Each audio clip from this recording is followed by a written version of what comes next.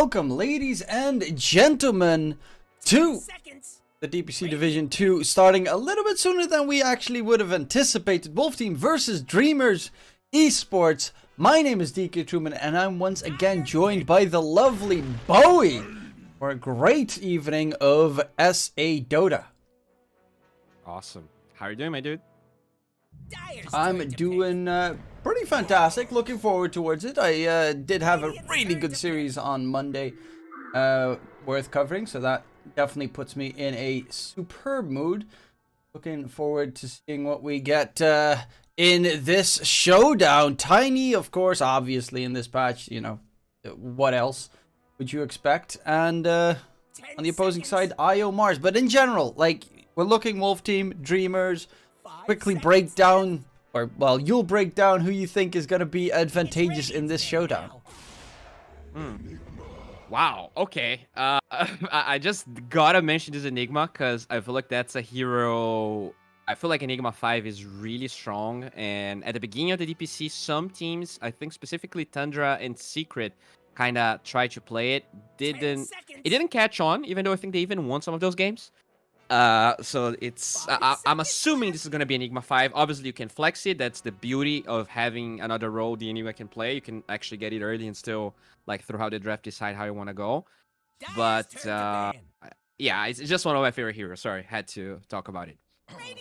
Going back to these two teams, I mean, I think overall this is a pretty close series. Both teams are 2-2, which means whoever loses here is like 99% incapable of moving to Division 1. I think it was Nair that looked at all of the DPC results that happened, and there was not a single team that with 3 losses advanced to Division 1. So it's a super important series for both teams, right? I mean, one time has to be the first, right? You always have to be able to make that happen. But to be fair, I mean, we know what 2 teams are currently at the top, only 2 advance forward.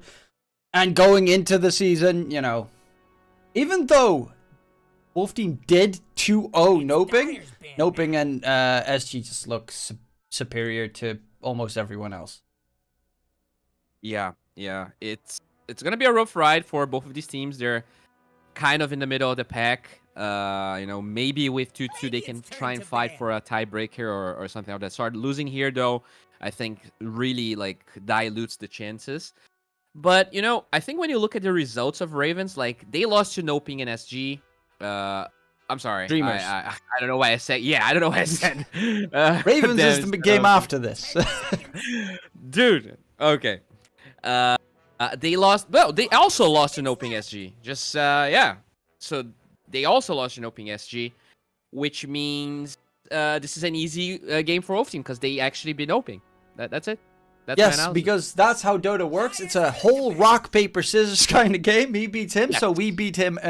That's just the way it goes. Unfortunately, for Wolf Team, that will not be the case, most likely. I mean, Dreamers, both the Open Qualified teams, Ravens and Dreamers, incredibly impressive performance coming from them. Definitely looking forward to seeing what they can bring further. I mean, they're still in the running, of course. A lot of teams are in the running to make it towards Division 1, but they, you know, someone's going to have to knock down Noping and SG Esports to make it to that point, and they don't really have, like, the only big opponent that they still have left is each other. Yeah. I mean, it's definitely like they'll have to drop games against Noping and SG, right? They would have to drop games against unexpected teams to like, so that either Dreamers or Wolf Team or any of these teams that are 2-2 could even dream of going, like, actually stealing one of those lots. Well, to be fair, they still have to play against each other, so one of them is at least going to be 3-2. That means if any of the other teams wins everything, they will at least be playing playoffs. But the question is, if it's actually SG, I guess it doesn't matter, right? Because when you're fighting for the slot to Division 1, you play tiebreakers no matter what. I think it only looks at the standings if you're in the middle of the pack. Because Noping lost to Wolf Team, I was trying to get into the fact that they might, like, Wolf Team would just get that slot, but it doesn't work like that. You have to I play think Tiger it's strongly. only the result between them if it's about money. But if it's like Yes.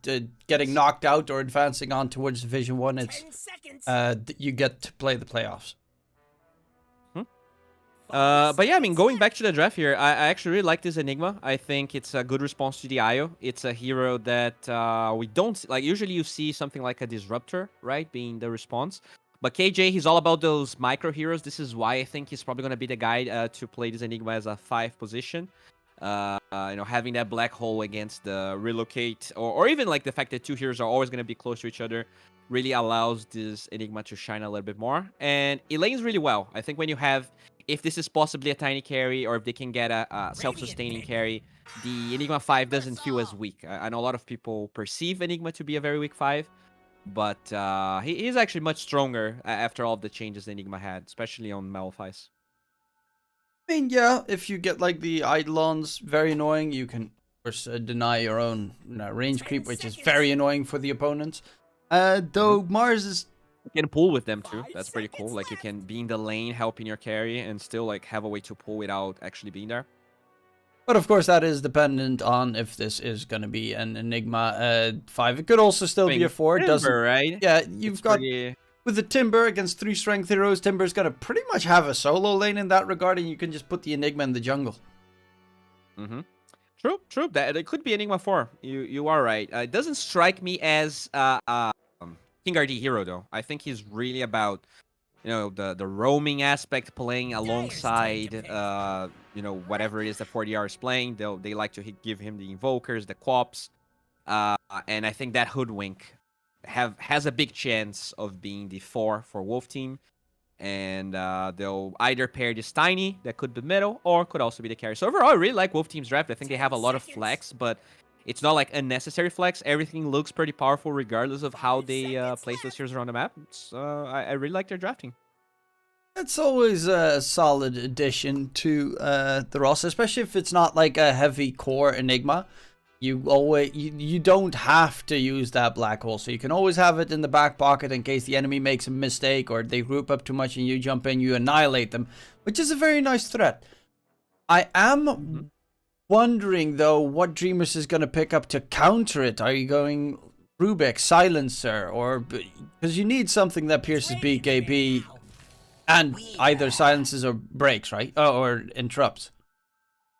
I mean, you don't have to. It's a delicate balance, because if you do, then they might play it as a 5. And after you see this Timber, I think you're pretty much likely to see Enigma 5 anyway. So I don't think they have to really address the Enigma. It's more about addressing this Tiny and Timbersaw. I think they are very likely going to be the cores. And so I like the Weaver because it can build Vessel. You do want to have a way to do a lot of damage to those tanky, bulky boys. So more than likely going to be either it's going to be Weaver support on 4 or 5. You have this Mars that could be flexing mid and off lane, and CK. I mean, I guess CK could be flexing off lane too, but I assume it's going to be a carry. Well, yeah, you're right on the fact that, I mean, possibly you could even make the Weaver safe lane and try and win the lane against the Timbersaw that way. It lanes pretty nicely with the IO. Because CK IO definitely normally gets absolutely destroyed. Like, Timbersaw gets to like level 4, level 5, and you can't even stand in the lane as a CK. I think you're right. I actually would prefer the CK to be off lane. You just play mid Mars and you get a different carry. I think Weaver is really weak versus Enigma, generally speaking. Like especially the Tiny. It's as a core, it gets bursted really easily, and they have so much burst on Wolf Team. I would like to see something a little bit more thick, a little bit more curvy for Dreamers. So maybe, Lifestealer, you don't see it every day, but I think it's generally strong. You can lane versus, you actually do really well versus Tiny. You do okay versus Timber in the first levels. Does benefit from IO a little bit. Well, to be fair, if you're looking for actually, a little bit of a thick hero, then Dawnbreaker is the choice to go with. Obviously. I mean, the problem is that it's a strength hero that has no dispel, right? You're still playing to Timber, so that is the hard part, I think. I've seen some really good Dawnbreaker safe lanes though. Recently, I can't remember who played it. There was. I think Costa Bill played one game relatively recently. So they'll play Storm. So tiny carry for sure. Probably gonna be that Enigma 5 we talked about. Now Dreamers, what do you do here? They actually banned the Monkey King. I think that's kind of lanes okay versus the Storm, although later on it kind of doesn't do well versus Storm. But I feel like with the picks that Dreamers have, they're already relying on this sort of like not really a death ball, but I think they're already on a timer. I'm not sure there's a hero they can last pick here that's gonna look amazing besides maybe an anti-mage, but then you're playing anti-mage.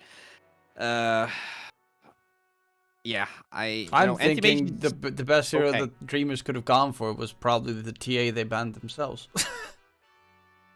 Yeah, TA would be pretty good, honestly. That's a little bit unfortunate. Lie. I like the AM though. It could be a debate. If they don't go AM, you need something that can address this Timber lane. They even banned like Necro and Viper. Just to protect this Timber quite a bit. I think Tavo plays a really good Timber. Yeah. Oh my lord! Bowie knows what he's talking about. Jeez Louise! Calls it Tibu on the anti-mage, and it is going to be the... yeah, a little bit of a swap around with the roles on the Dreamer side.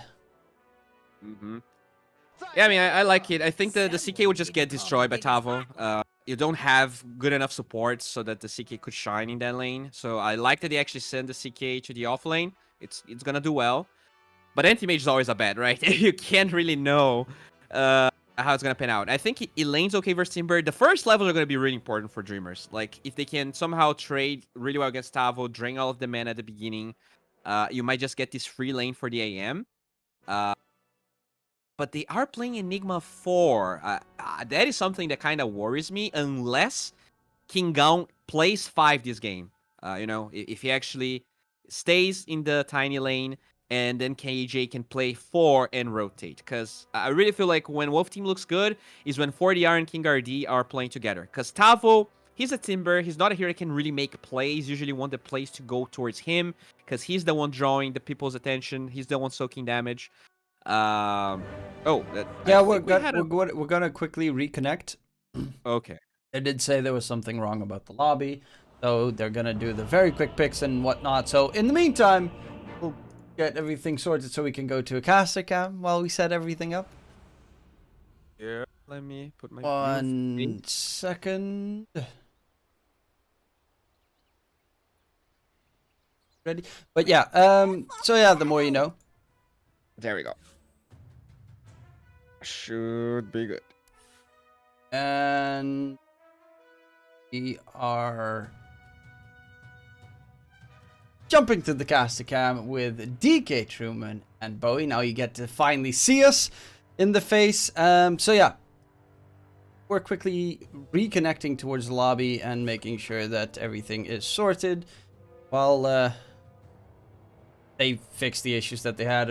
I mean, we did start reasonably early, so maybe that's it. They predicted problems were going to arise, and they started the game earlier so we wouldn't have schedule problems, right? I quickly read it, and they said very important. Oh, they said very importantly, there was an error and match was sent early, which we already expected because it started 5 minutes earlier than we initially anticipated. So yeah, it was not under the banner of DPC, so then they had to remake it and get everything sorted. We're now ready to go. Of course, we'll quickly discuss the hero picks, which we're again going to see momentarily while that's going on. But yeah, technical difficulties, it tends to happen, Bowie. Yeah, that's all right. First game of the day, things sometimes, that's what happens sometimes. I think it's fine. But yeah, like talking about the draft, I like Wolf Team's draft a little bit more, but I can definitely see like with the proper laning on Dreamers, if they can actually kind of shut down this Timbersaw, this could look really good. Also, I hope the Enigma is not actually in the position, because like I know it makes sense. to just let the Timbersaw alone and jungle as Enigma. You know, you farm that fast blink and everything. But like, I don't like fast blink on support Enigma because the cooldown on the ulti is way too freaking long, and like it's canceled so easily. You have like a decent amount of stuns from Mana Void to the Spear to the CK Chaos Bolt that I think it would be a mistake to, because that's how the Timbersaw could get shut down, and then like sure you would farm a fast blink on Enigma, but that's not gonna compensate for your Timber having a mediocre game. I mean, I don't think he's necessarily got, because at one point, if his mana gets drained, for instance, it depends on where they're going to put the Weaver. Of course, I would assume they're going to put the Weaver as in the lane with the anti-mage and put the IO with the CK in the off lane, considering IO really does nothing against Timbersaw, and Weaver at least can be of use in that regard. But if they don't do that, then they put the IO together with the anti-mage. At one point, anti-mage drains all the mana of the Timbersaw, and Timbersaw really doesn't care because he takes literally 0 mana damage at that point from the anti-mage, and then you can just put the Enigma in the jungle. But yeah, it really depends on how they're gonna lane it. I personally don't mind the position for position for Enigma in this game, mainly because there is one thing that you did call, of course, the 3 ways that they have to interrupting a black hole, but you need to have either any of those 3 heroes there that are not in the black hole, and also CK Stormbolt flies for like ever. His stun, the Mars Spear is slightly faster, but the anti-mage also needs, like, it's all a bit skill shot, and it takes a bit of time to actually interrupt someone. So there is still definitely a big threat with the Enigma. And if he farms fast, he gets that BKB fast. You always have that, refresher at one point. And at that point in the game, Dreamers would probably lose every single fight. Yeah, I mean, that could definitely happen. But I think that the thing is, sure, you don't kill the Timber as IO anti-mage or whatever, but you can just like deny everything. Timber has awful base damage. So even if the Timber doesn't die, I think he can get shut down by like having. Oh, they swapped it around. KJ's on the Enigma now. Oh. Wait. Oh. Maybe that's what went wrong. I don't know, but that actually makes me much happier. I think that's the proper way to play that lineup. That's awesome. All right.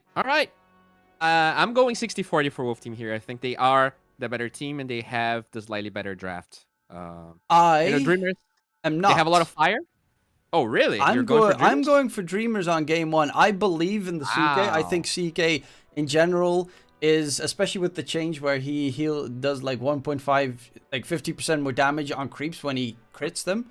I honestly think that the hero is stupidly busted in the laning stage, and yeah, I believe in the Dreamers. I mean, I believe in both the qualifier teams. They are very impressive so far, and Wolf Team, I mean, I have high hopes for Dreamers, and Wolf Team are still a team I cannot really pin down exactly how they're gonna play. Okay, so we have a Dreamer here, Dktruman, believing. I mean, I'm always wrong though, so don't worry about that. Like, my predictions are horrible. I always lose against the Steenie. All right, KJ is 12-8 on Enigma. That's not impressive. I'm gonna go 55-45 for Wolf Team. Yeah, but look at that IO though. Look at those IO inlays. Oh, that's nutty. That is very good. That is, yeah. On such a boring hero as well. Oh, the respect. Prepare for battle, Mr. Blake. Okay. It's all going to be about this anti-mage, though. I think this hero, I was actually listening to Cap and SVG talk a little bit about anti-mage, and one of the arguments that they mentioned is that like most of the creeps now have mana in the jungle. In the past, a lot of those wouldn't have because they didn't really have any abilities. So that's one reason for anti-mage to jungle a little bit faster. But still, like, this hero is very reliant on laning stage. Like, it doesn't matter if you jungle a little bit faster if your lane is terrible. You're still going to be forced to farm that, Vanguard into Battle Fury, as most carries are doing nowadays. Bravo. So, yeah, that's... yeah. yeah. Oh, okay. the chain. Does he get away? Yes, he does. Okay, not Rip Davo. Level chain, but to be fair, that's actually not bad to level at level 1. Yeah, he does weaken his lane a little bit, but definitely better than dying, so he's gonna be happy about that. And I really like the move that they did here. They also put down a ward. They're gonna make sure they trade evenly. Maybe they can even trade better with bounties, because they know that Timbersaw is not gonna be present, so they get 3. And that's a nice start coming out from the Dreamers. And it is, as expected, KJ bottom lane already denying the range creep, which is disastrous for the CK, of course. All that golden experience is gone. Mid matchup, Mars versus Storm. I mean, Storm doesn't have the best attack range of the mid laner, so this could definitely be a bit problematic if he's not careful. It's a pretty even lane, I think. You know, Storm usually does pretty well against melee heroes, but Mars is like one of those exceptions. He has like more attack range than most melee heroes, and he also just does a lot of damage. It's definitely like skill based. I would say Storm has a slight edge, but overall it's like super even. Like you can see the matchup swing both ways. Yeah, you can definitely outplay each other. I mean, you walk out of position one time, get speared underneath the tower, and you just die. Yeah, I just walk to Remnant the range creep. Suddenly your under tower gets slowed by the bulwark. It's can be pretty scary. And bottom lane, HFN versus Draken and Blake. But I mean, that's gonna be also a pretty tough lane to kill off the CK. Like, he's a tanky boy. He's got that heal behind him.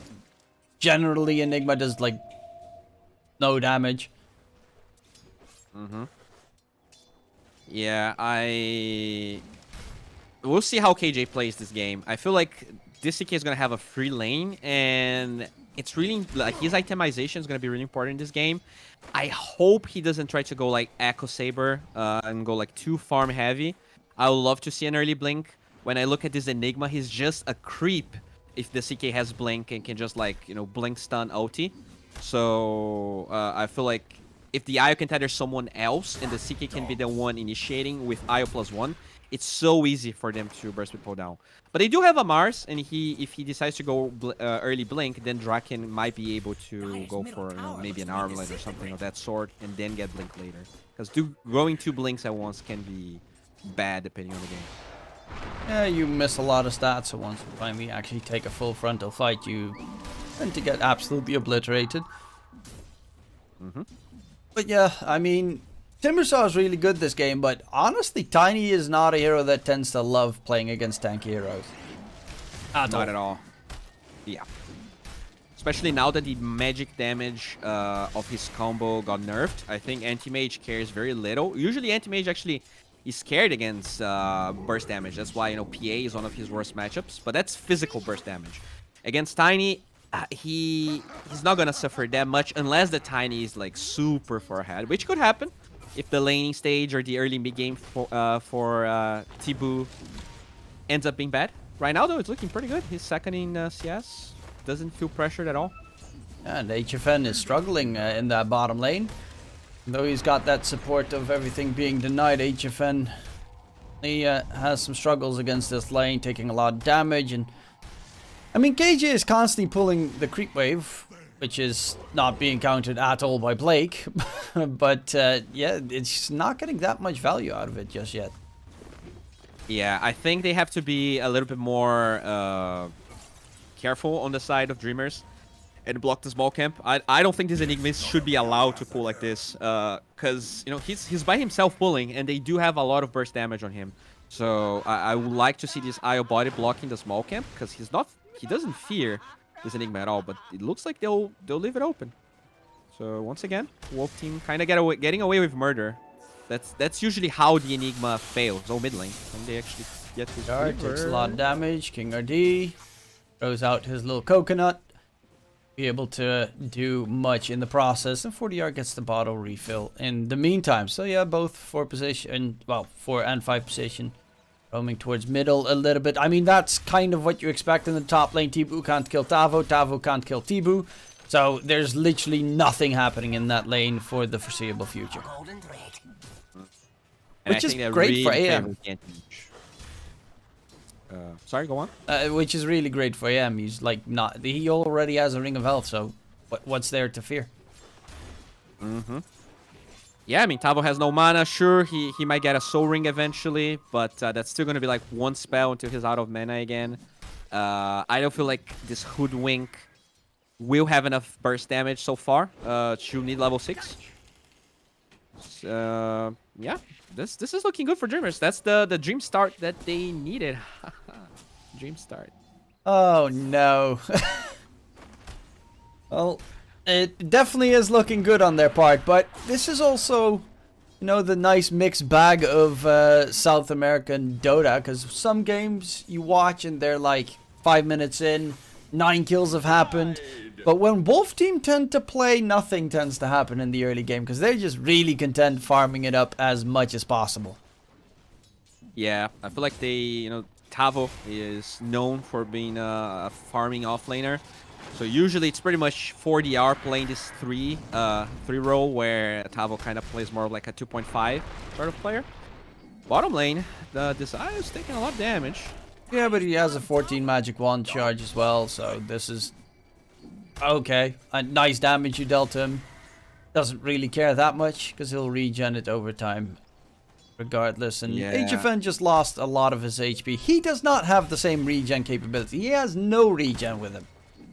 I think it's this mistake, KJ not having a salve. It's gonna take a while until it's here. This is gonna slow down HFN's farm quite a bit, and I feel like Tiny is really a hero that relies a lot on that early farm, getting that early echo, so that you can get the shard at minute 15. Oh, KJ. KJ, that should be first blood. Nice avalanche, but it's gonna be first blood for Blake regardless.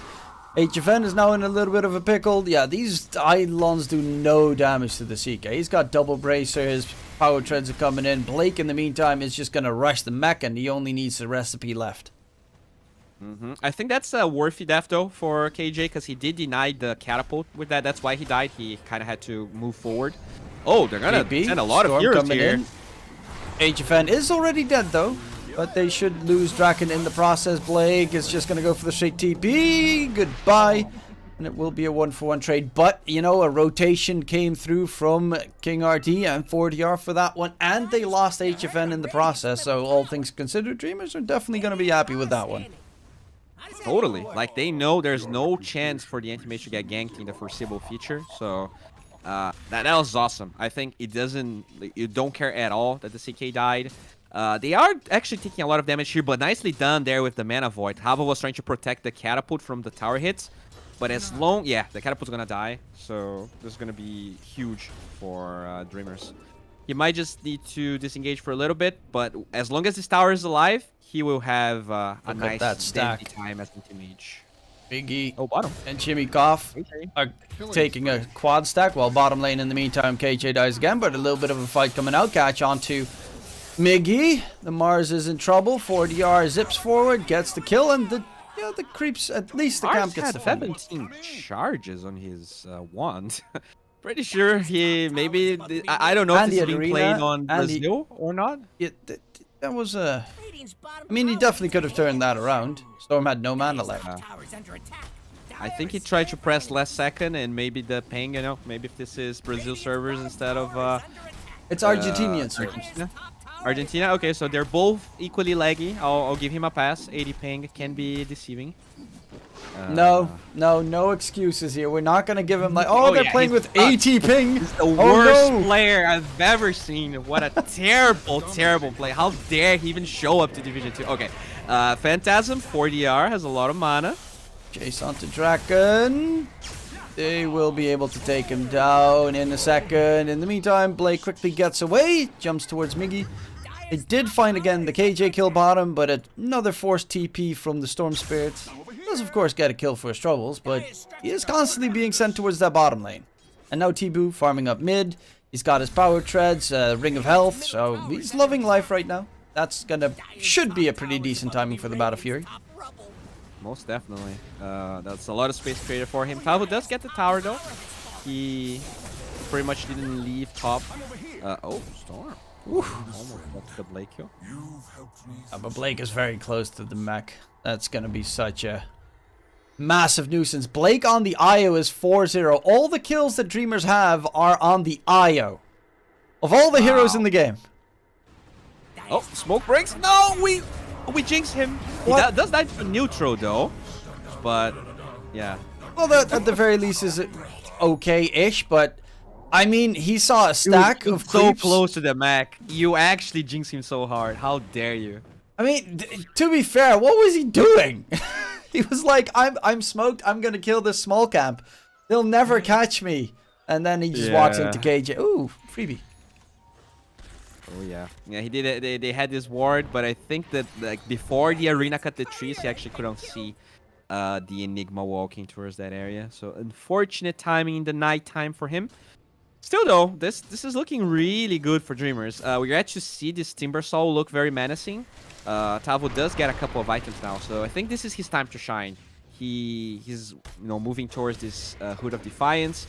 That the next 5 to 10 minutes is where this Timber Saw is gonna look the most impactful, and we'll see how much he can do. He actually has a lot of net worth.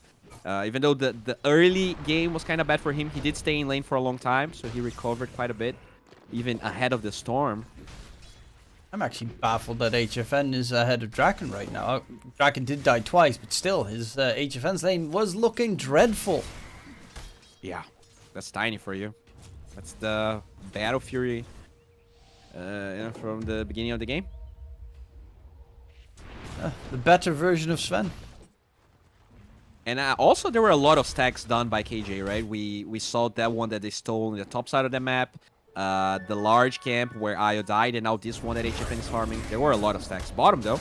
Tavo Javito is still not dead. Zip comes in, going in for Blake. Can he get the kill? There is a mech. He does blow him up. 2 supports taken out, and 4DR just needs to run away. They don't have a way to catch up, and 4DR escapes with murder. KJ is nearby. He's smoked up, has a black hole as well.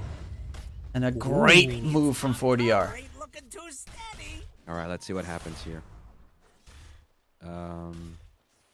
By the way, I do like the build that KJ is going for, the early Arcane Boots. I think it's much more impactful, being able to spam conversion and also Malphite. Like, the cooldown on Black Hole is so long that just rushing Blink a lot of times feels terrible. Because, like, sure, you get 1 Black Hole early, but then you're useless for 3 minutes. I think just having Malphite and position yourself well can grant you a lot of kills. Like, Malphite got buffed quite a bit from the old times where it was actually a terrible spell. Oh, 4DR in mid. Accidentally vortexes himself. Loses a lot of mana. Is being chased down by Tibu. Almost got taken down in one fell swoop. I mean, that is kind of the threat that you're up against every single time you try and jump an anti-mage. He sees you coming from a mile away, so you really kind of need to bait out the electric vortex counterspell mechanic. Really. As that happened though, it feels like HFN got a lot of space from the moves that Wolf Team is doing in the bottom lane. So he already surpassed his anti-mage, which is bound to happen. But this Battle Fury, even though he had kind of a free early game, I don't feel like he abused it as much as he would like. He should probably have Battle Fury right now, and he's still a little bit far away from it. Still needs like 2 minutes probably till he has it. So the timing is not going to be perfect. 50 minutes is about the benchmark. You get it any sooner, it's pretty a-okay. Storm Spirit's almost done with the Orchid though. That's gonna make things a lot tougher for the Dreamers. Like 4DR has been honestly the reason why they're currently ahead. He's been making plays in that bottom lane specifically a lot of the time, so really stepping up for his squad. Yeah, I also really like the way Tavo's playing. He's been defending this bottom lane for a while now, and because he survived that gank, they're yet to take pressure out of the map to give more space for the anti-mage. I think that's a big reason why he's not farming as fast as usually anti-mages would. That tier 1 tower being open just gives them less farm overall, and he's just forced to farm suboptimal places. Really nicely done there by Tavo. He kind of sacrifices a little bit of farm he could get top, but he not only he protects bottom, he's even taking this tower here. Tibu kind of forced to defend now with a TP. And normally by about 8 minutes, your offlane duo takes down 8 to 12 take down the enemy tier 1 tower in the off lane, but in this case it's still standing, and that is a problem because this entire area should be farmed by the anti-mage the entire time. Like, he should have free farm in that area, his triangle, his teammate plays at the moment at that time, but they are not giving him any space to farm. And currently, as you can see on the chart, all 3 the Wolf team cores are at the top. Well, they're going for an aggressive move here. They... Ooh, okay, what? KJ just blinks forward, so he tanks this gank without knowing he was gonna tank this gank. That's, you know, prime position 5 play right there. They're unstoppable. Playing a dangerous game. So is Davo going in for Draken. Blake, can he get him healed up and out of trouble? Yes, indeed. Gets the relocate going. But will probably get immediately annihilated afterwards because there's no one that he can jump to. Actually, they're sending in the illusion from the CK to see if he can tether to it, but it's a little bit too far away. Gets silenced as well. The Orchid, and yeah, Draken will then use the illusion to farm up instead. This was good. It allowed the anti-mage to finally get that bottom tower we're talking about. He keeps on accelerating towards that Yasha. In the mid lane, they would like to use this catapult to take the tier 1 medal. They have terrible push though, so let's see how much they're going to be able to do here. Knowing that there's no arena, I think this move still makes sense for Wolf team. Let's see if they can actually get a good fight going. KJ has Blink. They got to be careful about it. Jimmy Goff, another death on the Weaver. That's his 5th already. They will find King RD in return, but look at the damage coming out. Black hole on top. Draken is dead. First black hole of the game. He has held him in place for a little bit longer. Mac. He had the Mac the whole time there. That's so weird. He's had that a couple of fights where you just don't see the mech really being used. And yeah, they're starting to struggle on the side of Dreamers there. Early game, not as fantastic as a Timbersaw. Yeah, I mean, really good move by Wolf Team, honestly. I feel like at the end of the day, because Dreamers actually got the Enigma instead of the Tiny, they were never able to push mid. And without having that arena cooldown, Wolf Team correctly identifies they can just group up middle and take the tower. Very nicely done. I think their objective taking, their macro game on the side of team is looking good. Everyone's doing what they're supposed to. They do have this Orchid, as you pointed out, on the Storm for a while now. And that's going to be the weak timing of the Dreamers draft. Until this AM has Manta, he will be very, very scared, especially because you have this Blink on the Enigma. Oh, wait, why am I saying Enigma has Blink? Yeah, you said so it confused. Previously at the high ground as well. I just saw him standing like still, and I was like, there for no reason. Okay, maybe I'm actually going old. I was so confused. But yeah, sorry. There's no Blink, no Storm, zip in. I mean, who cares if you need Blink if you've got Storm who completely holds them together every single time and you could just walk in. Add in a little bit of pain, not even having to use the Malefice there, just dropping the Midnight Pulse, which is of course excellent against all those nice, nasty strength heroes. I mean, to be fair, that is kind of Enigma. It is superb against strength heroes. That Midnight Pulse, you know, a lot of people thought that it was a nerf, but it's actually a buff for support Enigma, because you don't really care about solo killing people, you just want to do as much damage as possible. And when you're against full HP heroes, it is much more powerful. Big zip. Yeah, big zip. Silence onto Tibu. He's in trouble. Can the heal go on? No, Blake can't keep him alive. And now Blake's going to be the third one to die. They're looking for more. Draken disengages and Tibu does die. But they are just getting overrun right now by the Wolf team and can't really find it. I mean, Wolf team are at the moment just grouping up as 4/5 and constantly roaming around to get kills. And Dreamers are walking right into them. This was a really weird move. I have no idea why the anti-mage was like with the team showing lane. You know, there's so much open space in the left side of the map or even mid. I think they could have tried to force a fight there while the anti-mage takes the mid-tier 1 tower. They also had Mars dead. Just a weird macro game coming from Dreamers, and I think Wolf Team is, you know, just outplaying them with their moves around the map.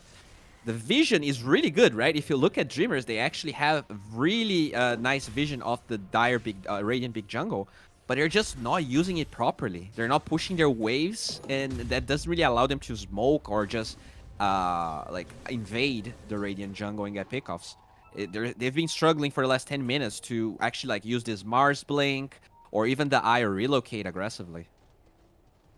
I mean, CK also didn't go for the item that you wanted to see there. Trying to go for HFN top lane. He has 3k HP. Is pretty tanky. Can they get the damage in enough? It's close. It's close. Tavo's here. HFN Shadowblade. Bye. And that means they are severely lacking in damage in that situation. They just tried to TP out. Miggy relocated them from Blake, but he is not going to be able to save Miggy. And probably is going to lose his life immediately afterwards as well. So, yeah. Going for a Tiny who's 3k HP plus 17 armor it's not great. There's a lot of wrong things with that play. Like they had no dust. I think Io just bought the sentries. I'm pretty sure he didn't have the dust and the sentries when they went for that play. So they're just desperate. They're going for whatever shows up. And what showed up was a very tanky, bulky boy in the form of an HFN. So also very like super close to tier 1 tower. Low percentage play.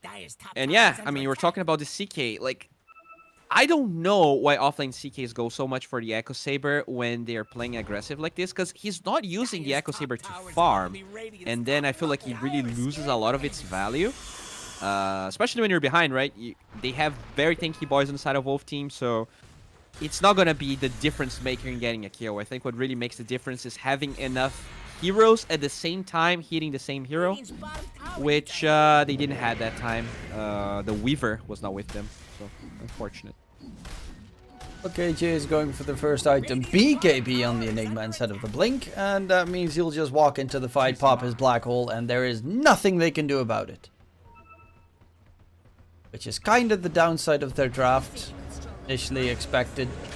King RD does not get speared by Migi, but Draken does do the damage with the Phantasm. Find at least a kill. HFN running away, even yeeting back the Ogre Bruiser. And we'll be able to easily disengage. They lose a Hoodwink, but who cares? That is, of course, Tibu continuing to farm. He is second in net worth, but he is definitely struggling. I mean, how can he bring the damage that is enough to deal with this Timber Saw and Tiny later on? This Tiny is getting absolutely out of control. And a really big fat piece of rock. Plus the Timber Saw, you know, 2 heroes that just won't die. Timber Saw also has the shard now, so that he's got extra pushing power. Not that they necessarily need it, because they have a Tiny in the lineup. The only thing that they lack on the side of Wolf Team is Roche capabilities. Yeah, their Roche taking is mediocre for sure. But like, they have so much better late game on the side of Wolf. Jesus Christ, the Weaver just explodes to Tavo's burst damage.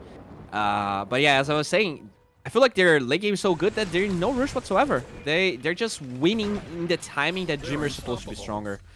But that's very disheartening to see. Even though the laning stage ended up going well, you can see how Wolf Team's macro this game was just much superior.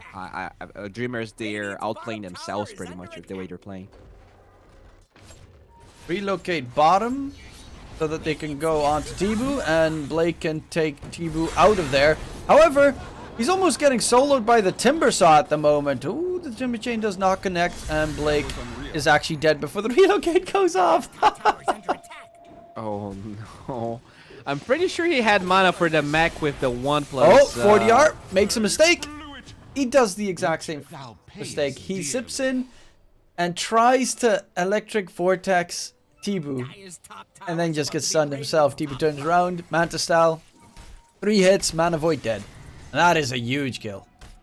Yeah, that's how they come back into this game. I think 4DR has to be very careful with the way he plays, because they just gave this draft another 5 minutes of breathing time just because the anti-mage got... Look at him. He just buys the orb and he has point booster. So he's just 2,000 gold away from the Scotty. Just from that kill alone. Like, he got 1,000 gold from killing 4DR with that wicked 6 streak. Peek off, run away. He's Tiny running towards him. A very scary Silver Edge BKB Tiny. And Draken, he's also in the area, just getting nearly 2-shot. Oh my lord. Yeah, the power of Tiny in this patch is a little bit insane, heading into the Roche pit right now. They don't actually have a, like, they've got arena and that's their entire Roche fight. It could be enough, but you know, with CK dead, it's impossible. So they'll just have to give it away. I'm not even sure why they're scanning, because they're in no position of doing anything about it. So they'll try to eat the map as much as they can. It's going to be a tier 2 tower for Tibu. They do have that BKB on Mars. I feel like the problem this game really is the CK. Like, he gets the blink now, but it's going to feel so much more underwhelming. They, like, that Echo Saber did nothing for him the whole game, because they were hunting for kills, and they would just hunt much better if he had anything else, honestly. Big Zip, Jimmy Cough, Weaver trying to cut the mid creep wave, and 4DR smells it, sees it, takes it. Yeah, I'm pretty sure Tibu's supposed to do that instead of him. He's way too weak right now, so unfortunate. But he was probably scared of that too. True. So he's a decent amount more big. survivable. Versus the Tiny, you know, the attack speed slow really hurts Tiny a lot. I hope someone goes for Shivas eventually. I think the best buyer for that would probably be the Mars. Not really a Mars item per se, but it's just so good versus Tiny. Oh, Going for Tavo, but there's the weird mechanic with the Reality Rift. Can he get away? Mana Void. His mana is now drained. The stun comes out, flying from miles away. They get the control, and that is Tavo losing his life, and that is also Tavo's, if I'm not mistaken, first death of the game as well. So 4DR and Tavo were having a pretty much perfect game for a while, but Tibu gets both those kills, and he just finished up the Scotty, another $1,000 in the bag. Not too shabby. Yeah, not at all. This is worrisome, you know. The Storm didn't go for Lincolns as well. He's going for that BKB, which is not a problem. But Thank you. I think my inside.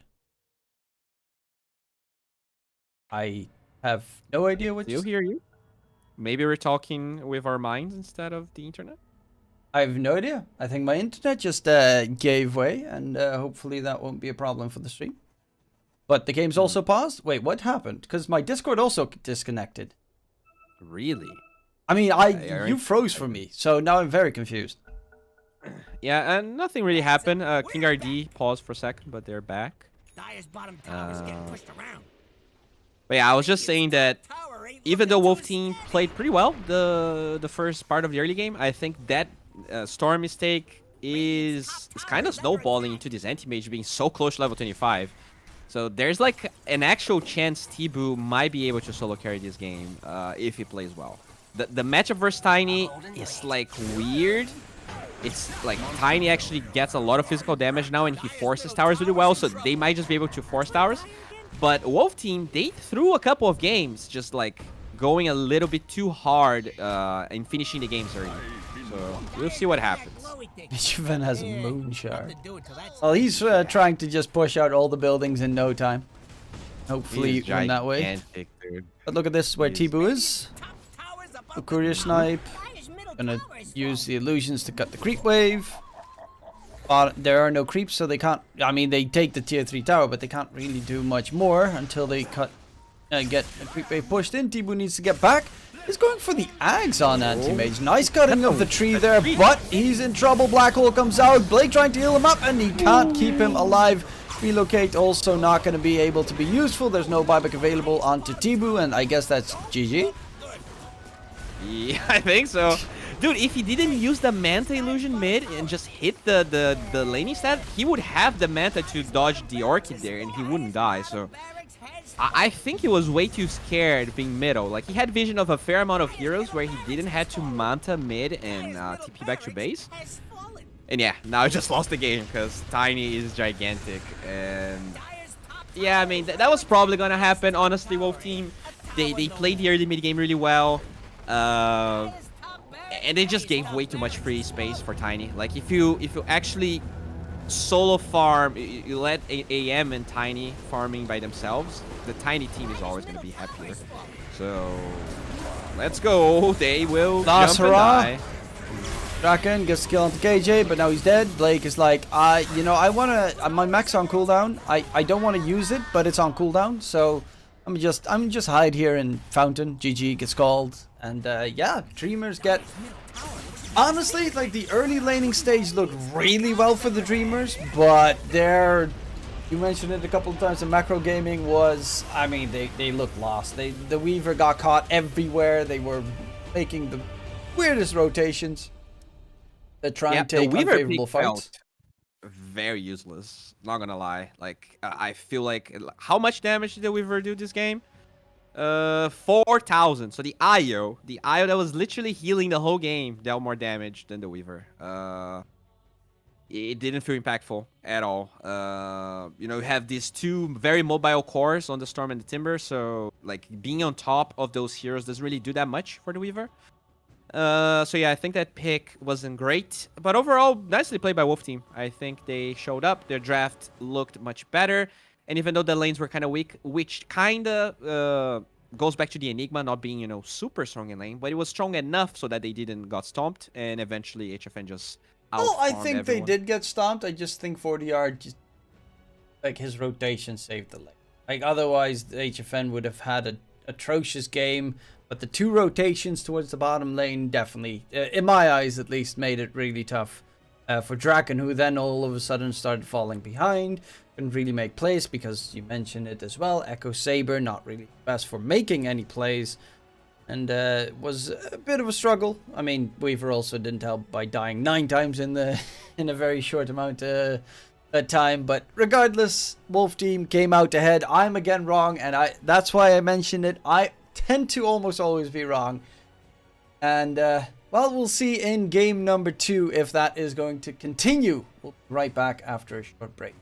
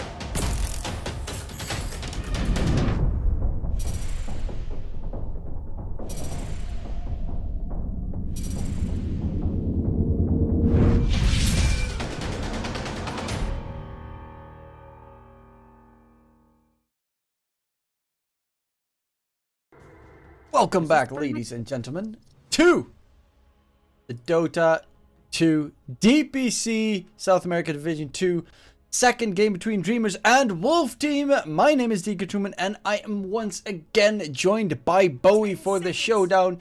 And well, Bowie, a quick recap of the previous game and well, changes in this one.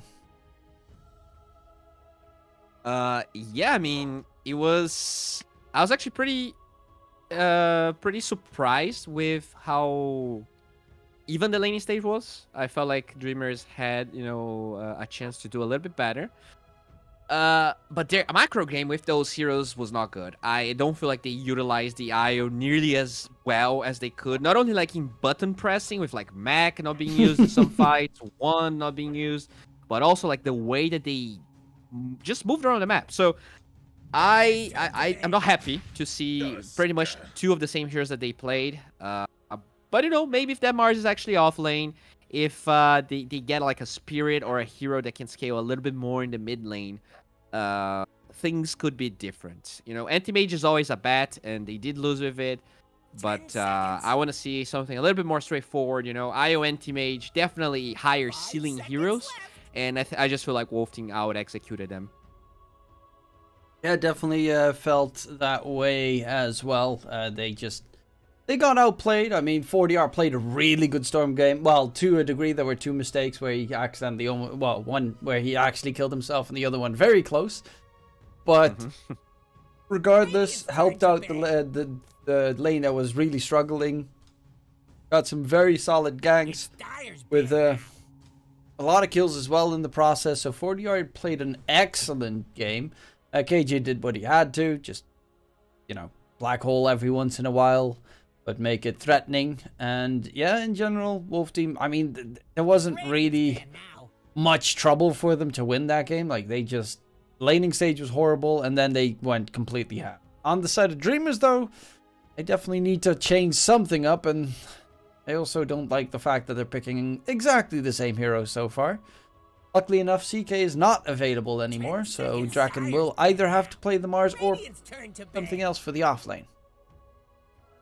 Yeah, I hope they also ban the Timber. I think a big problem of their draft that time was that they went 3 strength heroes in a row without addressing Timber.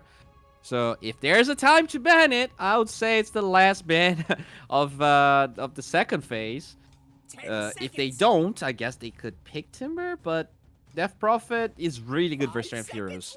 Death Prophet 5 is becoming popular, but there's a good argument for actually playing a core already when you see Mars IO. If they go another strength hero, then you're just pretty much giving the Death Prophet a core role instantaneously.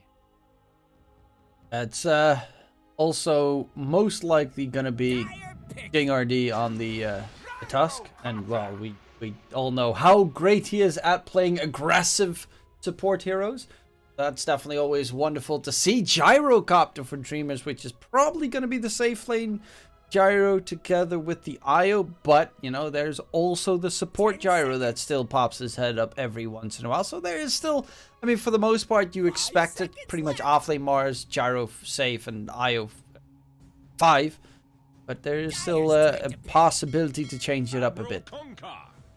Yeah, I think they were addressing the Timber. We talked about instead of banning the Timber, they think Io Gyro would win that lane. And they're probably right. Gyro is definitely one of the best answers versus that hero.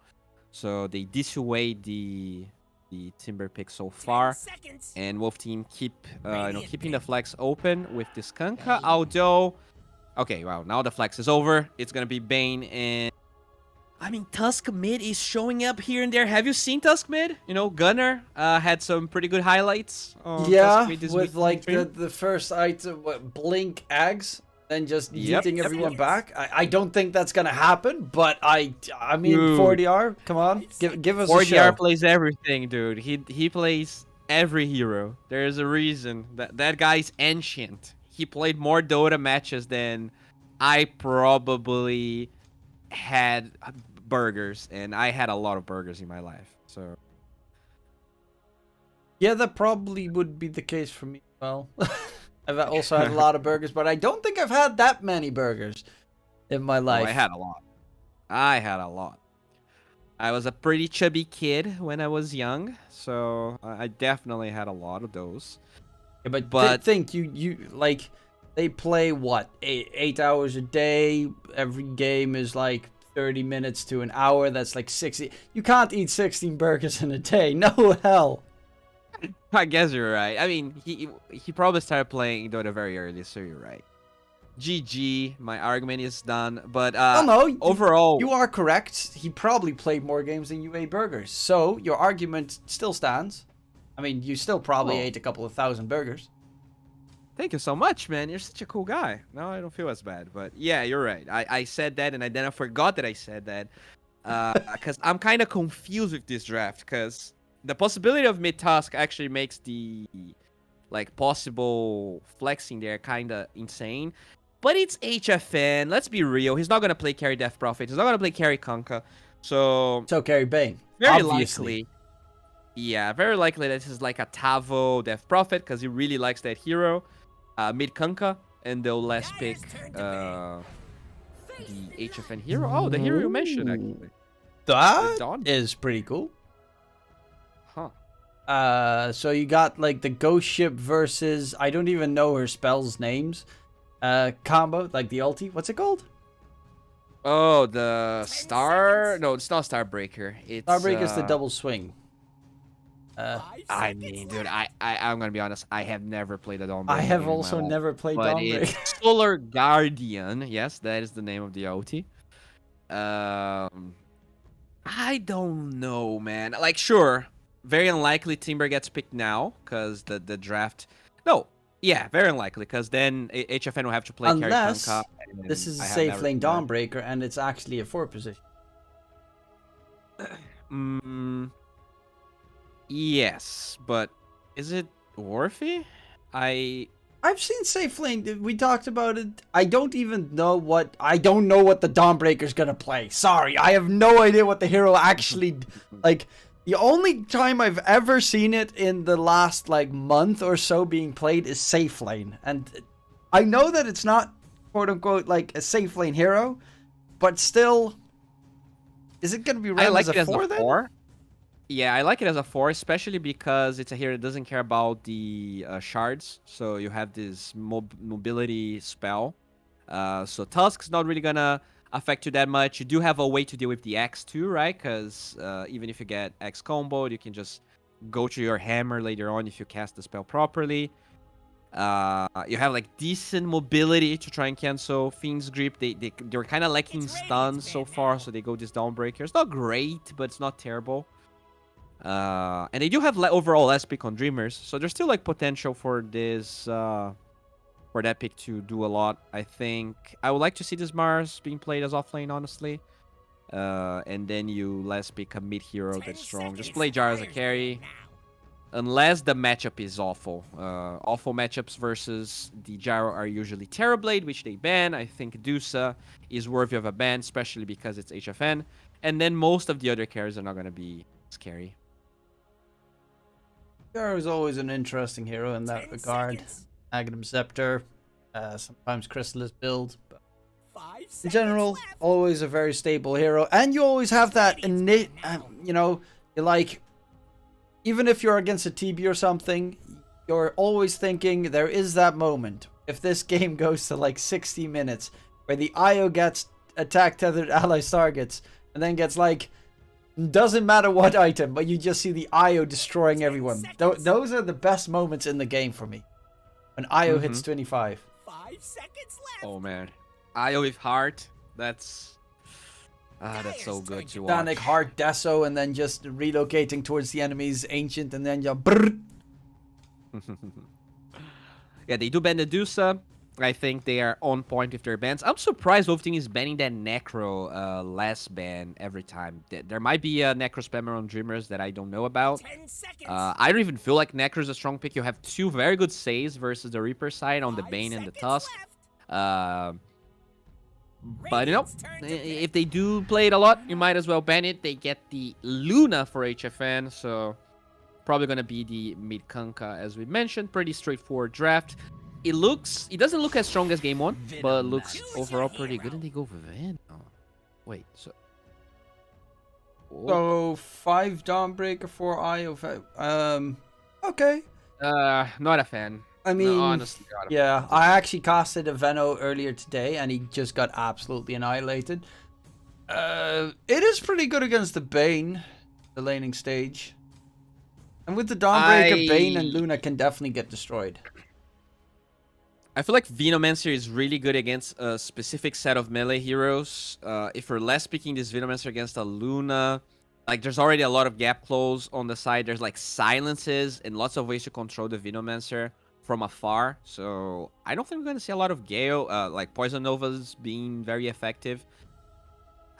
If they can somehow protect him, I guess you do have the Dawnbreaker global capabilities and the IO relocate, so maybe they can use Draken as this tank, which usually Venomancer isn't like that good of a tank, but they have 2 heals with decent like range. So maybe that's the way. Overall though, I feel like Wolf Teams is much easier to execute. I feel like Dreamers with this IO and weird cores, they make the game very hard for them. You know, if Team Secret was playing this draft, I would be actually very confident about it. Dreamers, if they win, they'll... The current Team Secret? Okay, let's say let's say gaming gladiators, okay? If it was gaming gladiators running the draft, then I'm okay. I would be very convinced. Yeah, because we'll see, though. Everything is possible. I'm quickly gonna check Team Secret. Okay, they're 2 and 3. Didn't they lose against Brame? Yeah, they lost against Brame. Yeah, that was the 3rd game. So. Yeah, it's not going well for them currently, but a very important match for both these teams coming in. I mean, Wolf Team, you mentioned it before. If they kind of lose this series, they can say goodbye to their Division 1 dreams. Same story for the Dreamers. So a lot on the line for these teams. Yeah, I mean, Dreamers, at least they are Dreamers, right? So I think they would be... At least they would have a chance, since they dream so much, to go to Div 1 even if they lose the 3rd game. But for Wolf Team, I think it would be over. So they're probably... I think they can take these loss a little bit better than Wolf Team would be able to. Well, to be fair, Wolf Team has taken a lot of losses last season as well, so... They are looking much better, though. I think that, you know, the no-ping, the 2-0-1 versus no-ping definitely changed my mind. But that is like the ultimate, you know, BM grudge match from Brazil coming through. That is the ultimate match, the no-ping versus Wolf Team. So, of course, they're going to bring their A game, because... if you lose that series, then you're never going to hear the end of it. So they made sure that they won that one at the very least. Also, I'm not sure if you follow Tavo, but he actually tweeted at the beginning of this tour that this was probably going to be the last season that he plays.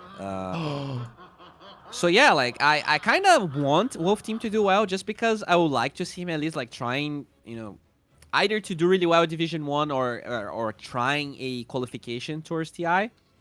Because he's such an iconic player. If it is indeed, you know, the other players, they usually say they're going to retire and they never do. But if it actually Chinese is his retirement last time is what they call that. Yeah, so I would like to see him do really well. Maybe go to Division 1. I think a lot of people, you know, they have this nostalgia sort of feeling towards Wolf Team. Everyone wants them to do well because they did pretty well in the past. And it feels like they are in a comeback so far. We'll see if they can keep it up, if they'll try to challenge either SG or no-ping for that 2nd slot towards Division 1. But winning this match is probably another step towards that direction.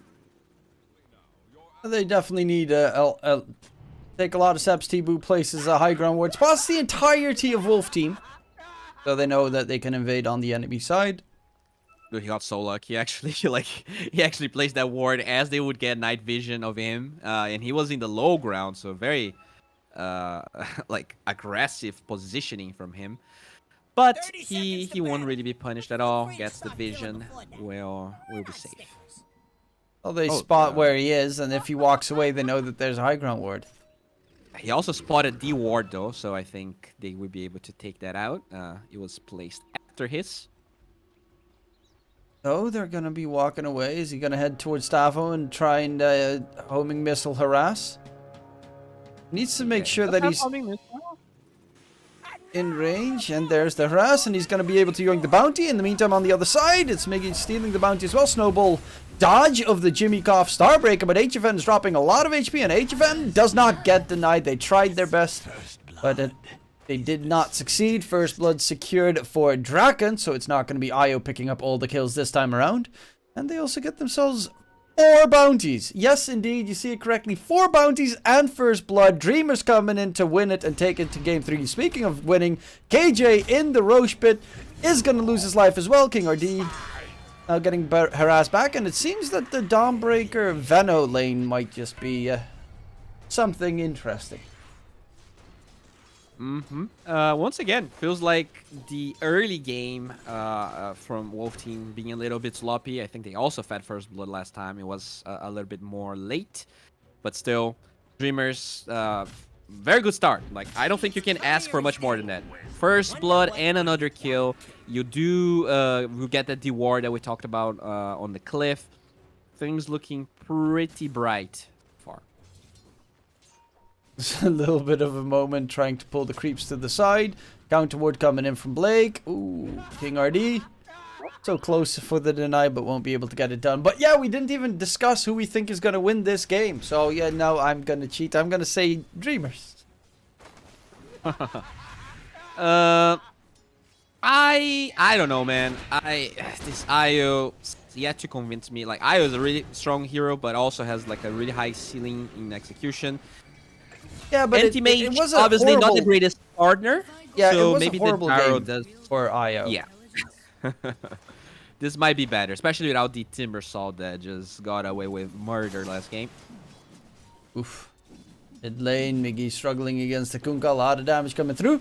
But currently, Tibu's got some pretty reasonable farm, taking, of course, the big camp at the same time. The power of Gyro with the flak cannon. Top lane, KJ lost his life again. HFN can't even get close to the lane because he'll just get slowed. Starbreaker on top of him and he's dead. Like, this is actually a pretty rough lane to get close. He's using his Lucent Beam the last it creeps. That's how sad it is. Yeah, and they really struggled to D-Ward that camp, so there was not an option of like single pull to allow HFN to actually farm under tower. He finally does get it, but I think Jimmy could easily just body block it, and like, as long as the creep equilibrium is where it is, I feel like HFN is gonna feel so scared. Like, he has to be 100% HP to move forward, or else he, like, the slow plus combo is gonna be too much. This top lane is pretty rough. Bottom, in the meantime, Tibu's gonna get gone on. King RD on the chase with Tavo. The heals come out from Blake, and he keep him alive. Yes, Tether keeps on going, and Tibu should be just fine. Now King RD might be... Oh, he does have an Ice block, so he should be able to disengage. The Io actually got a salve as they went on the Gyro, so he actually popped a salve of himself. There's a lot of healing for the Gyrocopter, that's why he survived. Gotta be careful though. No mana for Snowball. Wait, what? Is he dead? Well, they lose Tibu, and Blake doesn't get the kill onto the Tusk either, so that is a little bit of a waste. Losing the Gyro in the bottom lane. Speaking of losing someone, KJ top dies again. HFN, luckily enough, not the one losing his life, but that is already the 3rd death of Bane in, well, the 4th minute. Yeah, you can see that they blocked the camp again, body blocked with Dawnbreaker. So the status quo remains. This is like the creep equilibrium being so hard to be messed with just allows this Venomancer to thrive quite a bit. I didn't expect them to be able to play the lane at this level. But if you can play it like that, then it's really scary. I think they're doing really well with the pulls, but finally a small camp spawns, so I think KJ will, for the first time, actually get some free farm for HFN if he's able to pull. I mean, I think they can kill him underneath the tower very easily. Like, Urn is done on the Veno, plus he's got an Urn charge. HFN is not necessarily known for being... I mean, Luna's not really a very tanky hero. Yeah, this Veno is actually wrecking them top lane. Which is pretty nice. Already got the charge from the kill. It's looking really good. KJ just in time with the brain sap. But yeah, in the bottom lane, Tibu, however, is the one struggling. Blake trying to heal him up. So much damage coming out, and Tibu is dead again. Plus his courier gets sniped in the process. Blake pushed underneath the tower. This Absolutely. Both great. safe lanes are struggling, even though Tibu does have a lot of last hits, but a bunch of those were, of course, neutral creeps as well. Yeah, I actually dislike quite a bit that Draken didn't block the small camp there with the Plague Ward. He actually did block the big camp, so no reason not to block the small as well. But both offlaners doing really well this game. Tavo with the Urn as well as Draken, which means it's really hard to stay in lane. The Gyrocopter already dying twice, so even though the Luna didn't farm that much, I think when you look at net worth with all of the deaths that the Gyrocopter had, okay, even then he's ahead of the Luna. Yeah, All no, right, HFN that's a is tough nowhere game. to be seen. Yeah, Tibu Okay, still KJ. fighting nicely. KJ, nice loosen beam to interrupt the stun, but he is just faster. Ooh, Nightmare comes out, but KJ, I can't believe that was a miss. Nonetheless, KJ should still tickle down, and that is going to be 2 new urn charges for Draken. Thank you very much for refilling my urn. Looking for HFN next. Yeah, that bottom lane is horrendous. Tavo's level 6. Yeah, he's doing so well. Wow. That's night and day from the Tibu Tiger gone lane. TP. Tibu's dead. He's unlucky, gets found, and there's no way he survives. It's actually impossible. IO Is it? TPing in as well because... Or is it? Okay, in comes Miggy, Hard Arena, spear. big 3-man Arena, smacks him to the side spear as well, but the... Oh, that is a worst timing for the Exorcism to heal him up. Tibu is dropping low, can he get away? No, he cannot, and Miggy with that haste rune will not be able to do anything. I mean, the worst target to go for at that moment was Tavo because he just got all the healing in the world. Plus, of course, the ghost ship on top, and he's just Gucci. Yeah, I think he got... Yeah, if he actually had the spear on either the Tusk or Kunkka, maybe they would have enough damage. But he did land Tavo, as you said, got all of the healing back from the spirits. He also walked, so maybe he didn't have enough mana for all the spells. Regardless, he was a little bit late, and this Gyro, he's level 5, like he just broke level 5 at 7 minutes. This is not looking good, because even though HFN doesn't have a lot of farm, he does have a little bit more levels. I feel like he can start accelerating with that madness a little bit faster than the Gyro can, unfortunately. By the way, 40R did the Kunkka creep camp stack, which I love so much, where you just torrent the creeps. The torrent one? Yeah, Oh, it's so nice. That mechanic is actually in the game, because there's too very high up satisfying. that you then don't get... oh, they can respawn underneath it, which is such a weird mechanic. Yeah, like very few spells care about the Y-axis, or the Z-axis, I would say. They do get the Bane here. They're trying to die for HFN, and yeah, I think it's that. They find themselves a double top lane. I mean, both off lanes are just crushing it heavily at the moment. So I'm a little bit more fearful for a Death Prophet crushing his lane, because he's got God level every pushing. offlaner watching this stream right now is salivating, because like that's how you want your offlane to be every game, and it's never like that. Your 4 is just AFK. You try to dive, your 4 decides to pull, you know. But both offlanes doing so well. I'm sure they're having wet dreams about this right now. Speaking of absolutely on top, Tavo. Look at that net worth. He's farming like crazy. 5k net worth in 8 minutes time. So on the other side, Draken is pretty much done with his Spirit Vessel, and that's a very good timing for a very deadly tool this game, especially for the Tavo DP. Like, Spirit Vessel is horrible to deal with at this point in the game. Yeah, this is huge. I really feel like Dreamers, they have to defend this, but they're taking a lot of time to actually do anything about this. Miggy, He's invis. Oh, okay. I hope he doesn't go for Tavo though, because he's gonna heal. Oh man, this is so late. They're going This in for is not Tavo. good. There is no Spirit Vessel just yet. It's getting delivered, but the stun, the damage, is it there? Yes, it is. King RD is going to be next. They did lose the tower in the process, but they find themselves 2 very big kills, especially Tavo taking down 5-kill streak for Draken. Immediately, they're going to turn their attention to the enemy's tier 1 mid. If they cannot take this tower, this is not going to be worth it. They really have to make things even right now, because I feel like Tavo just allowed Wolf Team to get away with murder, honestly. Yeah, okay, it feels like they bring 5 heroes. There's not going to be any spells, so it's good that they trade evenly, or not, or else like this would have been so bad for Dreamers, considering the good start that they had. It's still looking pretty good. Tavo, of course, top dog. HFN's still trying to catch up. Does have his Mask of Madness, so that should increase his farming speed by a solid amount. He gets the bottom lane gifted to him. Oh, the big camp is still counter-warded. That's a little bit unfortunate for HFN. It's about to get dissipated soon enough. Yeah, but look at Draken. This is what the Venomancer does really well.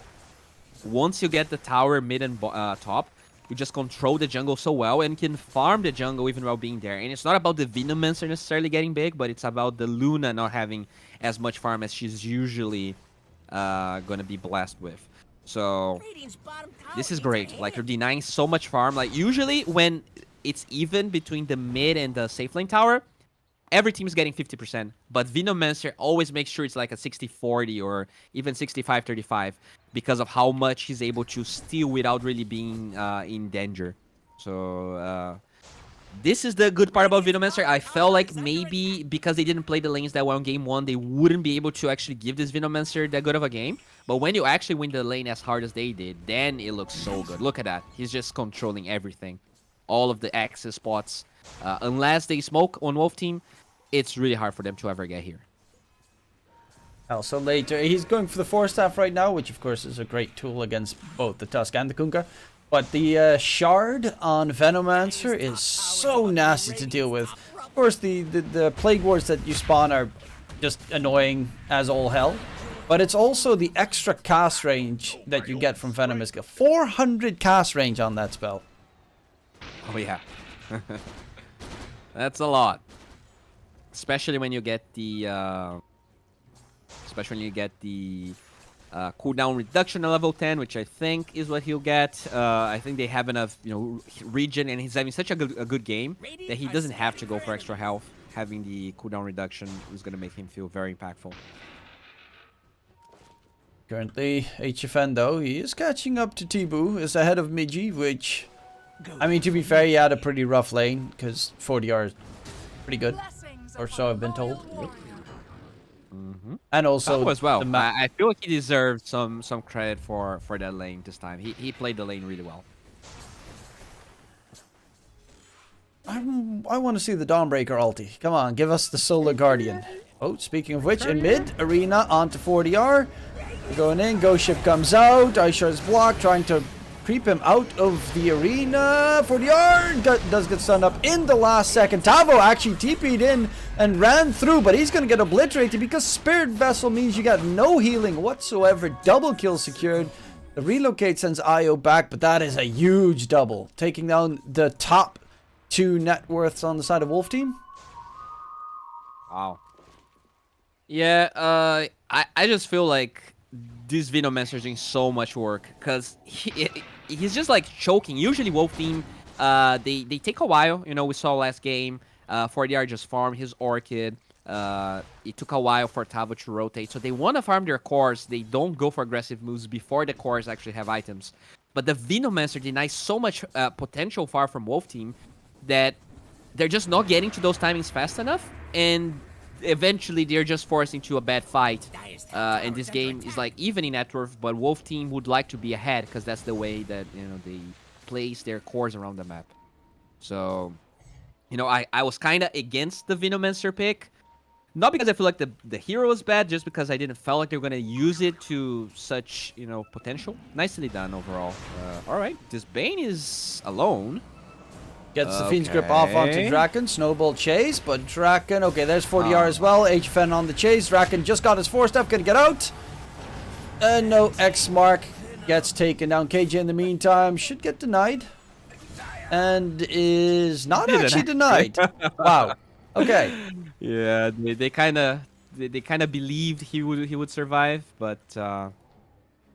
Still, 5 heroes to get a Venomancer kill, so I don't think Dreamers care too much about that. The Ags will be ready for Tibu. I mean, it was a 6-kill streak Fano given to HFN. That is right. That is actually true. But they don't get like anything in terms of map control, right? It's not like they can Roche. It's not like a tower is gonna fall, or it's not like the gyro rotated and didn't really accomplish anything. So he kept farming. I think that's like fine for Dreamers. And you see the gyro going for the attributes at the moment as well. Top lane, catch onto Tavo. He had such a good start of the game, and now it's just crumbling quickly for Tavo, getting caught out multiple times.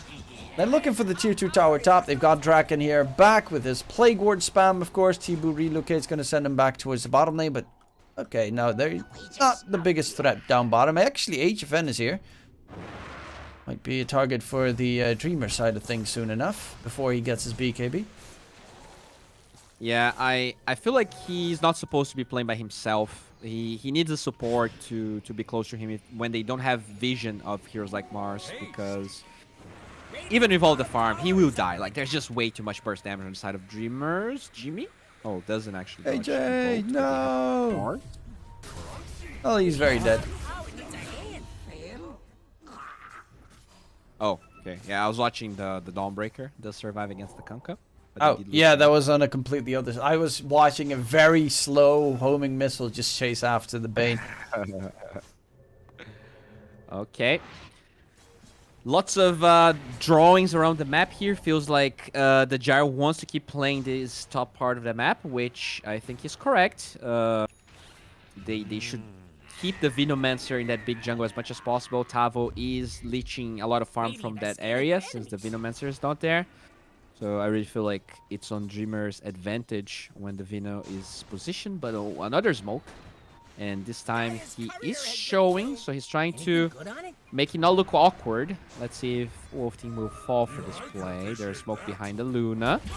Going in, do they have the damage? Stun lock attempt, Nightmare save, BKB gets popped, in comes the Eclipse, can they turn it around? Miggy drops his arena, but there's HFN he needs, and Blake will be relocating him out to safety, but it's 2 kills picked up for Wolf Team, and they keep the Luna alive, so a very big usage of the first BKB of the game. That was a great debate. HFN disassembled the BKB as soon as the jump happened. He was able to get the BKB on. Also disassembling the Dragonlance to get that fast BKB. Also being smoked, so they're definitely baiting that Luna. And Dreamers, they were not ready for it. The Gyro going for eggs instead of BKB, so he can't commit as hard as HFN does. Really nicely played by Wolf Team. They don't really get anything out of it, but it kind of stops the momentum of Dreamers draft, where like they want to be winning fights right now. They want to be forcing Roche. Oh, Tusk, nice dodge. He will die anyways. Still will die regardless, but yeah, I mean, that fight was really good for Wolf Team, but you know, you did see the Gyrocopter's AoE damage come through. It's very scary. He's also going very greedy, which I kind of like. Going straight up for Crystallis. He has so much heal. He has so many walls in front of him in the form of this Venomancer and Mars that he doesn't feel like he can get isolated. And I think he's right. Like, the only reach or initiation that they have is the Kunkka so far. The Blink will be ready on Tusk, so that's when there's going to be a little bit more variance in the ways that Wolf Team can play. Even still, he will have Aegis, so the Crystallis definitely makes sense. Well, Aegis picked up as well for Tibu, wondering if they're going to use it aggressively or just as a farming Aegis. In this game, do you see that any of the two teams is on a timer, or is it more of an outplay kind of game? I think it's an outplay kind of game. I think the carry-to-carry matchup is pretty much 50-50. If I had to say, though, I would say the supports on the Dreamer side, they scale more. I think Bane feels like a creep later on, especially when you have no farm like KJ has. Oh, well, as I kind of say bad things about him, he proves me wrong with a beautiful grip. Very nicely done. I mean, he still does exactly that, but yeah, very important factor when you get to the late portions of the game. Stuff like Lotus Orbs, Lincoln Spheres, and other tools to interrupt everything do come to play. Yeah. It is definitely his prime time right now, so he should be glad he got that grip off, because it will be harder and harder to get stuff like this. And now they're gonna trade tower. Okay, no, they do TP the Mars, because I don't think they should be trading. That, like, they're ahead. They're supposed... Oh boy, here we go. Iggy, very aggressive. Relocate is there as well. HFN pops BKB. Great Torrent holds Tibu and Blake in position. But he's bringing all the heals to the world. Tibu is just surviving everything. HFN BKB is over, and now he's an easy target. Tibu turns his attention towards the rest, and I mean, they focus everything on the IO, and Tibu, like, they really don't care. Snowball comes in, they will find the kill onto Jimmy Cobb, but now they're grouped up together, and the slows, the incessant amount of slows coming out from that Venomancer make it incredibly tough to do anything on the side of Wolf Team, and a huge whopping victory for Dreamers. I am so confused. Like, honestly, the play right there, like, you want to try and trade towers, right? If the enemy team is dumb, and they having ages, they decide to trade towers, you're very happy as Wolf Team. But once you know that they're committing, I feel like the play, no, the actual play was BKBTP for HFN. They tried to commit, then Tavo pops his OT, and then, like, he was clearly dead, but Tusk blinks in to try and save him against 4 heroes. Like, that was never gonna happen, so I feel like Wolf Team being very greedy. I don't think their reading this game is as accurate as it was game 1. Like, they are behind, even though the gold advantage doesn't seem as big. The momentum advantage, especially the ages, is on the side of Dreamers. I feel like they shot themselves in the foot. If they just waited these ages out, they would still be in a, like, close enough gold advantage where they could still take fights. I feel like this can snowball very quickly now that this Gyro has a freaking Daedalus. The BKB on the Luna feels pretty underwhelming, honestly. Miggy chasing after King RD, but the Blink versus Blink engagement does get the Tusk out. But, yeah. I mean, that is one very important thing that was, of course, mentioned previously. You've got the vision game from Draken with the Plague Wards everywhere. So you kind of have vision of the enemies. The only hero that you ever need in a fight is the Mars. Because Io is going to relocate the Gyro in. And then you've also got the ulti from Dawnbreaker up on top. So you always have 3 heroes that are immediately at the fight when you need them. So the only one that needs to ever actually TP are the Mars and the Venom. Yeah. And look at that. Now they are in this very awkward situation. Oh man. It's just way too much physical damage coming from the Gyro. I don't know what they do. Because you don't have Exo. Sure, you could pop Exo, but I think it's very easy for them to just disengage. Okay. Tibu being held in place, but there's the kill coming through. Tibu, however, still taking a lot of damage. The heal isn't going to be enough. No, it's not. That's going to be his first life gone, but luckily enough, he has a second coming back. No IO for the fight, though. For Tibu, he's turning his attention. In comes the nice flat cannon damage. Stavo, Spirit Vessel, you don't heal as much. Needs to be careful himself. They did buy back onto King RD. And it's going to be an Aegis and an IO for 3 kills and a buyback, which, I mean, they hold on to their base. But, yeah. This is not great. This is looking rough. This is not great. Because now Exo is on cooldown. Nothing really stops them from going high ground again. And then you have no Exo. You don't have both. You know, HFN constantly forced to actually stand close to those fights in case it breaks out. And this Gyro's just scaling, right? He went for the greedy items. It paid off because they were able to get Roche. I think this game just... and it actually comes down from that bot play. I feel like trying to force that tower, knowing that they have such a global team, as you pointed out, was a big mistake from Wolf Team. They got heavily punished. It's also, you know, right now, Luna is just building into survivability. Satanic... everything that she can add up to Scotty just to beat tanky. Whereas Gyrocopter, he already has the damage. All he needs is to buff up. Once he's got his Satanic, that hero is just, even fully stunned, Fiend's Grip, he's just going to continue healing. Miggy, gonna get jumped though. He gets a little bit aggressive, drops the arena onto HFM, but that's a little bit of a waste coming through. On the side, X Mark, Tibu, Torrent, hold him at bay, homing missile onto Tavo. It's a little bit of a harass from both sides, but big arena cooldown used from Miggy. Yeah, I think he was trying to bait a little bit more BKBs, because that's how they are. Like, when you look at the cores on Wolf Team, they have 3 BKBs. A lot of their net worth is tied to heroes, to items that actually give no damage. They just want the ability to survive this initiation. So all they're trying to do as Dreamers is force those BKBs, and then, because they're so mobile, force a fight afterwards. Even then, right, they only force the Luna BKB, and that's enough for them to group up and take tier 2 tower. I really like the read on Dreamers this game. It feels like, I'm not sure if this the draft necessarily that's making them more confident, but it feels like they played this lineup in the past. That's definitely something they practice on screen. I think that the big difference is that Like, Gyro, 1 item, can fight. Anti-Mage, 3 items, still can't fight. You're definitely right. I think they kind of made the mistake of letting the Timber through in that first draft, and then they had to like totally compensate that with the AM. But overall, the hero's still really hard to execute, especially with Io. Oh, Tavo! Oh no, look at those Plague Wards as well. The slow, the incessant slow. Tavo pops his Exo. They come in from behind. Tavo is healing up nicely, but that is going to be Exo and BKB used. So all they have to do is wait a little bit, walk up the high ground, and destroy the enemy base. Yeah. Oh man. Why the Exo? Radiant's bottom tower needs a Yeah, hand. I also don't know. I think Tavo is jumping the gun in a lot of the situations. That bottom fight was the same thing. There was no reason to use Exo, and I think it's just overcommitting. The read on the game is not right. He doesn't understand how far behind they are. It's not, that much gold, but gold can be very deceiving, especially when all of your cores rush BKBs. Like, their damage is just not there right now. It is actually surprising to me that they're not pushing high ground, though. Double damage with the bottle next to the Roche bit. When is Roche up? 13 seconds or 3 minutes and 13 seconds. I'll have to wait a little bit, but yeah. I guess I'll give you $5 if you want. Okay, 1 minute 22 seconds. 2 minutes and 12. We're both very wrong, but I was closer. Yeah, I owe you $5. All right.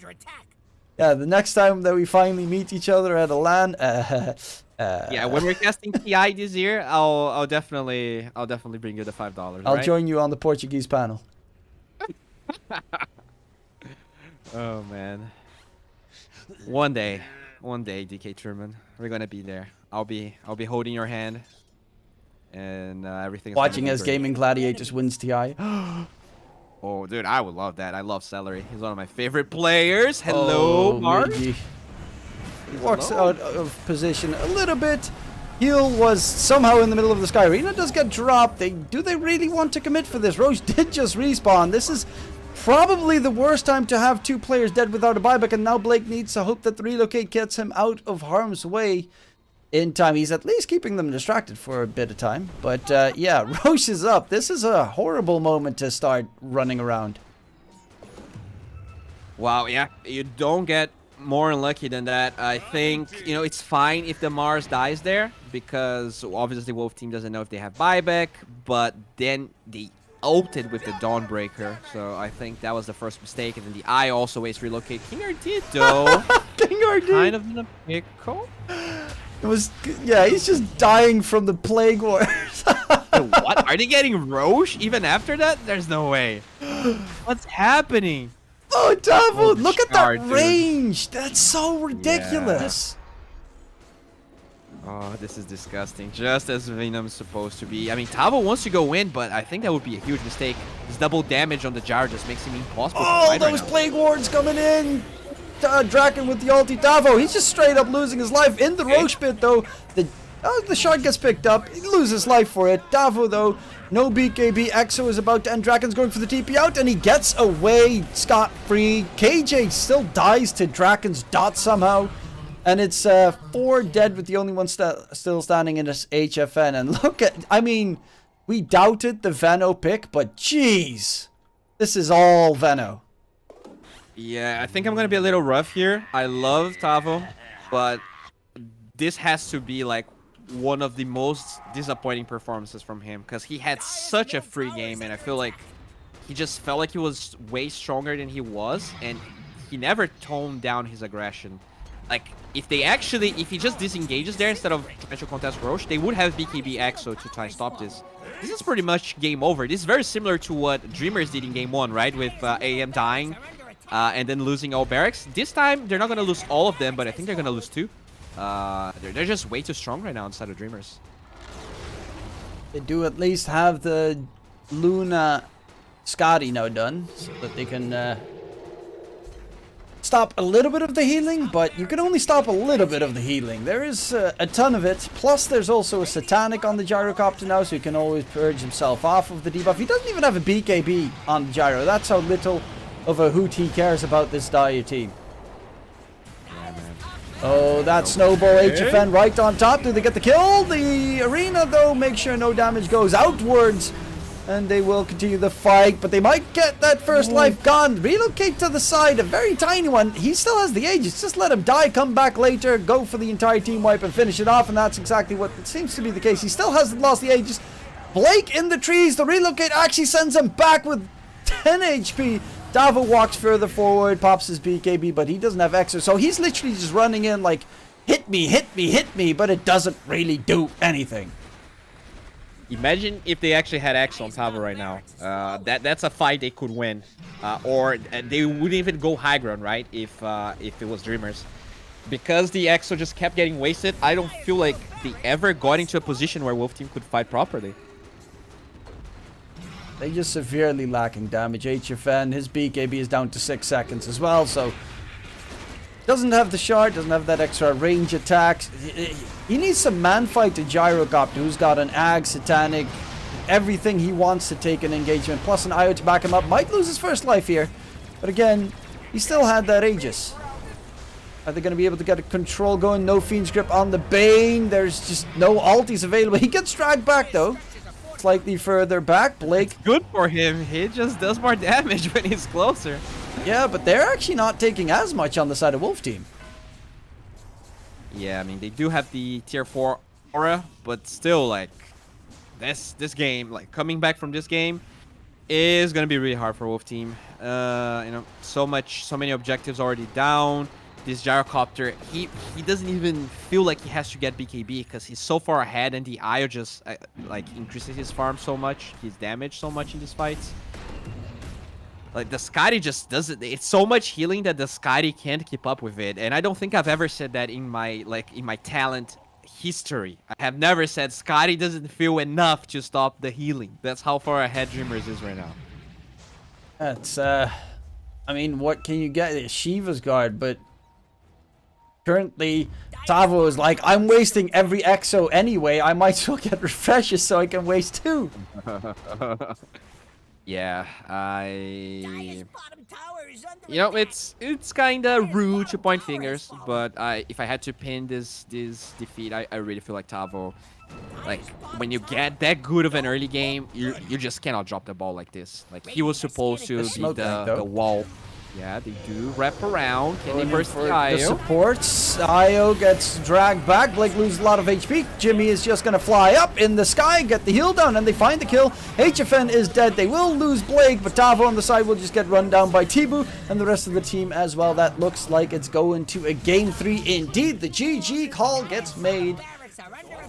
And yeah, it is honestly, you know, Dreamers' macro game this time around was a lot better than Wolf Team's.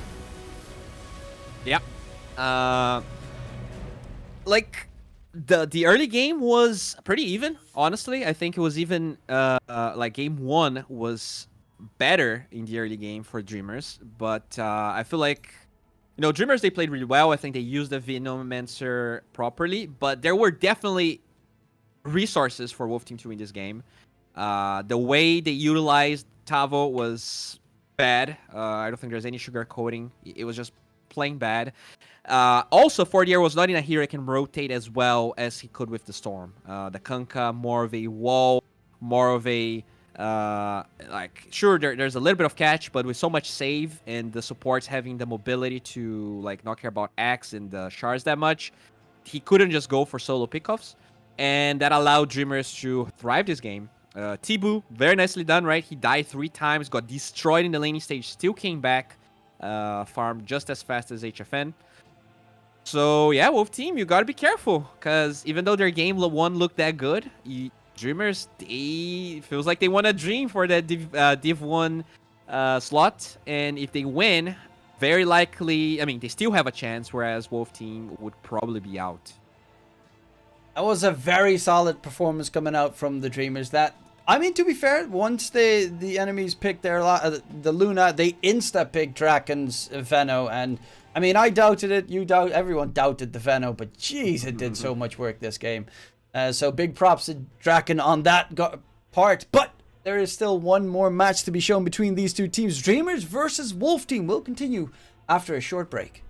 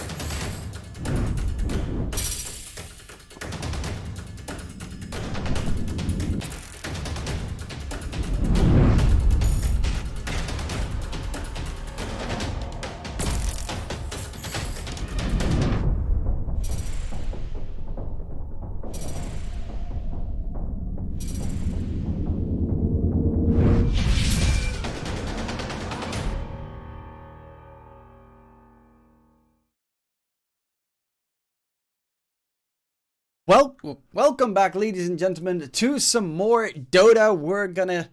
I'll quickly go through what, of course, happened last game. My name is Dktruman, and I'm once again joined by Bowie. And, well, that last game, I mean, Dreamers did look really good, but Wolf Team looked a bit lost. Yeah, they did. Their lanes actually went pretty even, so I'm surprised that the game felt that weird. Honestly, it feels like KJ, he has like 3 or 4 heroes where he's really good at, and with other heroes, he sometimes feels a little bit lacking. The Bane is probably one of those. I feel like when he's playing Ench or when he's playing that Enigma, like he feels like this backbone of the team that can do a lot. With Bane, I don't feel like he won the lane as hard as he was supposed to, and at the same time didn't really do that much in the mid game. So maybe if they can secure a hero he feels safe at, probably that Undying, that the viewers cannot see, but I am seeing, could be the hero that allows him to be very impactful early on at least. Yeah, well, you heard it there from Bowie. Undying has been picked, so we're going to immediately jump into the draft. 5 seconds left. I mean, I get what you mean with the fact that his Bane wasn't impactful, but to be fair, it was a Bane Luna versus a Dawnbreaker Feno. Like, that lane is nearly impossible. Like, anything that has slows is near impossible for Bane to do. Especially, like, dots and stuff, it's just so hard to get out of them. It's a slow hero. It kind of feels like an AA in that sense, where if you walk out of tower range, you just die against most other heroes. But then again, you know, it just wasn't his game at all. But you know, we did also talk about, like, for instance, Davo wasn't his game either. Hopefully they can turn it around for the Wolf Team, and they actually are the ones stealing the Mars away from Dreamers this time around. And a PL Tiny opener for the Dreamers is oh, that's just an interesting choice. That has to be one of the boldest openers I've seen in a long time. Tiny PL. I mean, sure, Tiny could be a support. It flexes a lot. The PL hero, though, doesn't. So basically what they're trying to do is, we feel like our carry playing PL will be insane. And they do have the overall 8th pick. So you do get those 3 bans. It's a very powerful pick when used correctly. And I mean, I'm actually very impressed by Dreamers. I feel like this is a move that, like, OG will do, you know? You have to be a very good team to have the balls and the execution to actually do stuff like this. This is like a lot of teams, like even Division 1 teams in SA, they are very scared to pick their win condition in the first phase. And I think that can be very powerful, and you see a lot of Chinese teams doing that. We'll see if it works out. They ban the Gyro, the Lash, and the Puck. They're definitely really good versus PL. They leave the TB, which is definitely a hero HFN likes, but it's terrible versus Phantom Lancer in the late game. I don't know, kind of like this. I feel like this is Dreamers. They really came with all of their punches prepared. I mean, exactly for that reason, I also love it, because they can ban whatever, you know, is horrible to deal with for PL. For instance, that Lash is like the worst hero to deal with for PL, almost always.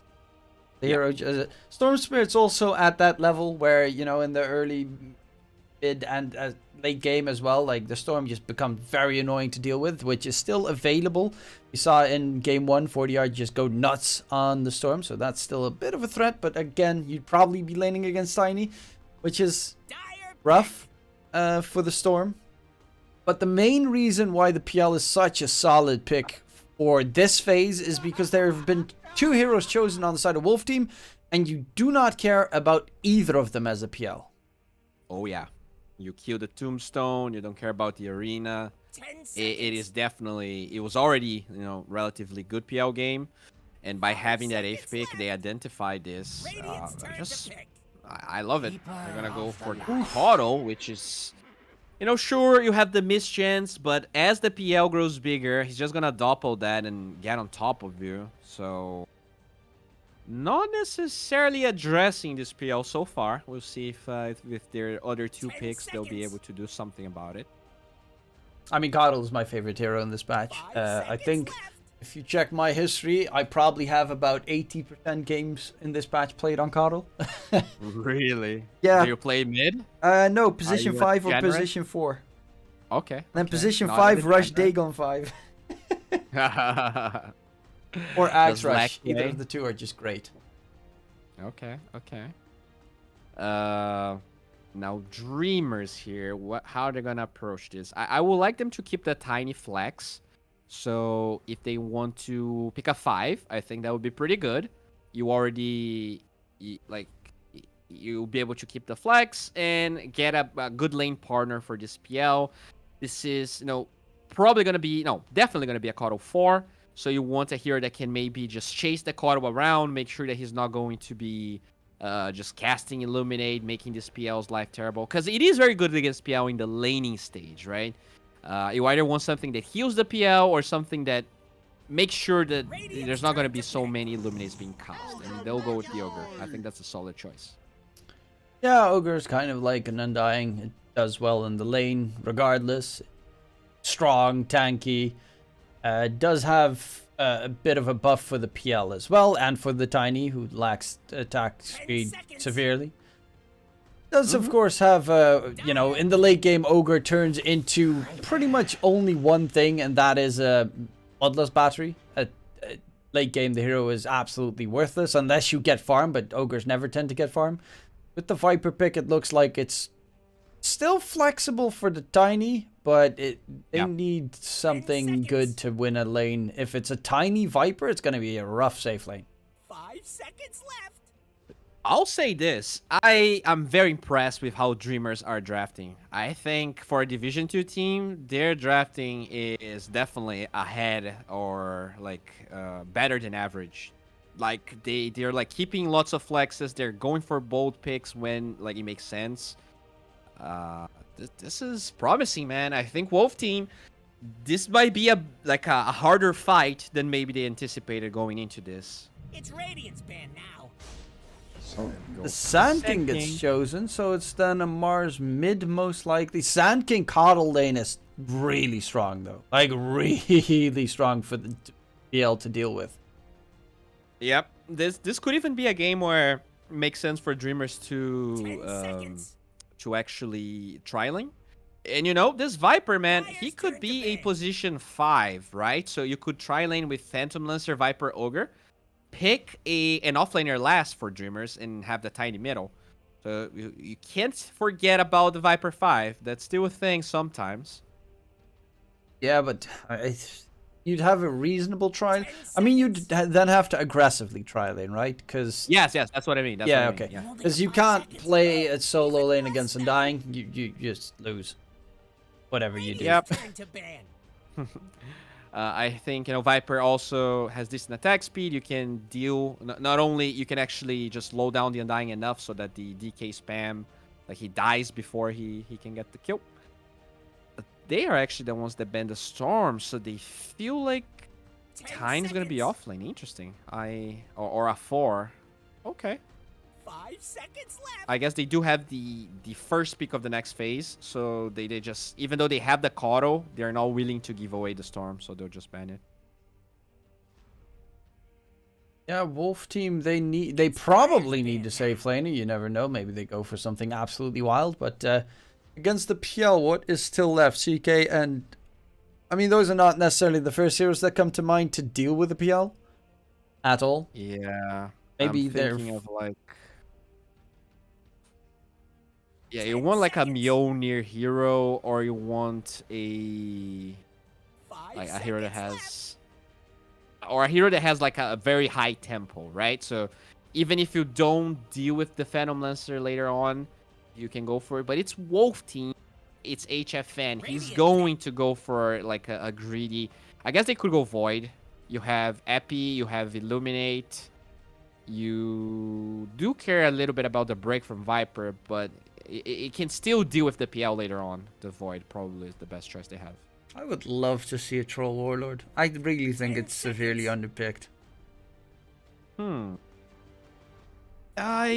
Sometimes Troll is good. I guess Tiny, though, having that toss against the... Oh. Okay, now definitely don't go for it. Yeah. That's like the hardest counter to troll.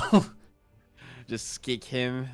Kick away him, from Ice the Shards block, Warriors Punch, Snowball save anyone he charges after. It's all horrible. It's just like a Shadow Demon. You just don't want to play troll against that. So, yeah, Wolf team. This they're up against an offlane duo of Tusk Viper, which is going to destroy nearly anything that you can muster. Yeah, looks... Yeah, it's so annoying, right? You have a lot of slow, so that's why I think it's even better for Void now, because you do have the time. Okay, Jug. Hero or something. Oh, Is okay. Not necessarily 1, 2, 3 the best hero to deal with a tiny PL combo. yeah. Huh. And I mean, the it's Tusk. fine. It- I think like the Jug in comparison to the Void does give them a better lane, right? I think Void overall it doesn't use the aggression of the Undying that much, whereas the Jug, you know, do have the spin. You have maybe kill potential of the Tusk depending on how he plays. But later on, I don't think this Jug can really outcarry a PL if this is like a 40-50 meta game. The PL just kills everything. Yeah, Jug, he just you know, ignores the definitely got Jug better. mainly. Kills the entire rest Yeah. of the team, and then last but not least is Jug with 0 mana.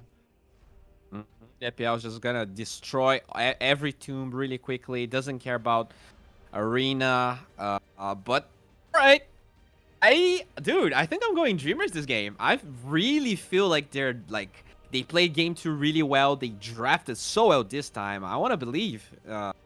Even though I'm a Wolf team aficionado, even though I'm Brazilian and biased, I just feel like their draft is better.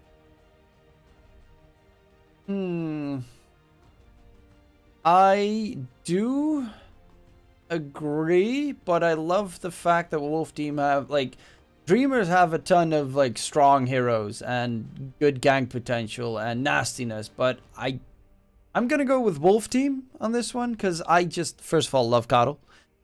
Second of all, their team fight is impeccable on the side of Wolf team. Like they can get so many great catches, and that's the one thing that I think is a little bit scary for the Dreamer side. You know, Venomancer, at any point in the game, he's got those 50 million slows. He's got that nastiness the entire time. Viper kind of loses that at the 25-minute mark. At that point, the hero becomes completely useless, and then you're down and off lane. And yes, you've got the 2 strongest heroes in the game on your side, but I think they can have so many long duration stun locks in the team fight that I'm gonna go with Wolf team. Okay. We'll see. But then again, how I'm it always ends. wrong, so Oh god. Oh no, poor Wolf team. Well, I mean, this Jug hero, man, he can feel very impactful sometimes, and he can also like feel so bad. I feel like the RNG on Omnislash is one of the main reasons the hero only started to look okay because they buffed the shard and the spin so much. Because like Omnislash is such a high cooldown, and like you're against PL, he just presses W and your ult's just gone. It does nothing. So it's kind of a hero that has too much variance, I think, and that's why a lot of the very good carries kind of stray away from him, even now that it's a little bit better. But HFN, definitely a really good carry. If he feels like that's the hero he needs to win this game, I'll believe him. I also feel like it gets a little bit better once you add the Coddle, because you're gonna have a lot of uptime on that Blade Fury with the Shard and Mjolnir doing loads of damage to the PL. It's gonna be up like 70% of the time with that level 15 talent of the Blade Fury duration. So we'll see. Could definitely be a thing eventually. well, there we have a little bit of a tickle, but no real damage coming through. Yeah, one of the things that I definitely fear the most is the PL safe lane. Like, it's up against a Sanking Coddle that is literally just spam, spam, spam, spam, spam. And he has a terrible health pool in the early game. Yeah, they didn't go for that aggro tri-lane we talked about. That's definitely the weak point of their draft. If this PL gets shut down too hard, there is a real chance of Wolf team just snowballing and this PL taking too long to get online. There is still a nice Undying top against the Viper. HFN is definitely going to start struggling. Well, he is already struggling. Of course, Viper only does need to get some right clicks in. But that's where KJ comes through, because he's just going to do the exact same thing. Look at the bully coming in, right-clicking Draken away. I mean, the power of Undying. Getting all that strength. Down to 520 One thing I'll HP. say though, this PL is gonna be set against King RD, but one thing that Kato does is he pushes the lane, man, and that PL is farming under tower. Yeah, but, you know, even under the tower there, he's just constantly going to keep blasting. And then he's going to have to tank the creeps while also taking all the Illuminate blasts and the burrows and the sandstorms and the caustic finales. It's gonna be about how good of a nanny this ogre is gonna be. If he can keep, you know, bringing salves, being totally selfless, I actually feel like this could be really good for Dreamers. This ogre needs to be a super nanny here. Just make sure DPL is full HP at all times. Well, as you can see, Ogre is at least trying to keep King RD away. I love that camel mount, though. That's pretty cool. Oh, were you zoomed on the ogre position? No, I was just checking out the mount on Kato. Oh, the mount. I thought you had the different camera view, like just looking at the perspective of the ogre. Oh, no, but I mean, Ogre doesn't have Jagira skin, so it doesn't really count. Ooh, Tibu takes a lot of damage, does of course have the Doppelganger, but yeah, this is the downside. He's trying to use Doppelganger to dodge the Illuminate Blast, but if Davo hits him with a Burrow beforehand, then there's still nothing he can do. Healing Self gets immediately broken. Oh, no, no, no. That was not a super nanny move. Oh, look at that wave, man. Oh, they're gonna dive. Okay, this is terrible. Level 2 dive. That shows you exactly how incredibly... And they have the vision of Tibu. Does dodge it, but... He predicted the Illuminate. He didn't dodge it, though. No, I think he did. I think he was dead. That was a full charge, and he was low. I really feel looked like he took a bunch of damage beforehand. No, he's just low HP. Because they canceled the salve, and there's no salve. It's coming now, I think, on that courier. But he's alive. Like, somehow he actually predicted the cooldown perfectly. Well, how long is it gonna take? KJ does get taken down by Blake in the top lane. So, Jimmy Koff should die in the bottom. He just got his healing salve, but couldn't use it onto Tibu. Sad moments. And HFN gets, in the meantime, Blake in the top lane as well. So the supports are trading on both sides of the map. And HFN going for Draken. That was a tombstone killed by the Tusk. He did die because he committed for the tombstone. So pretty good trade, I would say. 150 gold for him. Easy money. Exactly. So King RD is going to stack the neutrals as well because he's a good boy support. Because otherwise you know how HFN is going to be. Going to be angry. He's got his Battle Fury or Maelstrom and then looks at the Ancients. Why aren't they stacked? King RD, what have you been doing? We've destroyed PL's lane, but I don't care. Where are my stacks? Yeah, that's the carry. Fuse raindrops. Ouch. I would like to see. I actually would be very happy if the Ogre bought a Quelling Blade this game. I think just cutting some of these trees to prevent King RD to just get these blind illuminates would really help Tibu's lane. He's doing a good job at predicting a lot of those, but it would still like make his lane a little bit easier, I think.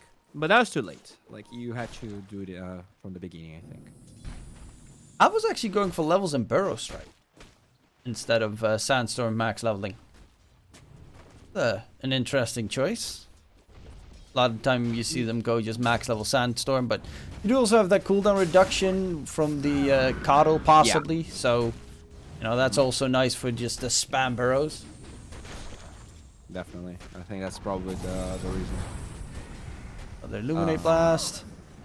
Off, trying to harass, but it's really scary. Burrow onto 2. Taking a lot of damage. Sandstorm.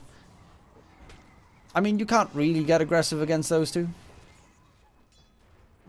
Jimmy, the super nanny, keeps on fairing those salves. So, like, this is a good enough start, I think. As long as the PL gets to his 6, you don't care that the lane becomes kind of impossible for the PL. As long as he gets that 6 and starts accelerating, it's going to be okay for Tibu. He has his last raindrops though, so he has to be careful here. When that is lost, he starts taking so much damage. 25 gold just thrown away to survive for a little bit long in the lane. In the meantime, Draken doesn't actually have the most amount of last hits, but Blake did steal a couple of them. Ice Shard's block whiff though. Arena coming out from behind. 40R coming in with the big smackdown double kill top. And that is a huge rotation to give HFN some free farm time. Debu Pretty nice done. is, again, you know, he's just ready to dodge any Illuminate Blast, but then comes Davo, Burrow, never mind. Tower is under attack. No salve this time though, so yeah, this is rough. There's actually no salves coming right now. This is a mistake. If you're gonna play like this, you really need to have salves at all times. They will send a tiny here, not scouted. Davo. Dire's Seems he knows what's up. Let's head in his direction. Miji not showing up in mid. Speaking of which, he's actually walking right towards King RD. Nope, nope, nope, nope, nope. Wrong direction. Loses his life. And the Tiny gets a kill. Still an ancient stack coming through. But the smaller camp does not get stacked. And that's the information that is pretty useful to know, because they can try and steal those stacks. Tiny, unfortunately, does have not have the tree throw levels. It's a little bit rougher. Top lane, Omni Slash, Snowball save. HFN starts spinning before the Snowball even flies out, but there's a Tombstone there as well, which is a bit of an issue. They find the kill onto KJ, but the Tombstone is summoning a lot of these nice little zombies. Blake being slowed down. Can he get out? Ice Shard's block keeps the zombies at bay. The Tombstone also gets taken down in the process. Radiant are scanning. Blake. Does that even work? Oh. Nice save there. Is running deeply. Oh no. Okay.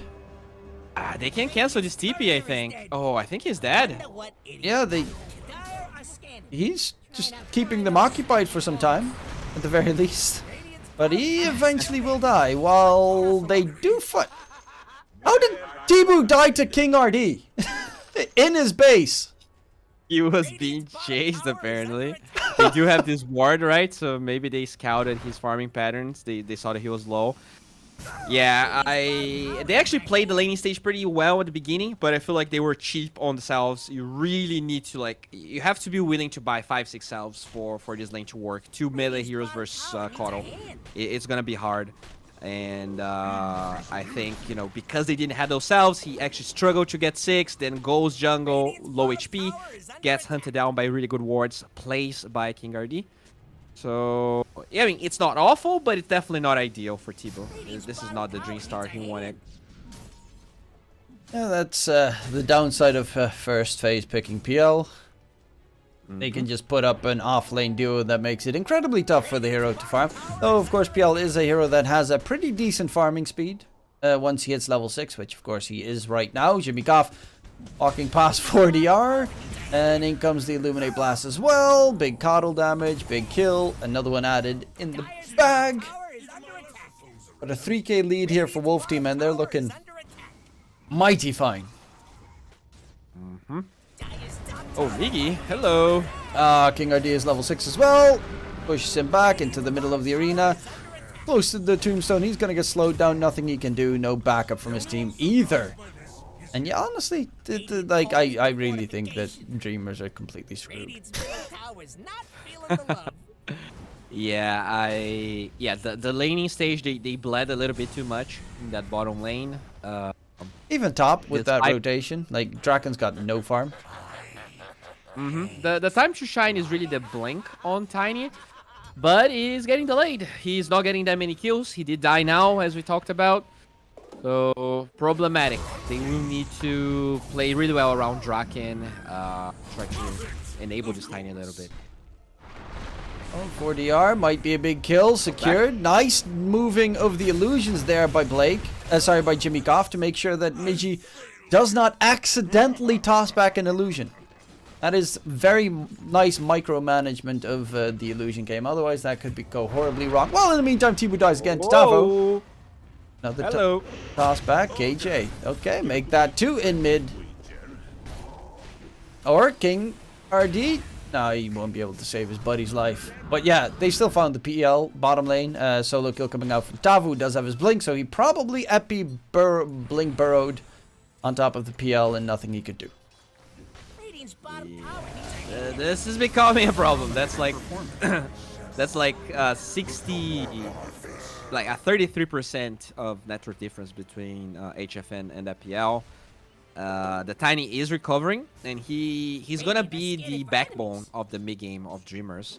But if the PL is dying that much, there's just really no backbone that can sustain so much feed. Tavo. Oh, okay. This is the first strike. Bottom lane again, Tibu. That's, I mean, it's just so threatening. Wherever you go, they've got the ward vision, which still hasn't been counter-warded, considering they killed you there last time as well.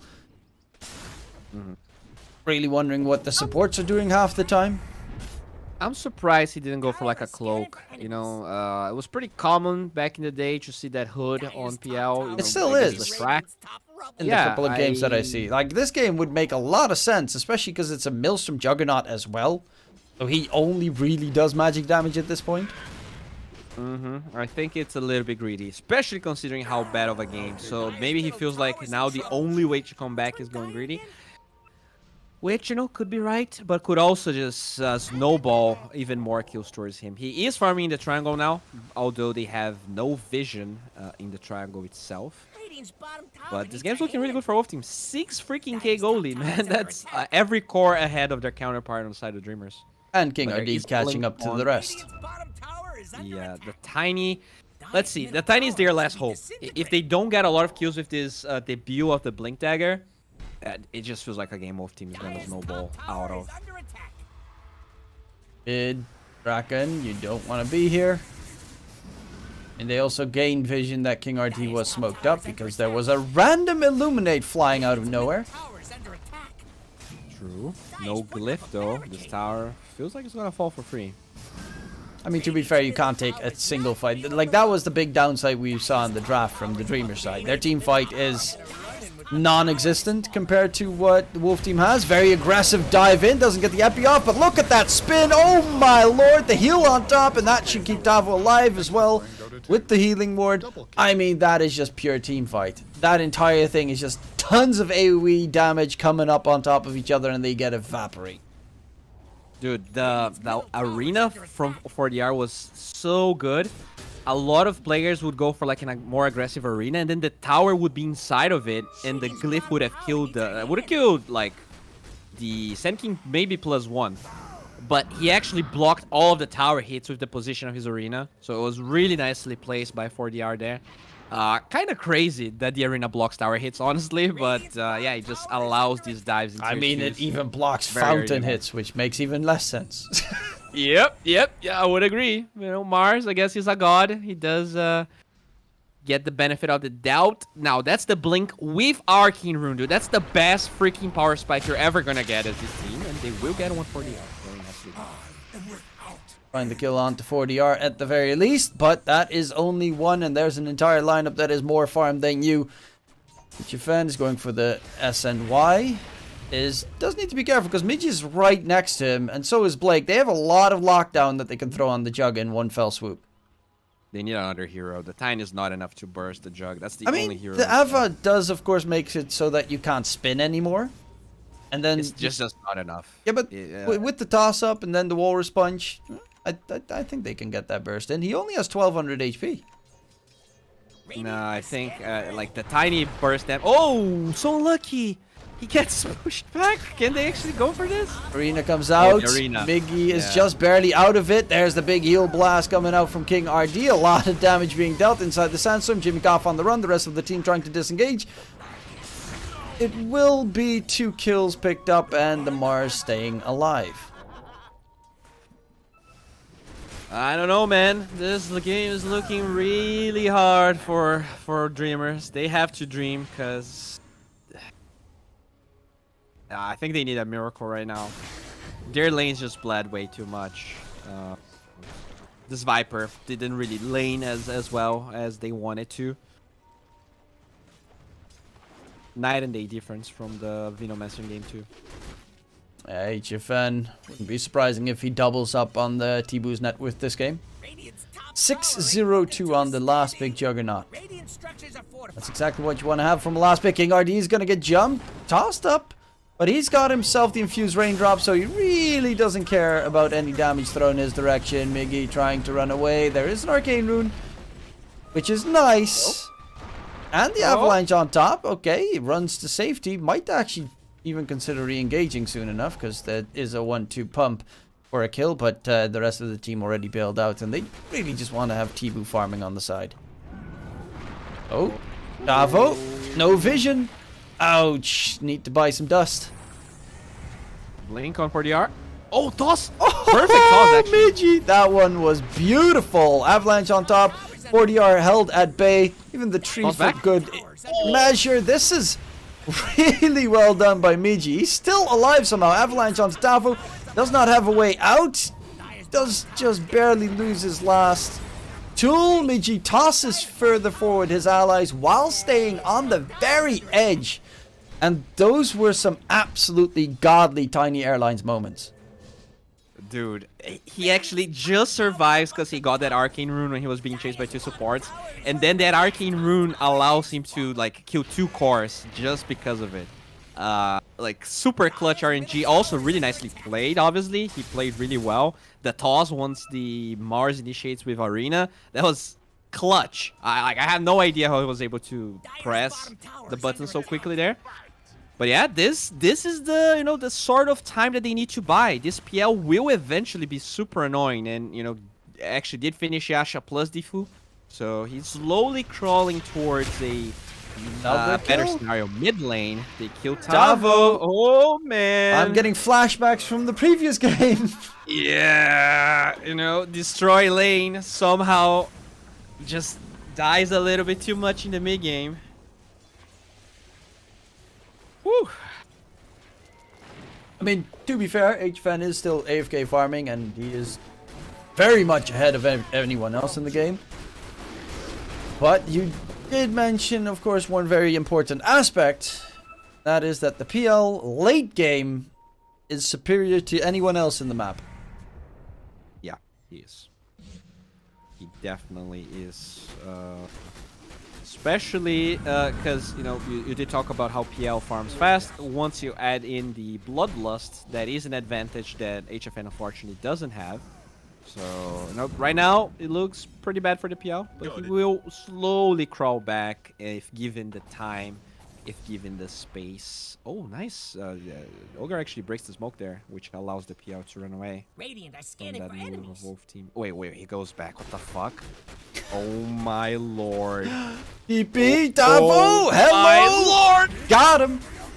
That was so greedy, man! Carry players are disgusting. The Ogre did everything for him. He broke the smoke, he pinged it, the PL ran away, and he came back, dude. I'm actually so pissed right now. That's a classic carry player right there. Don't But, No, I but, can but get there are a another couple creep, more man. creeps. Just I'll 1 do second. another one. Please. I'll get this one, then I'll go back. And then walking back in the trees, waiting a couple of seconds, and then TPing instead of just the immediate, nope, I'm gone. Yep. Disgusting. Actually, that's Roche. disgusting. Yeah. Very nicely done. HFN will wait, what? What? He stole the Aegis, man! Woohoo! Wait, Andy, Yep. That he stole is- the Aegis. I wasn't even looking in that direction. Okay. My god, I'm so sad that we don't have the replay of that. Dude, the dreamers, they want to dream, and they're doing a good job at it. I'm not gonna lie. Dire's middle tower looks to be disintegrating. I actually can't believe that I missed the steal. Oh my god, I feel so... That's a big fat T-Tours in chat right there. It's alright, man. It's alright. I was there. It was glorious. We had the radio commentary at the very least. I will say it was glorious, and dude, like every single one of these, small pickoffs where the Tiny gets a couple of very nice kills, followed by this Aegis still, like this all buys time, and eventually eventually that PL will look very menacing. Sure, he died like a potato, and he might die again because you know, Tavo is very nicely positioned there. But I think by himself he might be too. Oh, let's see. Bottom lane. Oh, hello. Get out. Magic wand, TP immediately, and he is gone. On the meantime, top lane, toss back onto King RD. They find a double kill. They do not manage to kill off the PL. And that is, I mean, yeah, you mentioned it. These couple of small things, Age of Steel, the tiny, you know, airline Fiesta that we saw was, all these small things are keeping the net worth close, and that is pretty scary for Wolf Team. Yeah, also, no, the Sand King being by himself there, so if he doesn't have someone else, knowing that there's a Nether Show on PL, he knows he cannot get that kill, and that allowed him to get that kill top middle now. HFN, toss up is the control there. Omni Slash though, the arena comes out, and there's the team fight coming through. Miggy trying to go for the TP, and HFN survives because SNY is a pretty good item. Yeah, they went a little bit too ham there. That's a tanky Jug, almost 2k HP, had 21 charges on top of everything he already has, so definitely overly confident. But that is time. PL is farming. If he doesn't feed a kill right now, it should still be okay-ish. Well, they are looking to push out. I mean, they definitely do notice on the side of Wolf Team, of course, that they should also be careful about how long they extend this game. This 40R on the Mars, like, Mars is a great hero. He gets a very fat power spike once he hits, like, the refresher orb moment, but it's a hero that completely falls off at one point.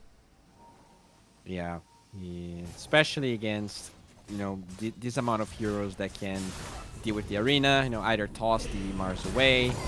Ogre, though, kinda dead, I would say. Oh, Migi coming in. Tiny toss. Tavo is dead. They will find Jimmy Goff in return, but again, Tavo getting caught out is a worthwhile trade. Especially if this PL can force them mid-tier 1, which I think he's gonna be able to, unless Wolf Team wants to commit for the tier 2.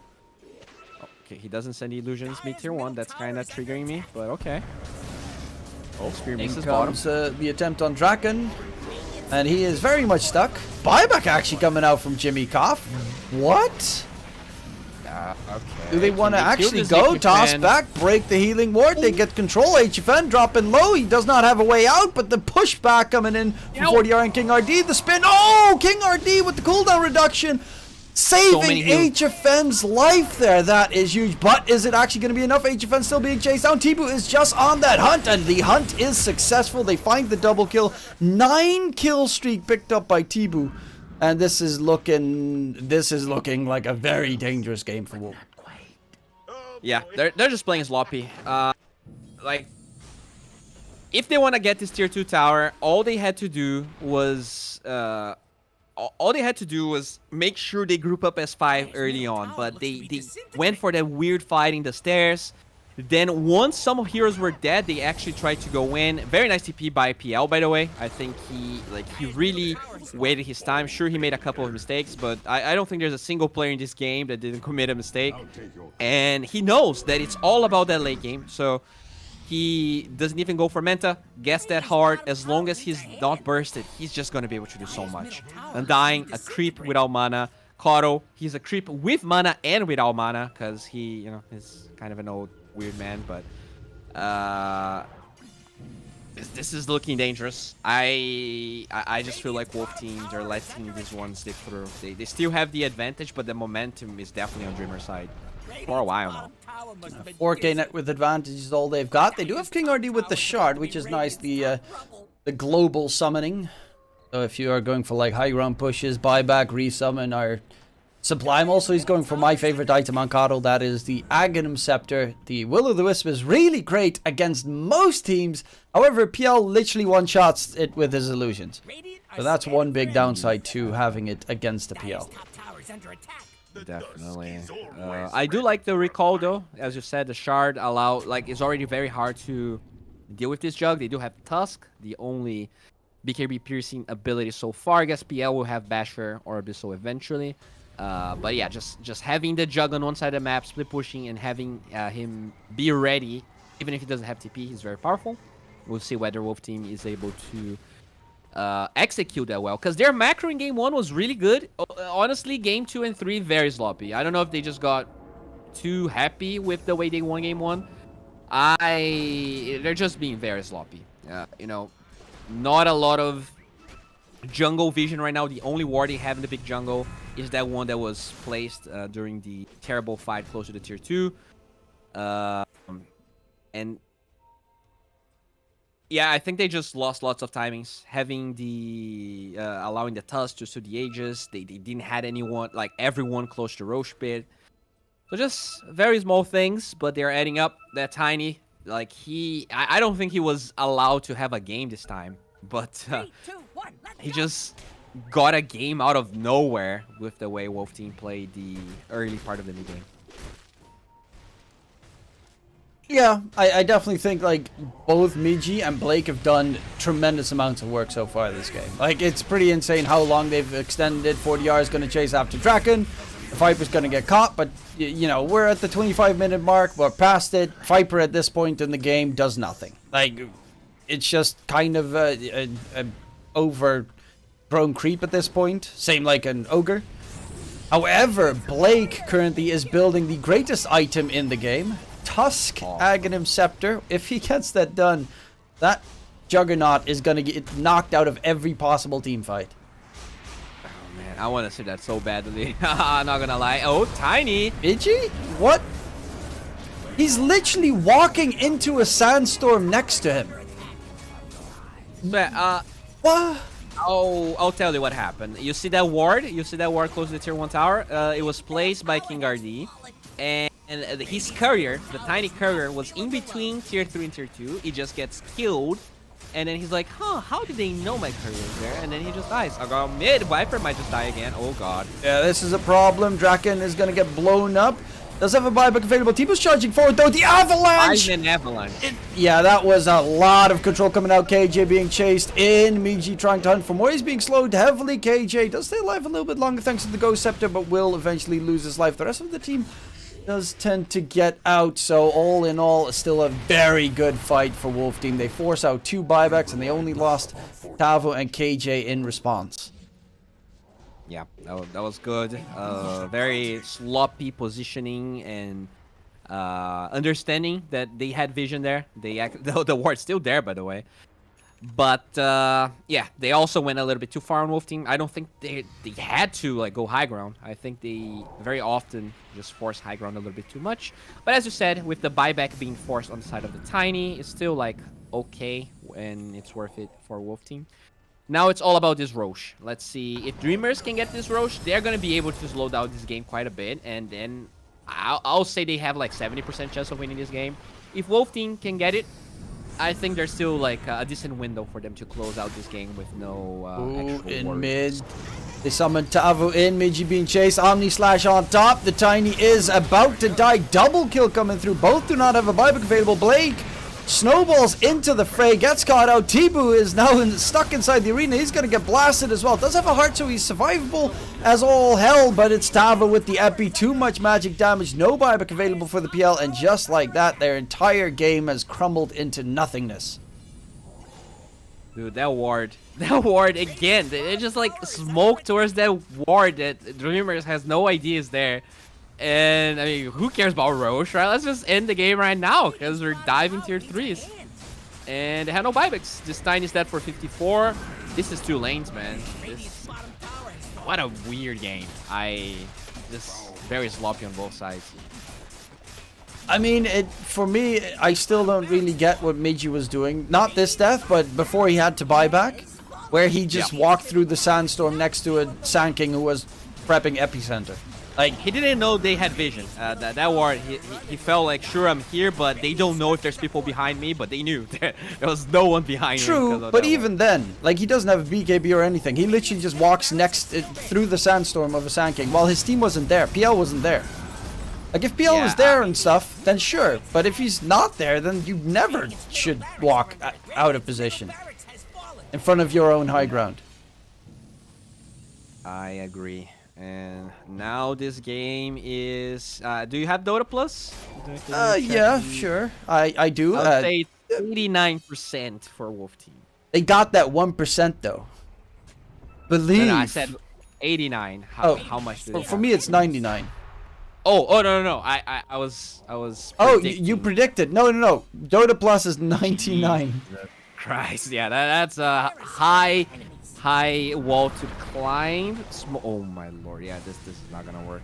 Finally, Wolf Team, they don't commit Roche, they actually smoke around. Wait, Dreamers. King RD being chased by illusions.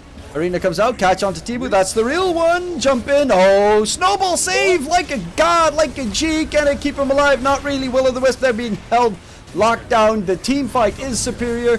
Tibu is still alive. Omni Slash bouncing all over the place. Doesn't find the real Tibu. Tibu is still being hunted. But he is not dead yet. Not dead yet. They spot which one's the real one. He's quickly destroying the tombstone. But Tibu now does eventually fall. 75 seconds, no buyback available. 1,000 buckaroos off. And they find themselves the Aegis plus the shard plus most likely the dub. Okay. Yeah, this was good. You know, I think Wolf Team, they had a fair amount of sloppy moments, but Dreamer's sloppy moment mattered much more. That ward, just the game-winning ward from... it got awarded eventually, but it just had so much impact that it doesn't matter. Really nicely done by King RD, going for that move at nighttime, so much less likely to get spotted. And the jug worked, you know? I was a little bit skeptical. But HFN, I think it's one of his most played heroes, and it was a good enough game for it, for sure. Yeah, definitely looked pretty good for HFN. 40R also pretty nice showing. But honestly, I personally think King RD, you know, is always a god. The man is just so freaking good. In this game, does have king in the name, right? So it makes sense. Yeah, he's a king for sure. High ground push continues. There's not really much that they can do against it. That should be mega secured. Tibu is here, but they've got just so much AoE team fight and lockdown and magic, just AoE damage that the PL really is struggling at the moment to get anything going in. He's charging forward, getting rid of the tombstone burrow on the side. Jimmy Koff and Draken held inside the Will-o'-the-wisp. No one is breaking it down. Epicenter on top. Tav is just running amok through everything. Draken's still, like, he can't move. He's stuck. Snowball save attempt, but the Will-o'-the-wisp is still alive. For some reason, Tibu hasn't broken it just yet. Going for King RD on the backline. The supports are the target for this PL. He does manage to find at least one. Looking for more, but Tibu is going to disengage. Tavo misses the burrow in the process, but it's two heroes that need to defend against everything, and a double buyback from Wolf Team should most likely mean the end of times for Dreamers. Yeah, they dreamt. They dreamt pretty far. I think they did a really good job with their drafting, but the lanes this time they didn't execute as well as game 1 and 2. So this is gonna be Wolf Team winning another game. Deservingly. I think that was a good performance by them, which probably means Dreamers is not going to Division 1, and Wolf Team, albeit, is going to be a hard climb against SG and Oping. They still have the dream of going to Division 1 alive. Blue buyback.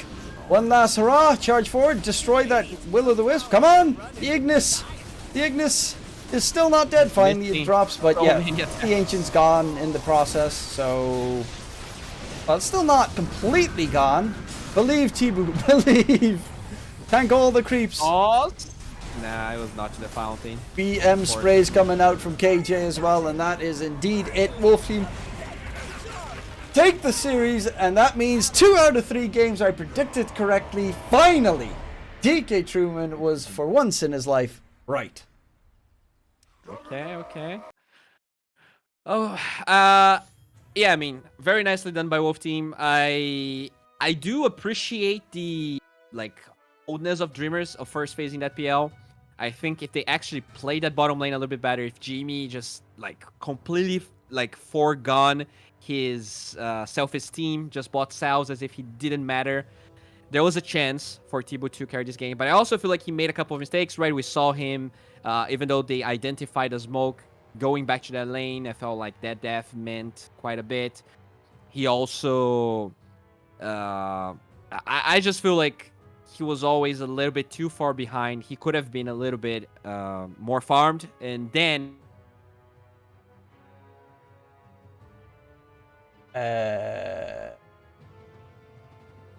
Okay.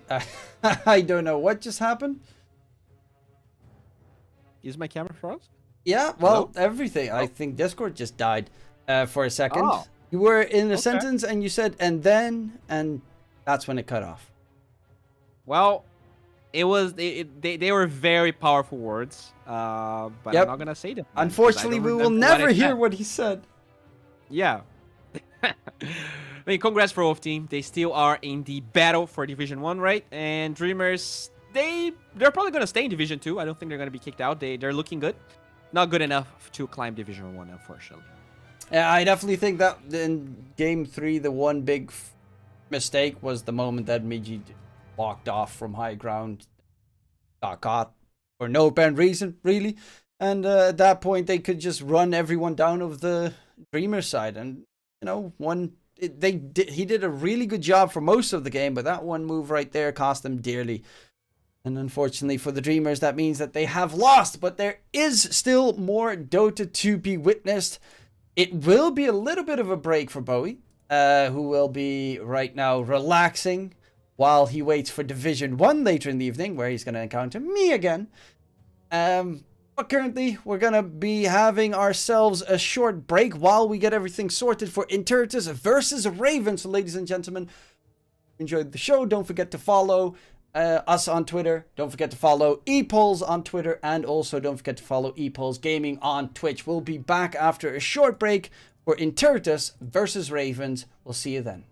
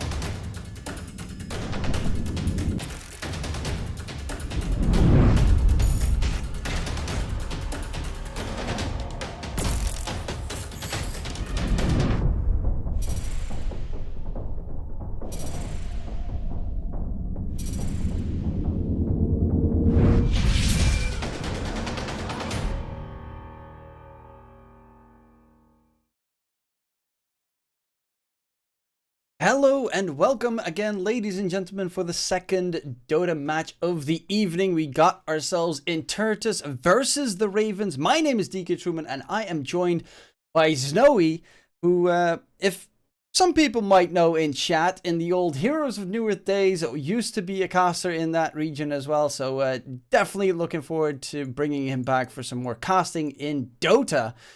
Tell us a little bit about yourself, Snowy.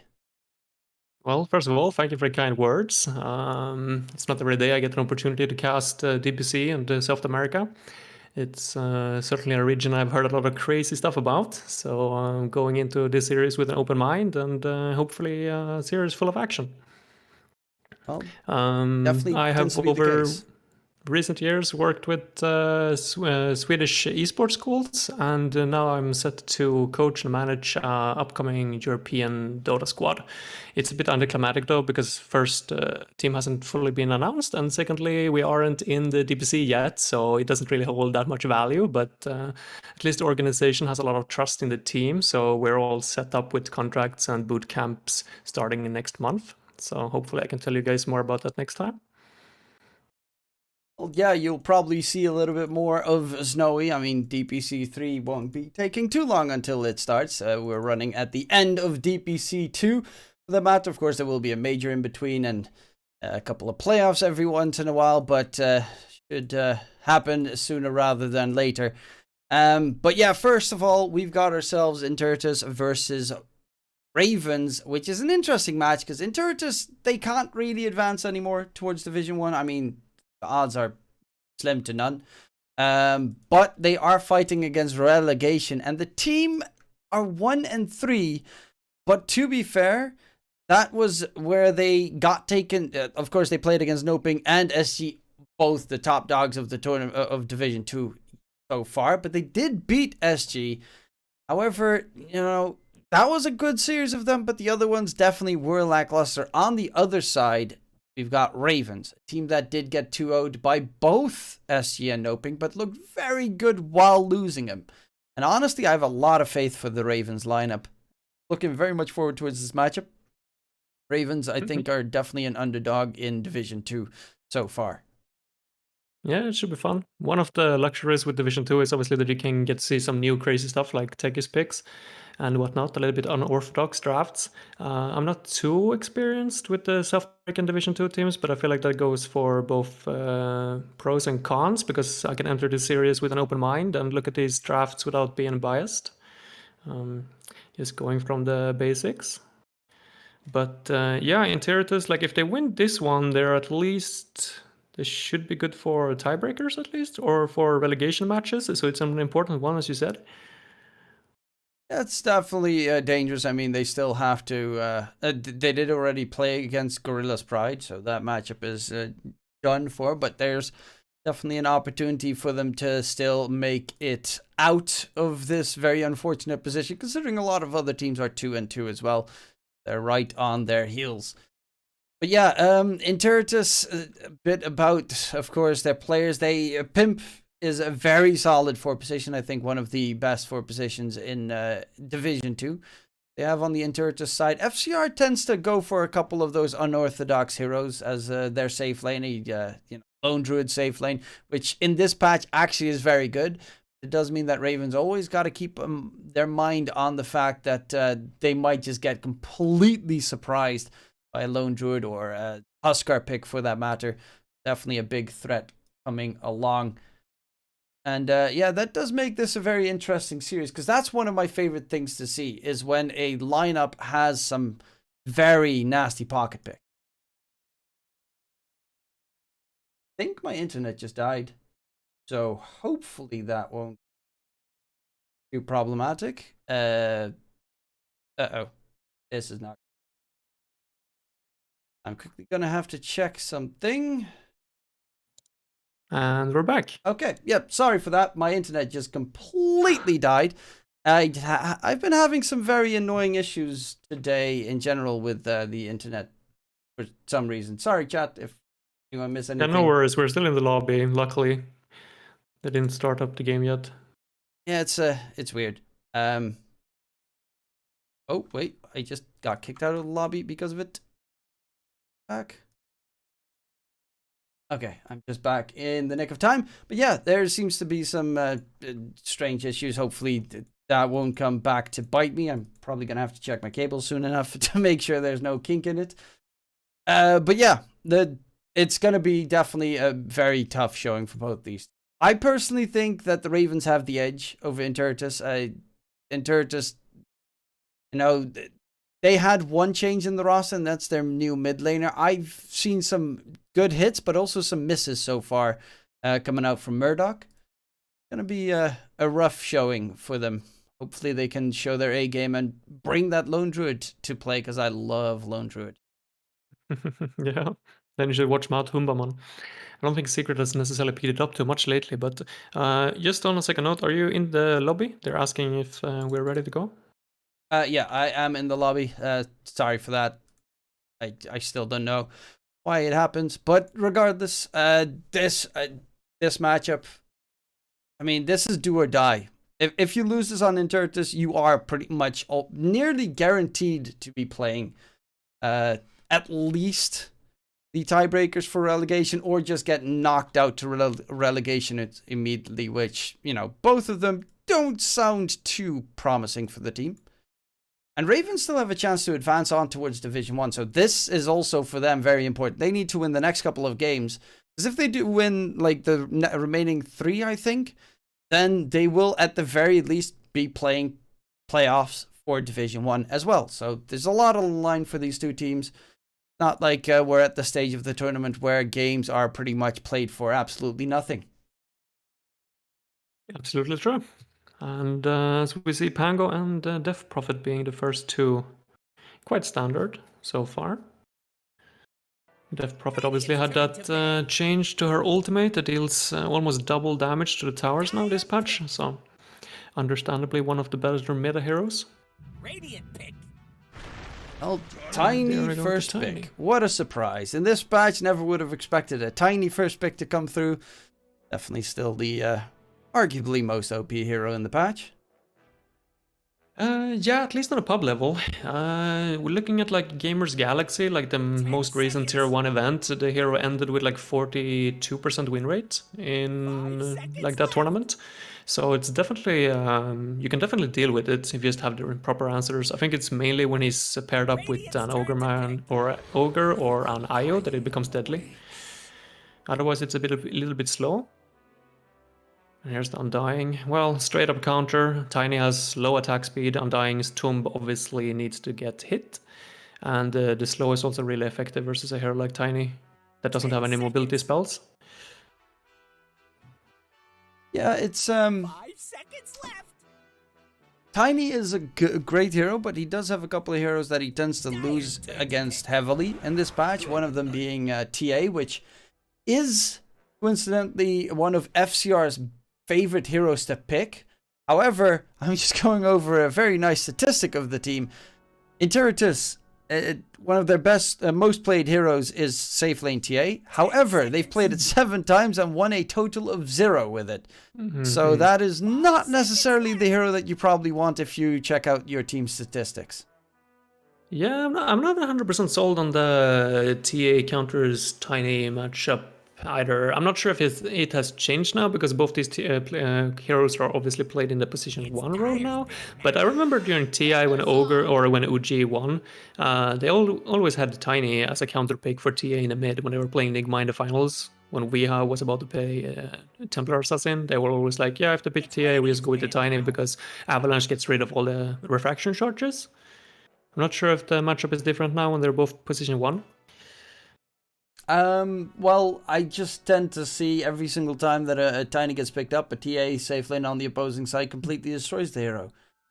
It might be just a tempo thing, like TA just close out games, gets a fast Desu, can go Roche, can take tier 1 towers, break phase early, while Tiny is a bit slower and needs like Silver Edge and Echo Saber and a few items to get going, so maybe just more of a tempo pick.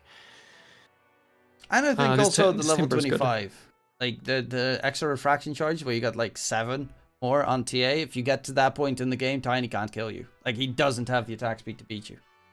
That's true, that's true. But there's definitely a hero like Timber, at least, can deal with the TA, so now TA pick is probably not going to happen. Actually, if it's a safe lane TA Undying destroys Timber because of the meld minus armor doing 5 minus armor burst at the start, which is also very hard for Timberstar to do. Like, I still see the safe lane TA here for Interitus being very successful.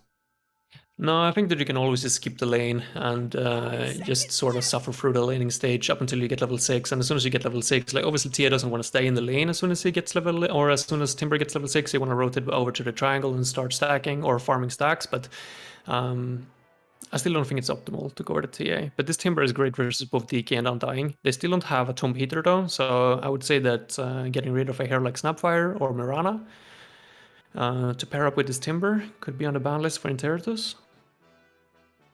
They also first banned Medusa, which kind of stands out a little bit. Some teams just don't want to play into it, just because it has like one playstyle and that just sit AFK idle in the triangle, and you're gonna have to like contest it one way or another. So it might just be a playstyle thing. It's not too often that we see that hero blind banned. Also, the heroes that you want to play yourself, because if the enemy plays a Dusa, you kind of have a certain amount of heroes that you can play to counter it, which, you know, you don't always tend to want to pick like a TB. I don't even think FCR plays it that much, for that matter. So it's a little bit of a tough hero to try and beat. Nonetheless, Interitus, what would they pick here against a tiny? You could also just go like a Lifestealer safe lane. So far, looks pretty nice. They actually banned the TA themselves, surprisingly enough. Oh yeah. Yeah, I'm not sure about that. I don't think you ever want Tiny and Tia in the same team. Like, both of them sort of reliant on farming triangle, and both of them sort of like slow. Like, yes, you can put Tiny in the mid and just rush a Blink Dagger, but versus Undying Dragon Knight, like, is that Blink Dagger really going to benefit you too much? I don't think so. So it's a bit of an odd ban, in my opinion. I would have much more preferred them to get rid of like some sort of percentage-based damage from, like, let's say Phoenix, or maybe a break from the Hoodwink. Because both Undying and Dragon Knight, obviously big strength, tanky heroes. Oh, they're gonna pick up the Hoodwink themselves, actually. I guess that's a little bit of a deny pick in a sense.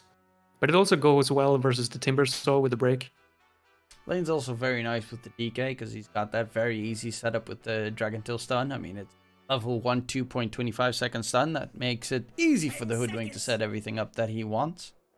Yeah, it's a really fun lane to play, and it takes me back to like 1.5 years ago. I think that everybody started off with picking like Timbersaw Lion, and with just picking those two heroes as an opener, you just had everything that you want. And Dragon Knight and Hoodwink sort of reminds you on that about that, because they have lockdown, they have consistent damage over time, they have a strong lane, and they have like wave push and objective take. So it's like you get everything that you want to just start up a solid draft by just picking DK and Hoodwink.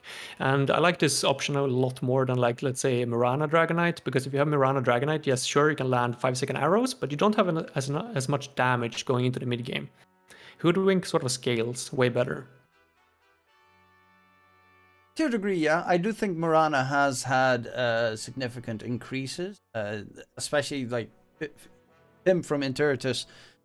Coincidentally, Miran is actually like his staple hero, so it wouldn't have surprised me if he picked it in this game, especially considering like ganks towards mid would make it a lot more possible if you get like an Ember Spirit or something. But Hoodwink, you know, also a hero that can rotate very nicely. The break effect is always nice against the Timbersaw, plus the fact that you can, you know, it does make it a little bit scary for Ravens to pick anything else that does hate getting broken. They're actually going to go for a Puck here, which, I mean, yeah, very good against the Hoodwink, does dodge the Undying, but they don't have anything for that Tombstone yet. Yeah, this Puck picks isn't the Dragon Knight the typical counter to Puck in a lot of times. Like, you just have that Dragon Tail sound, like blink Dragon Tail, Puck is dead. There's no way for him to escape. At least I feel like it's sort of, or just need to get good. Just get I mean, good. obviously, like, I mean, this could still, like, I understand that they picked this DK as a response to the Tiny, probably, just so that he could, like, play this lane solo, or the position free roll down solo, and not to worry about the Tiny burst, but they could still put this Dragon Knight in the mid, and all of a sudden Puck has a poor game, even before the game even started. So, I feel like that was a bit of a premature Puck pick, most likely. I feel like they need to be careful now about the Lifestealer coming in for Interitus as well. Because he eats for the Timber, eats for the Tiny, Doesn't really care about the Mortimer's Kisses and can just run out of the Puck ulti as well. Yeah, it's definitely looking like a... I mean, he hates the silence, but for the most part, it's looking like a really good lifestealer game.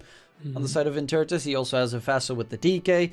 And yeah, there's a possibility that you might swap the DK towards mid, but honestly, DK mid hasn't really seen any showing in recent history. It's, first of all, the most boring lane you can ever have, because they kind of don't ever kill each other.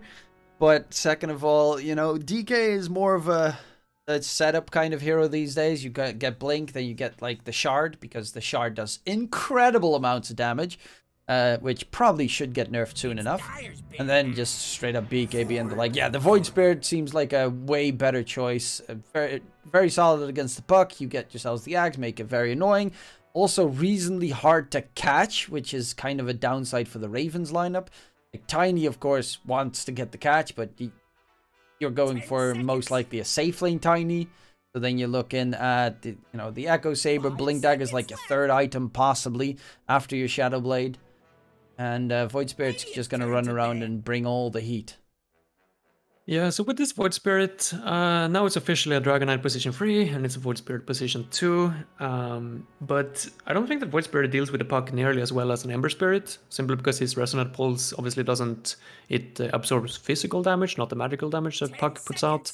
And once Void Spirit gets his Aghanims, then he can be considered somewhat of a counter to the Puck, but I'm not necessarily sure if there's too many heroes that he can burst down here. Like, Snapfire is a strength hero as well, so I feel like his impact is going to be sort of limited on his own. He's going to need his Hoodwink to follow up on all of his moves. He needs to run together. Yeah, we will see where it ends up. I'm not sold on the Void Spirit just yet. Like, it's nice that you can like ulti in and just use the Snapfire, like if you want to get rid of that Mortimer's Kisses, but it's somewhat of an overcommitment as well at the same time. They're actually banning Lifestealer themselves on Interitus. That's... They're expecting a Tiny +4, it seems, coming through in this game. Or a Puck +4 and a Tiny mid, which would be even weirder. But, okay. So they're still expecting a different safe laner to be chosen by the Ravens. I mean, last pick is for Interitus. So they can always... I mean, Intertus's lanes are pretty much locked in position, right? Undying plus safe laner, DK, Hoodwink off lane, and Void Spirit mid. You could technically put the Void Spirit off lane and the DK mid in worst case scenario, but I don't really think that that's going to be that much of a necessity unless Ravens pick like an absolutely atrocious safe laner to deal with. Yeah, last hitting as Void Spirit versus the Tiny is not fun. I can tell you that much. He's very much reliant on his Resonant Pulse the last hit. Otherwise, he's not going to be able to get a single last hit versus the Tiny high attack damage. So I'm quite certain that this is the DK Hoodwink lane. Getting rid of Ursa and Bloodseeker here as well for Ravens sort of strikes me a little bit interesting. Obviously, Ursa makes some sense. But I feel like Ravens has a lot of tools to deal with. Like, obviously the biggest counter to Ursa is the Geols, and both Timber and Puck has the option to pick one up early. And the Bloodseeker, I don't necessarily see, like, yes, sure, he has percentage-based damage once he picks up the Shard, and he can hit or bring down Tiny and Timber, but 10 seconds. I feel like it would just be way too slow. Here goes the Terrorblade as well. It's a good Terrorblade game. There's no real ways to get on top of him. A lot of tanky heroes on the side of Interitus, so his Sunder is always going to find a target. And it is going to be a Tiny position 4 then. Tiny position 4 in this case. TB safe, Snapfire 5, Timbersaw off, and then the Puck most certainly in the mid lane. There is some nasty magic damage with the Void Spirit that he does have to be a bit careful of when he takes any possible engagement. And they're going to go for Anti-Mage on the opposing side. It is, I mean, right. they kind of need Anti-Mage to survive against Timbersaw. Though their team fight is like Void Spirit. That's literally Interitus' team fight, which makes it very problematic in a drawn-out engagement against the Ravens side, which honestly, if you get to the later portions of the game, you know, TB with the Terror Wave, Timbersaw just being Timbersaw tight, like they have so much AoE magic damage on Ravens, it becomes scary.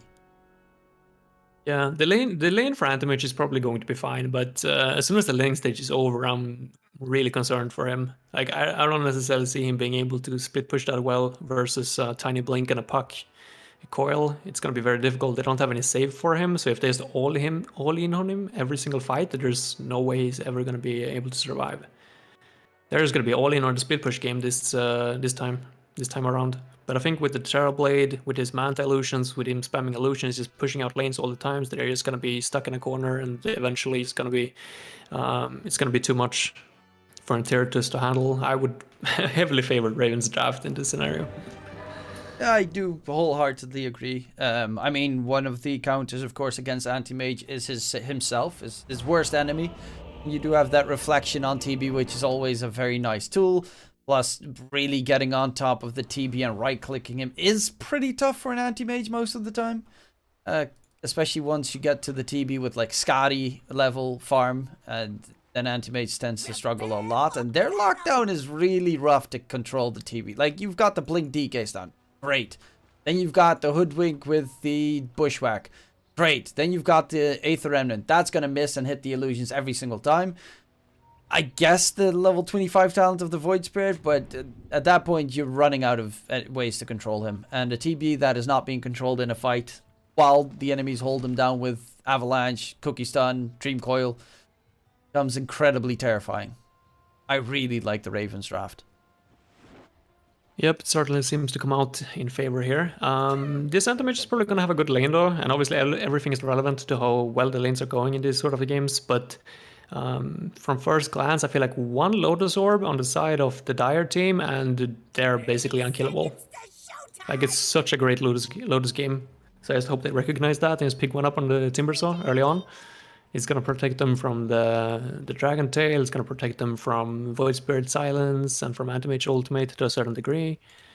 I feel like they can just pick up a Lotus Orb and then just walk down a lane. Just put it on Terrorblade. There's no way he's ever going to be locked down, and there's no way that he's never going to be able to get his under off. Well, Dismar starting off with the toss. Bounty Rune pickup. A little bit of a Ras coming out. Missed Shotgun Blast.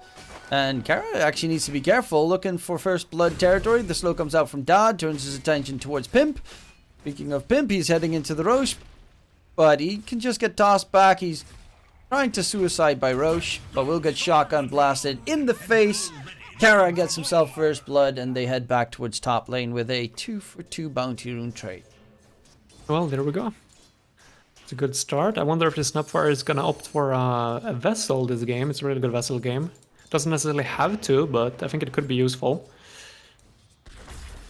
Yeah, this Scatter Blast is doing so much work on the top lane already. Like, look at this DK. Yeah, that's, of course, Dragon Tail level 1 seems to be almost always the immediate pickup, and then 2 points in Dragon's Blood. Because that stun is very lengthy, and that just secures him the range creep deny, for instance. But the downside is that you have, like, very little sustain, considering you pretty much bank everything on the Dragon Blood, so you don't buy that much sustain in the lane. Yeah, Terrorblade also has a very high armor value, which makes a weak laner like Hoodwink even harder for him to lane, because his Acorn Shot is obviously like the best build I like on this Hoodwink position 4, at least, is when you go to Blightstone, then you just spam your Q for harassment, but versus the Terrorblade it's not quite as efficient. Snapfire needs to be a little bit careful though.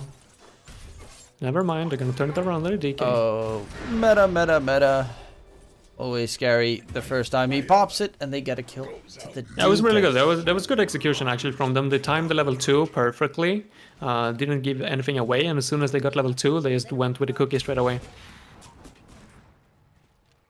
Them fighting against Kara. Does have himself the cookie stun. Pimp in trouble. There's also a magic stick. Plus a fairy fire even if necessary. The slow on to Pimp. Walks away. Dad is actually chasing forever on the TV, which is surprising. Kara, does he get the kill onto Pimp? It's very close. Healing Salve even used. Get out of range. Kara does break the Healing Salve. This is a very lengthy hunt. That it is indeed. Luckily TB didn't miss out on too many last hits while he was chasing after. He did miss out on some harassment on this DK though, but I think he's fine with that for now. Timbersaw's got a total of 2 last hits. Of course, the lane is being pulled back by Dismar on the Tiny. Of course, he's not really reaching the creeps that much, but 2 last hits is not a great start of the game. Certainly not. Down at the bottom looks kind of like expected. This Tiny is just doing it. Oh no, they didn't block the hard camp though. That's a disaster actually. He was pulling a creep wave and it got aggroed now by the Hellbear Smasher, which is arguably the best hard camp hero this early on to just clear creeps. Seems like Timber is going to be able to recover some of this experience at least. As Tiny is making his way towards the mid, I don't really think they have any kill potential on this Void Spirit, so I feel like he's sort of wasting his time though. I feel like he should just be focusing on helping the Timbersaw at this point. Murdoch just quickly scouts out Dismar. Knows exactly where he is. That does no damage. Yeah, and you have such a low mana pool as well as Tiny, so like obviously has 2 clarities ready to go, but I mean look at this poor Timber down at the bot lane, like hello. Please pull the lane for this guy. It's definitely a struggle fest. FCR linking in, draining the mana of Benjas, force him back towards the tower.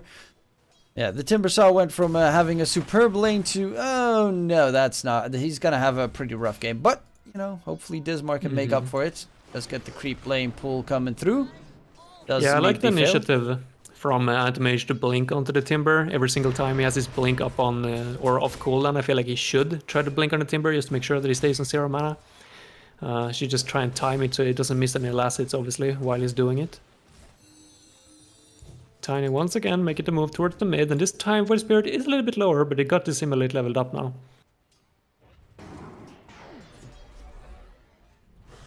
Well, Benjas does at the very least have everything underneath the tower.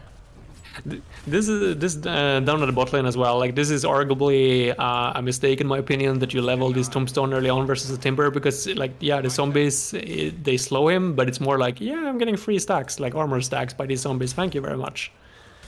And maybe you can even secure the gold from the tomb if you're lucky. So I would really like to see Undying just opt for the Soul Rip instead. Well, currently, it is not too much action going in, but Benja's just got up massively with those creep waves. Look at that, 17 last hits. He's right behind Hijack after what looked like an atrocious start of the game for the Timbersaw. It just turned into a pretty decent game. Yeah, he's happy. As long as he gets experience, like everything that matters in the early game is just experience. It doesn't really matter too much the farm. Like obviously, yes, of course, if you have great farm on a hero like Anti-Mage, that matters. But for a hero like Timbersaw that is reliant on getting level 6, he just mainly cares about the experience. Because he knows that as soon as he gets the experience, he's going to be able to recover the farm. Top lane, Pimp is going to get jumped. Does he get away? Slow comes out. Pimp does walk the distance. One more hit. And the illusion will find the kill secured. Dad gets another one added in. Airblade's, his lane's going pretty good. It's not like the DK can realistically do much to counter him. No, unfortunately not. Like he can tickle him a little bit, but that's about it. And now when the puck has level 6, I would love for him to either set up a gank attempt with together with his Tiny, or to look for an overextension on any on the side lanes. It's a little bit rough though to gank the Anti-Mage at this time because he's full HP obviously. But as soon as he gets an opportunity, maybe he gets a lucky rune. He got a regen right now, so he could make his way over and try and make something happen, but he's gonna opt to stay in the mid lane for now. Yeah, the side lane ganks are pretty rough for the puck. The one side you've got a DK, which ganking him takes time, and honestly most of the time it doesn't even feel worth it. The other lane is an Anti-Mage, which you just most of the time don't even have the damage to kill him before he blinks out. Yeah, if Tiny joins, I definitely think they can get him, because you have the toss combo in the puck ultimate, so as soon as the duration is about to expire, you just toss him out and you're definitely going to be able to secure the kill. But yeah, obviously that requires Tiny to be at the bot lane, and he's currently moving towards the top, which you just talked about, like this DK is not the best target. Yeah, Kara is, and that's an easy quick kill. Meta has been popped though by the TV. It's a level 2 meta, Dream Coil in return. DK is going to lose his life, and there's that toss that you talked about. Snapped it immediately, and the kill secured for Dad. Yeah, it's good. It's a good response, but I still think that the Radiant is happy with that exchange. But it's good that he used the Dream Coil at least to secure some extra farm, and now they're going to refill the bottle as well here on the observatory by the Snapfire. Dire's middle tower is under attack. Yeah, it's a nasty combo, especially because it is a support tiny, so you can go for that Dream Coil Toss combo, which a core tiny normally doesn't want to rotate around with this buck. True that. The rune, minute 8, just about to spawn. Seems like they're gonna trade even. Or, Undying, he's gonna get it. He's gonna snatch that Invis away. Oh, he's And as just, you can see on the walking bot lane forward. now, by the way, the Anti-Mage is... I'm not sure if he's in trouble necessarily, but... He doesn't have a blink for 7 seconds, but yeah, no, Ben Yeah, just it's is a little fine. bit too far away. Of course, the I think he could downside have, of an anti-mage versus Timber is if Timber has mana, all of his spells do pure damage. And Yeah. anti-mage has a low health pool. They're going in onto Dismar. Tombstone has been dropped very slowly, but surely the Tiny Yeah, will that's die. nasty. That's a good slow and good utilization of the Tombstone for sure. Any extra farm that Anti-Mage can get at this stage where he's forced to leave the lane is obviously going to help him a lot. Dad also TP'd bottom to push it out. Top lane Murdoch went for the dive underneath the tower to take down Kara. But yeah, TB is now going to be just taking the off lane and using that to farm the entire time. Plus, of course, his own triangle where he has one small stack. It's just a good recognition, I think, from the Dire. I definitely feel like it's... Oh wait, another kill on Undying. Yeah, he just got run down by the Timber Saw. Okay. Yeah, no, I definitely think that this trade favors the Dire team in this scenario because this is an Anti-Mage that doesn't want to be forced to go into the woods. Like, maybe he can go down here to the bot lane and secure some farm. I would love for Timber to just stay down here to make sure that this doesn't happen. Oh, mid lane. Dream Coil comes out, tried to snap the coil, but Murdoch running away. Silence just barely gets away in the nick of time. Still has 2 Astral Steps. Disengages from the fight, and they do not manage to get the kill. That is very unfortunate. Small things, infused raindrops, magic stick, keeping him just barely alive. That was like 30 HP. Yeah, I mean, it was a good attempt, but I always want to go back to this Timber. I don't think that he's doing the right thing here when he's pushing or teleporting up to the top lane. Like, yes, you prevent the Dragon Knight from putting any pressure on your tier 2 tower, but I feel like anyone in your team, like even an unleveled support can do this at this time. Like, maybe the Snapfire can get level 6. Find a kill on the Hoodwink, but I don't think that you should allow Anti-Mage to farm this bot lane. I feel like that's a big mistake. You should just make sure that Timber Saw just follows this Anti-Mage around wherever he goes. Just force him to go to the top lane. Because he's going to recover and he's going to be able to carry this game if he's given the opportunity. Well, the downside is that Void Spirit, even though it has a kill and assist and 0 deaths, he is struggling in the terms of net worth. And Void Spirit's not a hero that can catch up easily with... Honestly, Void Spirit almost always tends to fall behind in farm compared to other mid laners. That's certainly true, and it seems like he's off or rushing the Aghanims as well, so he's not necessarily going to have a lot of mana regen to work with, which means that he's going to be very dependent on either getting kills from these smokes that we see just now, or by killing wave creeps. Because if you don't go for the jewels, or if you don't go for any mana regen, you're not going to be able to necessarily sustain yourself in the woods. Oh, Dad, Smoke Gang, that is big. They can find the TB, but the mist He has the Sander. stun comes out. He does get blown up by Pimp. No rotations come out from the side of Ravens, and yeah, he does get taken down. Got a little bit dicey with the Aether Remnant, miss. Yeah, and Anti-Mage was even there to receive some extra experience, and it just goes back to the fact that I don't think that they should be switching lanes like this. I feel like Terrorblade should just keep farming his triangle or up at the top lane, and Timbersaw should be the one down here to contest for these sort of smoke ganks. Mid lane though. They find Murdoch. This time the Mortimiscus gets added in.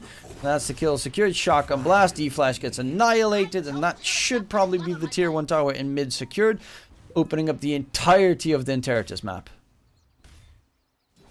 Yeah, let's see where they go next. They get this tower. I would love for them to just keep on pressuring this Anti-Mage. They going Roche? Nah, they probably just want to make it sure that they get the tower. I'm not entirely sure. Yeah, it might have been a bit premature and probably didn't need that, as Undying and Void Spirit were still dead. I mean, I guess it speeds up his farm a little bit, seeing how he's not necessarily looking to get involved in any team fights or objective takes in the near future. He just feels like he can go over here and clear a stack in the triangle instead. He does have some stacks, so that is... and it's only a level 2 metamorphosis. Yeah. not the And- end in the world.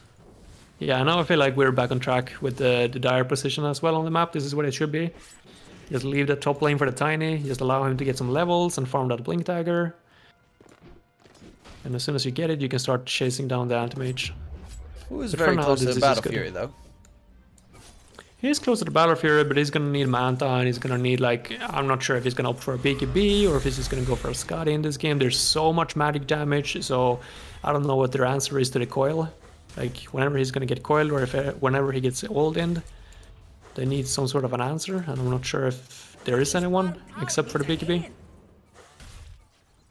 So maybe Manta BKB, we will see.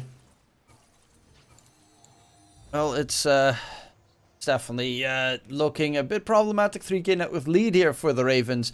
Murdoch is the only one that's really falling behind, and of course Dismar is actually catching up to Murdoch on that Tiny. That Blink Dagger, you mentioned it already, could be a very crucial factor. Nengo Bottom tower being is hunted under by another smoke gang towards bottom. They have a blink on the DK. Nengo does get stunned up. They should have the lockdown secured, and Nengo gets blown up. Bottom lane seems to be the dead zone for Ravens Indeed. solo players. It's great that I get these kills, like that's what I should be doing all the time. And when I say all the time, I really can't stress it enough. They should just be running towards the next kill already. Because there's no way they're ever going to be able to split push faster than this dire team. double damage. Like as soon as you get the Blink Dagger on the DK, you should just look for the next kill. Like you should never spend time hitting neutral creeps in the woods like he's doing right now. You have to ask yourself every single time as you play a position 3, position 4, or any space maker in general, like if I'm farming this neutral camp, like what does my opponent's counterpart do right now? And does that benefit me or not? Well, Blink is not ready on the Tiny, but they do smoke out aggressively. They have ward vision up on the high ground. D-Flash gets spotted in the trees. They know FCR is in the vicinity there. Actually trying to get FCR to peek, but he is playing a very defensive anti-mage.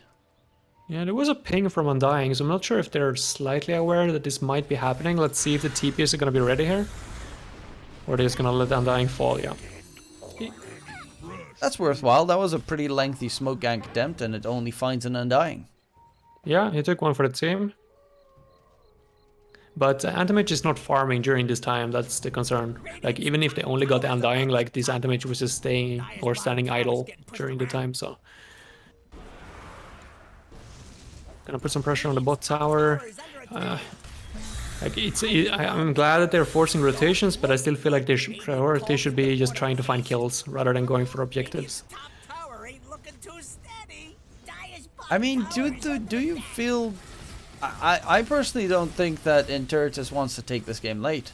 Radiant's top tower No, not necessarily. Like, they're gonna have to, at some point, they're gonna have to just play off the anti-mage timing, which is why I sort of opted for that BKB after the Manta, that you just need to force something to happen, because as you can see on the map, like, they're just getting, like, all the lanes. That's one of the things that when you're playing versus Puck and Terrorblade, like, both of them just clear creep waves in a second. TV going on them. Big catch coming through. Snipe on top, and Pimp gets himself a killing spree on the Hoodwink again.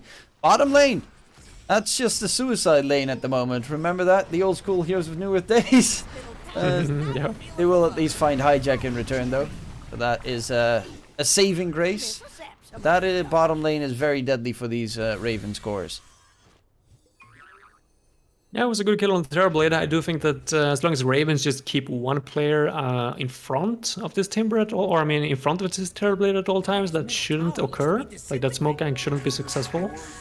I would love for Terrorblade to just be at the back of the formation at all times. And there should be good shit, but he has finished his Manta at least, so that's going to accelerate his farm a little bit.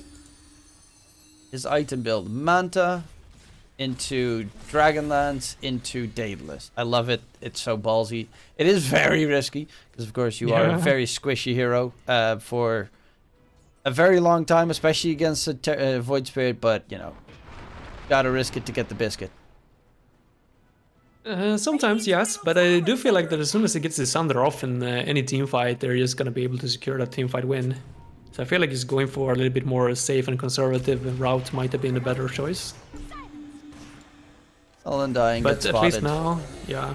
At least now Terrorblade is farming his own jungle, and as you can see, like his teammates are in front of him, so he doesn't risk getting smoke ganked. And that's really all that Ravens need to do in this game to just secure the win. Just need to keep playing as a 4 and just make sure that you shield off this TB from any potential ganks. That was pretty sneaky coming out from the Tiny. The toss up onto Murdoch. Do they have the stun lock? Yes, they do. FCR blinks in very aggressively, but luckily enough, they already used all their lockdown. But yeah, there was a very nice Philosopher's Stone that was on the high ground of Interitus next to the Tiny. Next to the Anti-Mage. Tiny blinks in, grabs the Philosopher's Stone, and runs away. Yeah, that's gonna hurt Undying. I think that he would have loved to have that option. His Tombstone, pretty good position. Kara will get taken down. And okay, Buck also very much out of position. Double kill coming in for the Anti-Mage, and he's going to reach that timing a lot faster because of those 2 kills. Yeah, probably going to be enough to bring down this tier 1 tower as well, open up the map a little bit, or is it? But the DK does turn into squish against a Timbersaw. They're looking for more. Dad even pops the meta. But does have to be a little bit careful in the area, considering his HP pool is lackluster, to say the least. Yeah, they defended the tower, so I would say it's a good play. Maybe you don't have to pop the meta there, but you can just keep up or keep on farming the triangle, and you're gonna be good shit for now. Murdoch's almost done with the Ags. Very good item to have against both the TB and the Puck, obviously. It certainly is, but it's not going to excel his farm. And yes, sure, it's true that he has an Anti-Mage on his team, so he doesn't necessarily want to take up too much farm, but it's very crucial that they do go aggressive once he gets his Ags in that case. And I just feel like it's very difficult for them to go aggressive whenever the lanes are so pushed in. As you can see, all their free lanes are just constantly pushed in by the Puck and the Timber and the Terribly Delusions. It's hard for them to get out on the map. Whenever they smoke up, it's going to be very obvious. Yeah, definitely looks a little bit on the rougher side. Dad, of course, those 2 deaths really pushed him back quite a decent amount in terms of farm, and FCR has actually overtaken him by quite a bit. He flash dashed to Nengo, but Nengo immediately gets mana voided, caught out. FCR gets the kill. Dad is here, but he doesn't have meta. FCR actually loses all of his mana to his own illusion from the reflection, and that is right there is the perfect downside to an Anti-Mage versus Terrorblade matchup. His own illusion is his worst enemy. Wait, what? How did his own illusion hit him? The reflection from Terrorblade creates an illusion. The reflection from the Terrorblade, right? Yeah, and that drains all of his mana, and you need Manta Style to get rid of it. Yeah, that's so unfortunate. I actually remember in, at least in Heroes of New Earth, there were a lot of times when you were playing versus on the Heroes of New Earth version of LC, or like a Terrorblade that created illusions, you would not skill your Q simply because you didn't want to take any damage in the duel. But yeah, that's cute. I mean, there used to be some combos like that as well, when the enemy plays a Morphling and you play Shaker, and you just don't level up your Or if you play versus Rubik as UD, you don't level up your Imprison. There's a bit of cute plays like that. We saw Sumail on Team Secret play an entire game of UD without getting his Astral Imprison when he was up versus Rubik.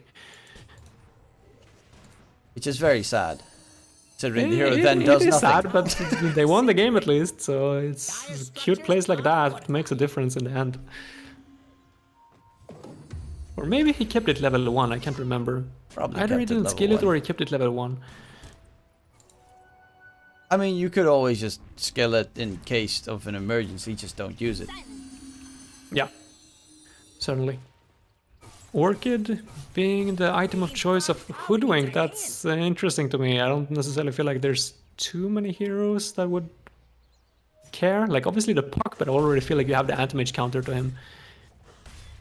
And the DK Blink. Timber, but it's kind of decent until he gets that Lodestorm done. So he kind of doesn't do anything in the... I mean, it's a pretty good Orchid game, granted. They do have counters to it. Of course, Man-Style BKB is now done on the TB, which is a actually very early BKB on a Terrorblade. A lot of games you see it as a late item. He's not going to go for the exact same item build he showed because he's realizing that the Anti-Mage is getting a little bit too much traction.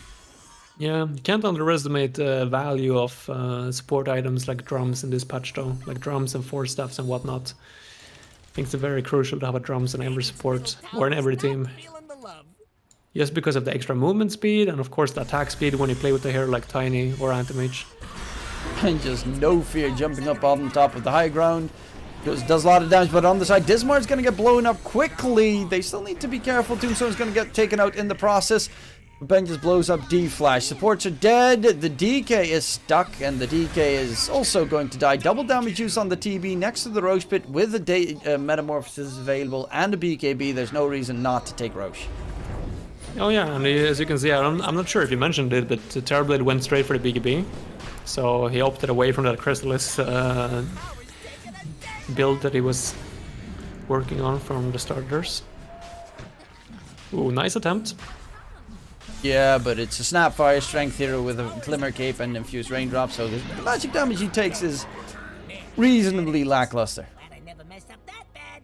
Yep, unfortunately for the Radiant team, this looks quite dire. It's still only a 5k gold lead though. And Anti-Mage still at the top. Yeah, the mage is indeed at the top.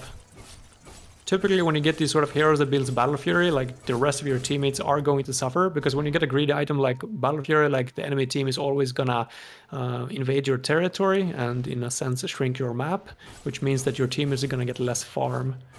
Which is why, like in every single Anti-Mage game, you just see Anti-Mage like 10 to 15k ahead of any teammates of his.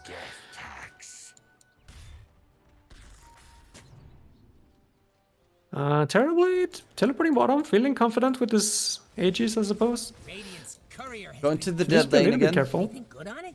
Yeah. Are they gonna opt against it? They don't know if anyone is behind them. And if enemy blinks in and there's a puck sitting behind the Terrorblade, he's just got evaded big time. Timbersaw almost has that load swoop done again. D-Flash being chased. Reamcold gets thrown out. He tried to place a Tombstone down, but quickly dies. Buyback immediately coming through though, but I don't know if they want to continue or fall back, and they don't know either. The toss from Dismar, yeeting Nango Flow right into a two-man stun. Oh no, he just accidentally killed his puck in the process, and Vengeance is out of mana. He can't really run away. Not that he dies quickly, but a slow but sure death will come through for the Timbersaw. But good recognition from the Radiant side there. The buyback from the Undying, realizing that meta is off cooldown and that Anti-Mage is at a very strong stage right now. Yeah, but that was just the most unfortunate moment ever. Like, the Hoodwink was stunning up the Snapfire on the side, and Tiny literally throws the puck into the stun. As that's unfortunate. unfortunate as you can get. But luck is a skill, as I say. Yeah. To a certain degree. Sometimes. Yeah, that's why, of course, Ogre Magi's are the most skillful heroes in the game. That's Spirit Breaker. Void Spirit's got a Dagon. He wants to deal with all those TB illusions. Oh. Okay. I guess you could use it to try and burst this TB down. I'm not convinced that it's going to work. It's because you see it a lot these days against Terrorblades, because Terrorblades get like super tanky, they get stanic and whatnot, and their illusions are like unkillable for anyone else in the game except for the main core. So they just get Dagon, so if they split push the side lane, you one-shot the illusions. Which is a nice tool. And of course the puck is also squishy at almost every point in the game.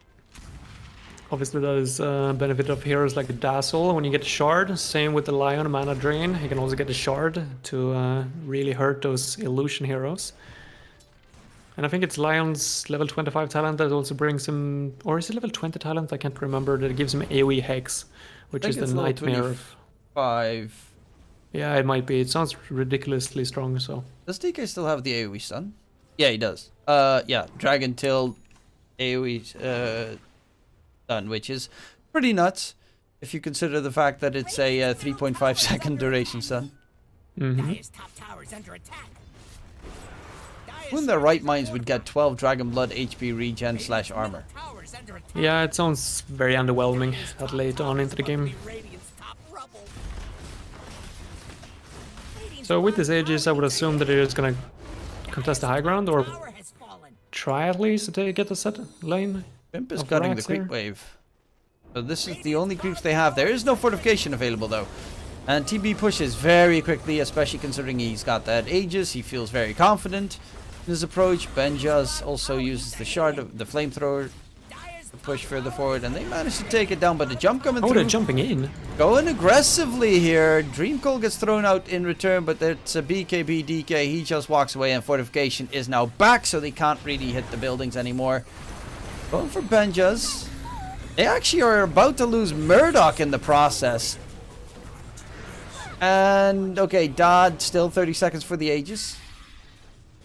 But it's kind of wondering why they're actually going for a fight here, considering they can't really do anything. The snipe comes out, Dodd's losing his life. FCR jumping away, does get to safety. 20 HP. He is dead, dies to Benjas. And I mean, there are no creeps.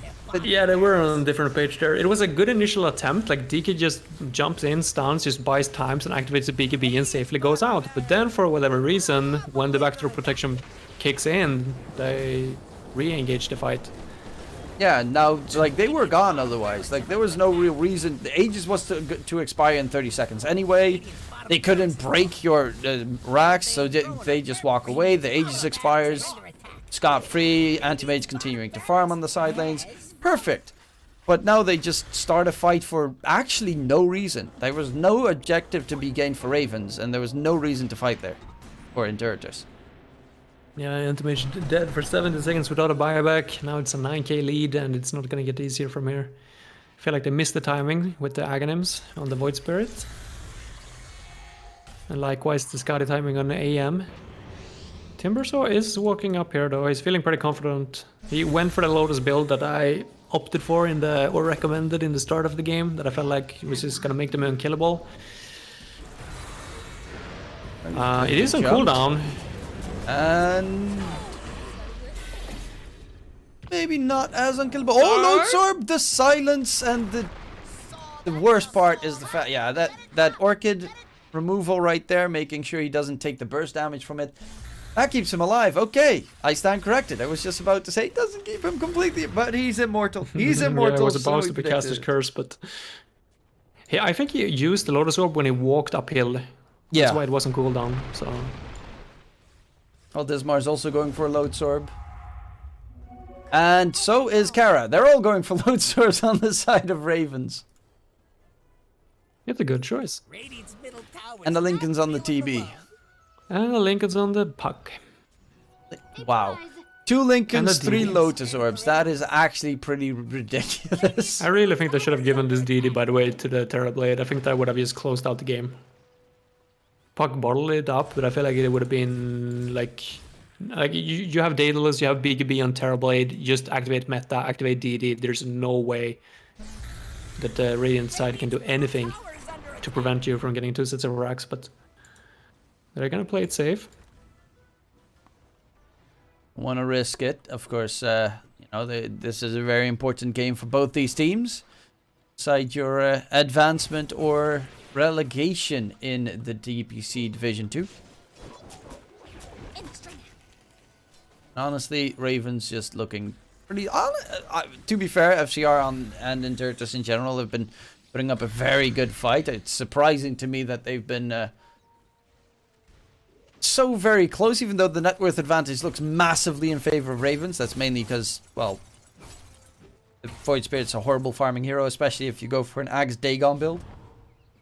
Yeah, that's true. And I think it comes down to the split push as well. It's just too powerful from the Puck and the Terrorblade with these illusions. There's no way for them to necessarily deal with it. They did opt for the Dagon for that case, I assume, to deal with the Terrorblade illusions and the split push, but every time they smoke, like they have tried a few smokes now in the past few minutes, they just cannot get out on the map.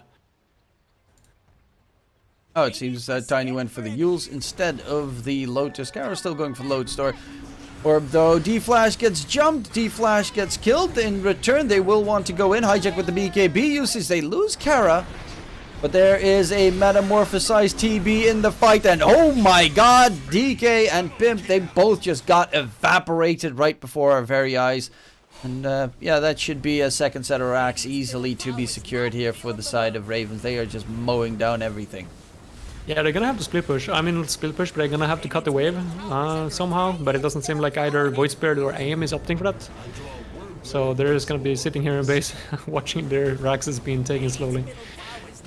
Luckily, they're still tier 2 top, so they can't get megas, but they can go for Roche instead. Jumping from the DK onto the TB. Can they burst him down enough? He's still a Sunder. They lose 2. Anti-Mage is not like even considering jumping on a TB during his meta. I don't really get why they would jump in onto the DK with TB with a meta. Like, what? Why? Yeah, he has both a Lincoln's and a BKB activated, or I mean off cooldown, so there's no way to kill him. Yeah, it was a Hail Mary, I guess. I mean, even then, like, take the L, lose the racks, fight for Roche. Yeah, they might just be a bit shaken. I mean, they should have cut the wave even before that, so maybe communication just isn't working out at this time. And there was a dieback on the DK as well, with the Void Spirit also being forced to buy back because of it. Ouch. Rough. That's gonna delay that Dagon 5. Yeah, because we're gonna ever see that one. He's even going for the Kai Assange. Anti-Mage closing in on level 25 at least. I don't think that necessarily is going to change anything. You're gonna get a 20-second Mana Void ultimate. Maybe if Puck somewhat screws up, maybe if they smoke and take a miraculous Roche fight, they could turn the tables, but I think that as long as Ravens just keep the formation, there's no way. They want to go Roche, sort of. Yeah, sort of. They- Terrorblade is just waiting doesn't. for his meta, it seems. Just chilling in the forest. He's got a butterfly now as well. And almost the entire Hurricane Pike added on top. Yeah, that should be easy pickings Roche, especially because Kara, of course, with the little shred has got that added armor reduction, which is always a nice tool. Yeah, I really feel like the Radiant needs to, to try and speed push a little bit more as well to deal with these creeps. I mean, they should be aware that the Roche is being taken at this time. So even if they die for it, they should just head over to the dire sides like tier 3 towers and just cut the waves. Kill the creeps, do something, because the second that the dire comes knocking on your towers, you're as good as dead. There's no way you can ever win a team fight. Your only hope is by spreading out the members of Ravens and then just hope that they make a mistake. Now it's gonna come down all to a 5-on-5 team fight. 25k net worth deficit, and Murdoch being spotted out at the start of the fight, so his sneaky shenanigans won't come through just yet. Dodd using the Demon Seal for the extra attack speed. Does still have that meta, Sunder, everything he wants. PKB, Aegis, Manta. They find themselves a very quick catch. That is Hijack taken down, and another one added in. Why did he blink in? I'm not entirely sure. They popped the tombstone as well, so maybe they decided to go, but I get half of them Yeah, they decide to go. BKB popped by Dad. They're going for the fight. Mana Void gets used. A lot of damage comes out, but the damage from the Dire is just too much. They're dropping a little bit low. FCO still alive. They're going to go for the Undying right now. D-Flash taken down. That should be mega secured. They buy back on the Undying, but honestly, like, this game is over. yeah, it's been over for quite some time now, I feel. They're just hoping for a miracle at this point.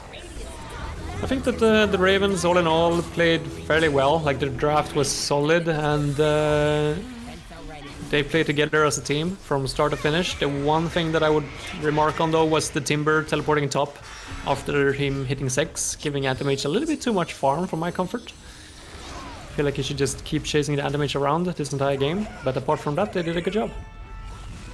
Yeah, it was, it got a little bit dicey at certain points, but that fight bottom lane, where there was no real reason to have a fight bottom lane, at the racks, for instance, those just weird engagements, DK jumping in for no apparent reason twice in a row, in the middle of 4 enemies, and then be like, oh, they killed me, what a surprise. Yeah, no, there definitely was something off on the Interta side. And honestly, they need to step it up, because the Ravens are a team that are definitely very dangerous, definitely very scary, and they're looking to take this series 2-0 if Intertas do not change their playbook. But yeah, we'll go to a short little break until Game 2 is on its way, so we'll be right back. Don't go anywhere for some more South American Dota.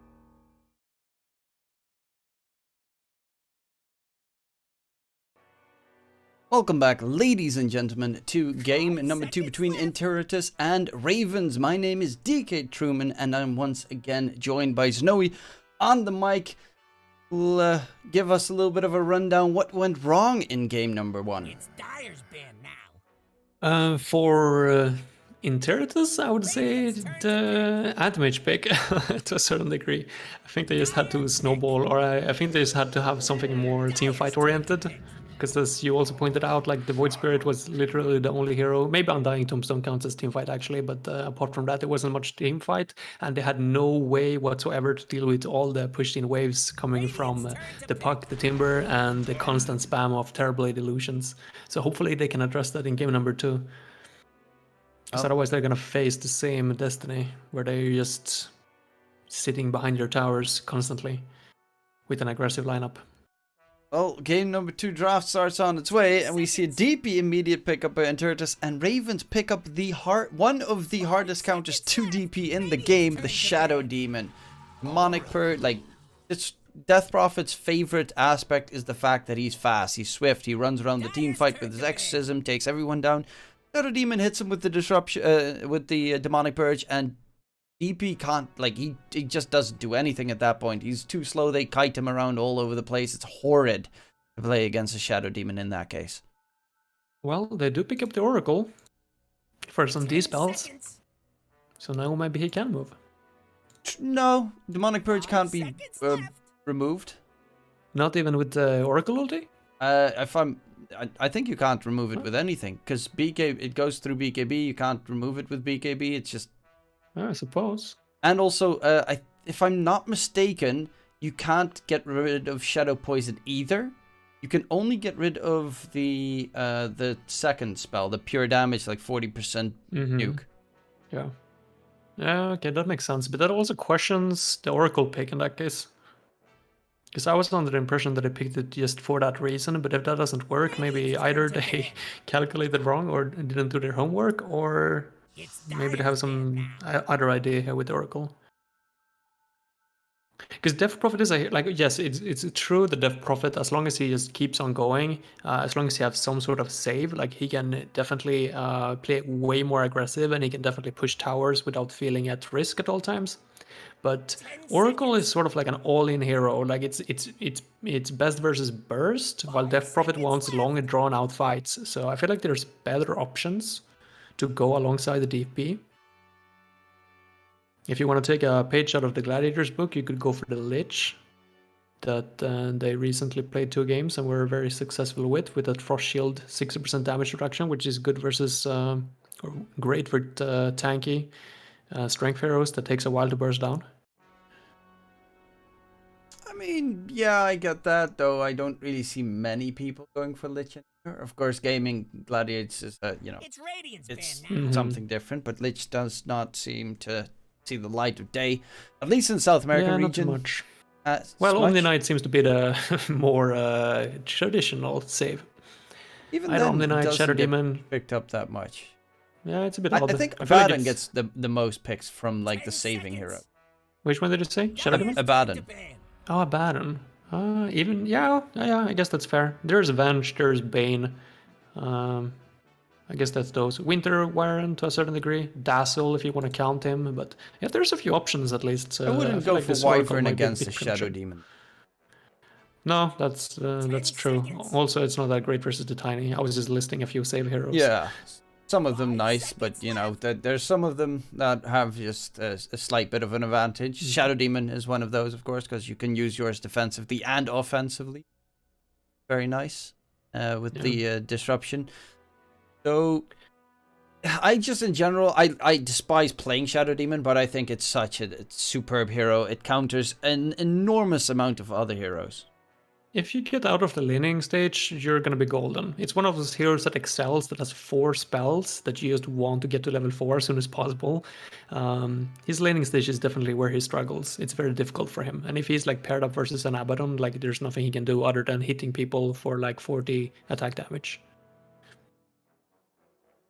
So we will see if they opt for Shadow Demon position 4 or Shadow Demon position 5. But another thing about Shadow Demon here as well, like playing into an Oracle, is that you can just disruption. If you're in range, that is. If you can just disrupt whatever hero gets Oracle ulted. Which is quite a good counter. Storm Spirit, okay. Storm Spirit's always a nice hero to have in the current patch. It just excels very quickly compared to other mid laners. And of course he's one thing that I always despised about Storm Spirit back in like the olden days was that the hero fell off so completely. Of course the level 25 was great with like cutting creep waves and such, but right now the other one where you get like the multi where it bounces, is electric, whatchamacallit, it does make the hero so strong in the late game. If you get an Aghanim Scepter, you can wipe an entire team on your own. Yeah, not sure how well it does versus the DP on in the mid lane. It's probably slightly DP favored, but Storm has the option to go Woods very early on. And Oracle is one of those heroes that hates anything that jumps on him in the backline. Like he has like 0 defense mechanics or defensive spells, unless you want to actually commit the ulti on yourself. So one of the most typical Oracle counters back in the day was always the Spectre, because you would just pop the ulti and you would just one-shot the Oracle. Problem solved. No save anymore for you. And Storm Spirit sort of operates in a similar way, but you would need some hero to provide vision so that you could actually find this Oracle. And this Nyx Assassin I like a lot. Superb against the Storm Spirit. Also great against Tiny and Shadow Demon because they have like AoE area effects where you can get them stunned yourselves. You've got the mana burn against Storm, which is also so sublime. That is a hero I just never would have expected to see just yet, especially not into a Kunkka. Yeah, I agree. I was just about to say. This hero has an atrocious laning stage now, since in the last patch his Wolf's damage was nerfed significantly. And playing into this Kunkka with his Whiplash is not going to be a fun time. If they do indeed opt for this Kunkka in the position 1, which I feel like they should now when they see this Lycan pick. Like could you put Lycan in position 1? I guess you could make some lane swaps. Not necessarily sure if he's going to have a fun time versus DP either though, or whatever position 3 they pick, but the Ravens might be looking to make some lane swap here. Yeah, it's, I mean, the one thing that I'm, of course, thinking, you could always make off-lane Lycan with the safe lane Tiny, get that Ags and just go ham. Yeah, that's true, but Lycan Shadow Demon lane, that sounds like one of the weakest lanes you could possibly pick. Shadow Demon 5, possibly. Yeah, I would hope so. Certainly hope so. Like, you can disruption the Nyx Assassin whenever he uses the Carapace, which just keeps him in place and doesn't activate the stun, obviously. I'm not sure if they put, like, Kunkka and Shadow Demon has a very interesting relationship, because Shadow Demon, obviously, if he disrupts a teammate, then Kunkka has a perfect setup for his spells, but at the same time, like, if Kunkka X-marks someone, then Shadow Demon can easily just save them with disruption, so it's sort of like back and forth, and in the end, I feel like it sort of favors Shadow Demon. So I feel like Interitus is picking a lot of heroes into this Shadow Demon. Like Oracle, Nyx Assassin, Kunkka, even Death Prophet to a certain degree, like all of them just struggles big time with the Shadow Demon. 10 seconds. Shadow Demon counters their entire draft. Let's just leave it at that. But that's normal Shadow Demon. Is it though? I'm not sure. Like, Interitus needs a lot of, like, first of all, they need some sort of solid jump. Like, they have no jump. Like, this Nyx Assassin is going to be around, but he's going to be facing a Tiny, a Storm Spirit, a Shadow Demon. Like, it's very risky. If they have a sentry on the ground, this is going to end up feeding. And they have no follow-up on his stun, no follow-up on his Vendetta. Like, who's he going to play with? There's nobody so far. They need to pick a final hero that plays around the map and that utilizes the Nyx Assassin. And this Kunkka pick, it's not one of the heroes that benefit from the false promise. Like, it's not a Luna with Satanic, it's not a Troll, it's not a Terrorblade that can get a Sunder off. It's nothing like that. Like, Kunkka, like, it doesn't matter if he lives or dies in a lot of cases as soon as he's used all his combo pieces. This Death Prophet is going to have to do some heavy lifting, or this last pick from Interitus that we're about to see in 25 seconds. banned out the Sven. I mean, they of course expect the Tiny to be a position 4 as it was in the last game, where we saw some very good Tiny performance coming out. Question mark. Okay, the Naga? I mean, they banned the Sven, of course, because they don't want to have an illusion-destroying hero, but...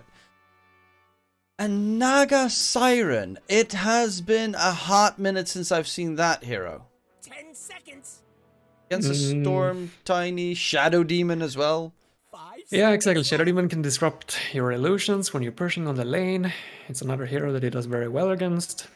Like, he fares well versus the Lycan on the lane, and if they want to use this song whenever Lycan presses his ulti, but... Tiny safe. Yeah, it's safe. Like, this looks very rough for Interitus. They're gonna have to run over their lanes, but I feel like Ravens have the superior lanes in at least 2 of them. IO Tiny, classic combo, Shadow Demon Lycan, should be A-okay against the Naga Siren, plus Oracle, to a degree. Storm mid up against the up against the Kunkka is gonna be, honestly, they can definitely kill each other, but I think I rate Nango Flow just in general a little bit higher than Murdoch, and I personally think that this is gonna be a 2-0. Sure, looks that way. Storm Spirit probably has the edge. Kunkka can get some kills if Storm Spirit were to over commit slightly, but both of them have the option to just go woods whenever they feel like they're forced out of the lane, so both of them should definitely find a lot of farm. I'm mainly concerned about, or mainly going to be focused on this Shadow Demon Lycan lane, how they fare. Like, if the idea is to pull the lane with wolves behind the tower, or whatever they're looking to do, because I don't think that Lycan is able to trade anymore. And obviously Oracle, I do believe, I know that we mentioned it earlier on in the draft, but I do believe that Oracle can dispel the Shadow Demon stacks. No, you can't. You can't dispel. You sure? Yeah, because I know that Okay. Abaddon's, like Aphotic Shield doesn't get rid of it either. Oh, So you can literally guess I keep would- stacking it okay. onto the Aphotic Shield, onto an Abaddon, which is just absolutely. I think it changed like 3 big batches ago now. I see. Yeah, cannot be dispelled. There you go. Prepare for battle. Same with I guess Demonic you- Purge, cannot be dispelled. Yeah, I guess you can try and time Fate Edict whenever you think that Shadow Demon is gonna proc it. Yeah, I mean, it is a pretty... Yeah, it's very far-fetched. I mean, that's the same as like you're playing against a Silencer and you predict that, you know, you can get the Fortune's End off on time while the Silencer pops his ulti. You know, there is a absolutely. possibility, but is it gonna work? Not really. No. Oh, look at this though. Shadow Demon walking into a trap. Okay, He hasn't skilled anything yet. look, is he gonna go Torrent? Yes, indeed. Dismar, body block comes out. Disruption will get taken down by Pimp for first blood. Did cost the Kunkka Torrent for level 1, which is slightly annoying. Yeah, I like how Death Prophet held on to his Crypt Swarm that entire time just to get the last hit, and Nyx just snatches it from him. It's like mine. Well, you know, it's You're more looking to important play on the Sentry here. Nyx because he doesn't have any regen right now. So at least now he's sending in a bunch of regen towards that top lane. I always wanted That to they see are? an ancient fall. Yeah, that's I mean, I think the Nyx is just gonna be constantly pulling the lane, so that DP isn't forced to last hit versus this Tiny. Like, obviously DP does very well versus Tiny IO because it's percentage-based damage in your Spirit Siphon, but when it comes to last hitting, it can be a bit difficult. Yes, you have the Crypt Swarm to help you, but there's a limit to your mana, so I think Nyx definitely should look to pull as much as possible. And the attack animation is horrid. Yeah, agreed. That's why I play Death Prophet position 5, I don't have to worry about the last hits. Oh, I just don't touch the hero. It's so broken, this patch. So fun to play. And you have a large AoE silence that actually opens it up for support as well. Yeah, but the old one was instantaneous. Perfect. Oh yeah, true.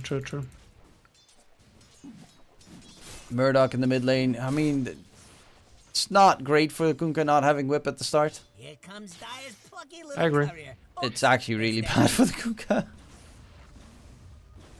I mean, at least you don't have to worry about getting the range creep denied, because that's typically a concern. Like, you're gonna always have to hit the... okay, and now he just did it.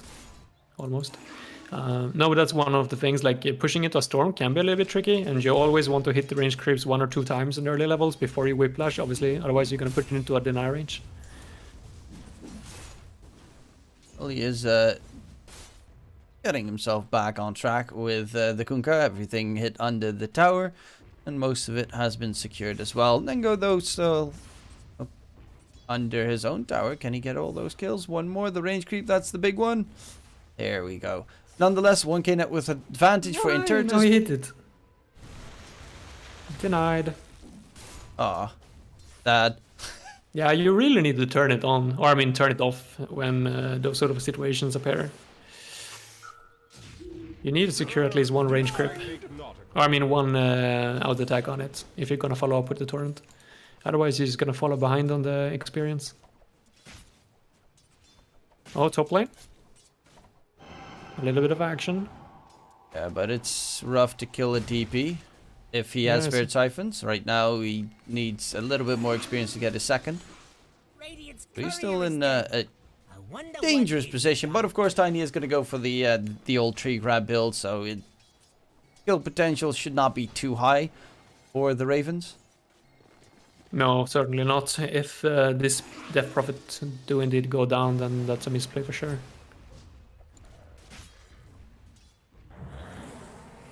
Meantime, Dismar stacking the jungle nicely. There is a sentry play so that they can't go for ancient stacks, which is actually pretty big. Yeah, I like that. I think it's an underestimated sentry for sure. When you're playing versus these sort of like tiny Medusa lineups that can just clear the tri-stack early on. It's only 50 gold, and it can save your team or prevent the enemy team from at least like 400 gold maybe.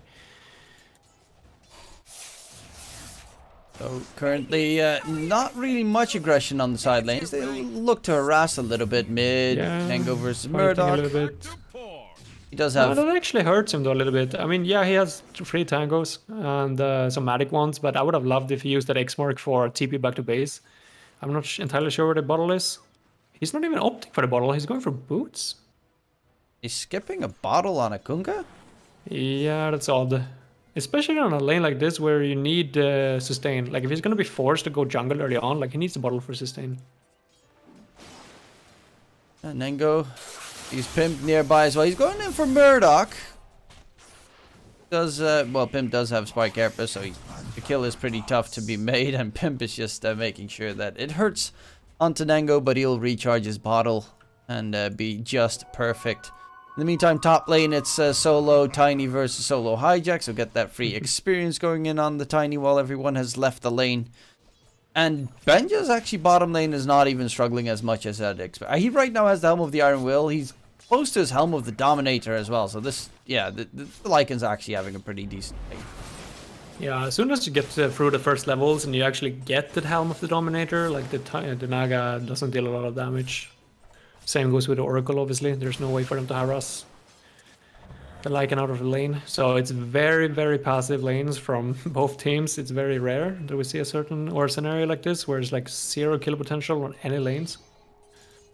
As soon as level 6 happens though, I believe we should see some kills happen. Probably in the mid lane for the Storm. Or for the Lycan. Can run down the Oracle, for example. I wouldn't have minded 1 level in Ensnare from Naga. Oh, there we go actually.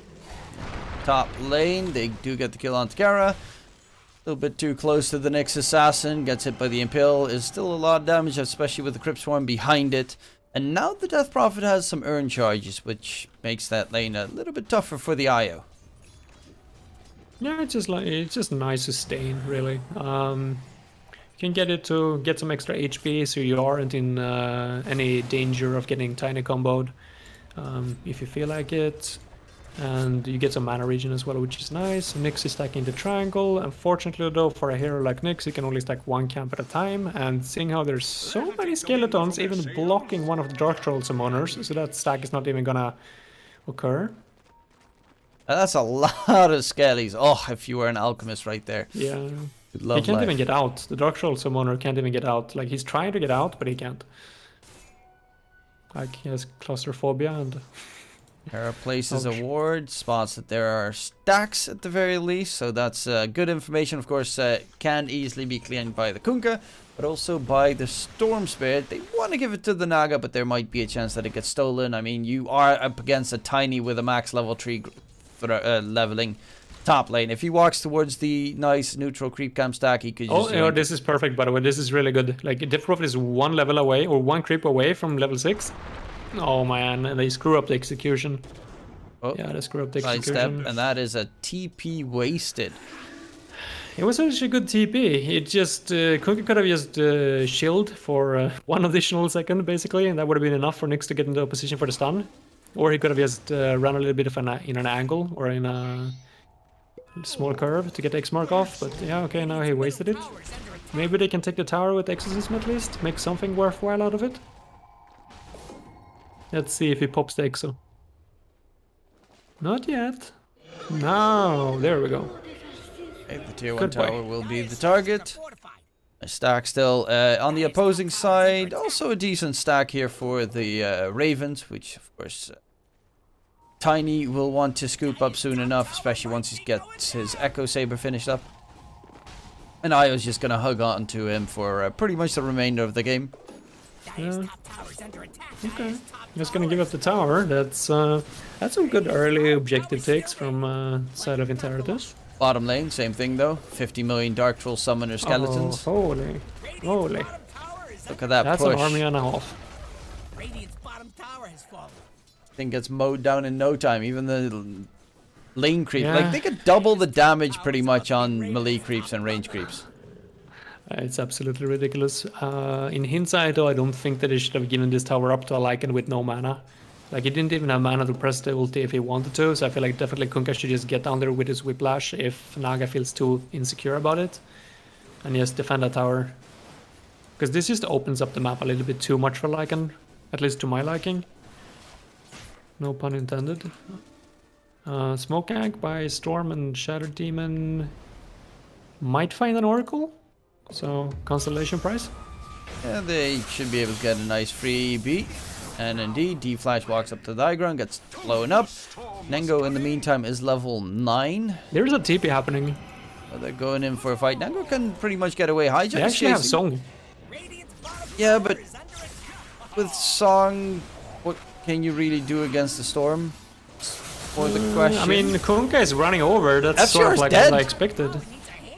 And there's the chase from the Lycan as well. Hijack's going to be the next target. Okay, find the Death Prophet. Look for Pimp. Make that 3. What are they doing? I don't really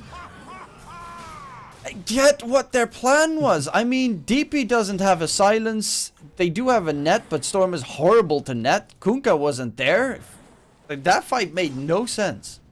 Yeah, I mean, that's why I opted for the silent, for the song. I felt like that was the only logical explanation for why they would take that fight. And Kunkka was running over, so maybe the song would have bought enough time at least. Or if anything, at least they could have disengaged from the Lycan ulti. But instead, just opted for nothing. Ben just continuing his bottom lane push with the Raised Dead army. Go! Look at that. That tier 2 tower is gone in no time.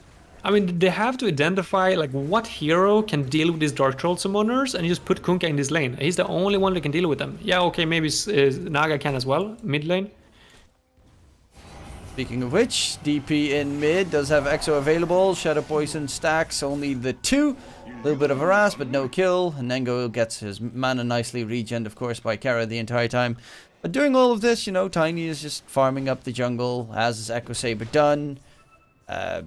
FCR still is second in net worth, but that is also the power of a Naga, which feels like a Naga from all the heroes in the game, I guess, except for Alchemist, probably farms the fastest.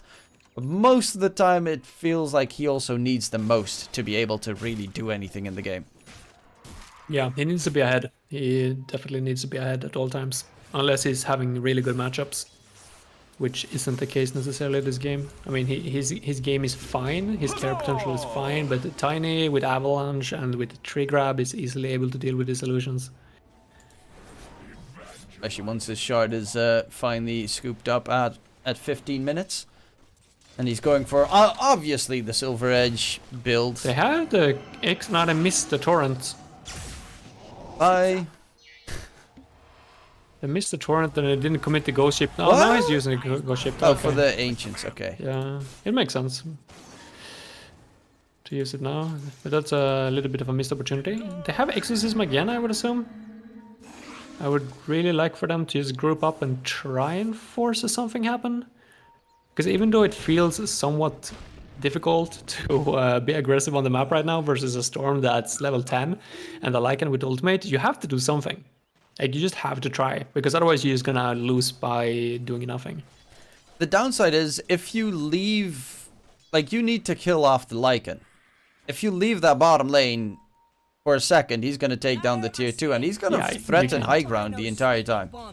Like, this Naga, or like either Naga needs to be down here and you need to place a ward to defend her, or you need to have Kunkka just constantly just sit down here and just hunt the Lycan. Because right now Lycan is having the time of his life. He's allowed to farm, like, look at him, he's farming 2 camps at the same time with his Dark Troll Summoner.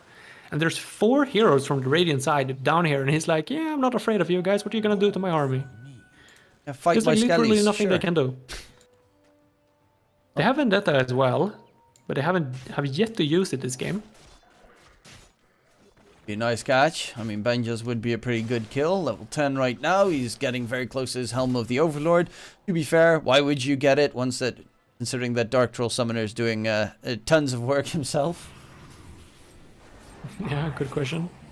Like, even if this Nyx uses his Vendetta and this Kunkka lands his entire combo, I don't think it's enough to kill the Lycan at this point. They need a third member or a third teammate. Oh, zip in. Silence comes out onto FCR, but Nengaflow with the Haste Rune forces out TP's top lane and just disengages. So that's a nice move. Good bait. Forces Yeah, at force least- the rotation. Now they know exactly where the supports are, which means that Lycan can feel safe. And they're even setting up now bot lane. Yep, Murdoch. Silence comes out. He's going to get caught. Didn't get his spells off in time, but no man on Nengaflow. They'd relocate in as well because, I mean, that's pretty much the big problem. You've got a Storm, a Lycan, and an Io in your lineup, so they're going to be jumping all over the place. Indeed. And you need to recognize that as a core player, like in Kunkka, like when you're 2 supports, you suddenly TP through the top lane, that you are going to be extremely exposed down there at the bot lane. If not for the Storm Spirit, and obviously they relocate. And now I think this Lycan is going to be able to get this tier 2 tower, unless his fortification is up, which it is. It's going to be popped immediately. But he just... And DP goes down in the middle. I'm more interested in the bottom tier 2 tower. Who cares about the couple of kills that we've seen this game? That bottom tier 2 tower needs to go down. No, Dark Troll Summoner. Oh, he actually Rip. gets Rest in taken peace. down. But he can take up a nice Ancient Creep for his troubles. And he does get the Ancient Granite Golem for the nice HP percentage aura. They're fighting in triangle. D-Flash gets spotted out. Luckily enough, there's no ward. Otherwise, Pimp would be... Okay, there's a ward now. So Pimp get a little bit close to Nengaflow and you die. Speaking of Mid lane? dying, mid lane going in for Dad. He does have... he is pretty tanky, but is he tanky enough? Disruption save comes out. Kara doesn't have a relocate available. He is going to go for the heal onto Dad. Doesn't get his healing off in And now Storm, time. no mana. Yeah, that's a little bit of a whiff. He does even have a regen rune bottled up, and that is a very huge double kill coming in from Intertus with Can you immediate tower turn this take. into anything? You have 30 seconds. Exorcism is still running, but they need more than a tier 1 tower to get back into this game. I don't think they can get it though. Naga is actually looking. This is the right approach. But Io reads the situation and backs out. How are they Naga, gonna get this tier 1 tower though? Like they're even struggling to get it. Dismar spamming. Pimp taking a lot of damage, running There we away. go. But yeah, they do manage to take the tower. I actually, like, FCR on that Naga is going for a very interesting build. He went Manta style, and the next item is going to be the Ag so that he can ensnare people while they are magic immune or sleeping. Oh, Is superb against a Tiny or a Lycan, for that matter. true that. I was just thinking if they saw Oracle up here on the top lane, on this top ward. I feel like they do. So it would be quite a good relocate opportunity, I feel, to try and bring this Naga down. Dire's top tower is about to be Radiant's top rubble. Nick spots this rotation out at least. They have an Orchid on Kunkka. They're gonna opt for this kill. I think they have the damage. Dire's top tower is under attack. Well, Nengo gets caught out again. The Storm, his second death. There is a rotation coming in. Benjas is nearby, but they need more. They need definitely the Tiny if they want to take any engagement for the foreseeable future. And it's only a 2k net with lead. It dwindled pretty quickly from 5 to 3, from 2. Under attack. Yeah, I thought this game was already over, but all of a sudden here we are. Okay, it's back to 3k at least. This Nyx Assassin has almost 2k gold and he's opting for a Blink Dagger, which is quite a question mark to me. I don't necessarily see what he's gonna do.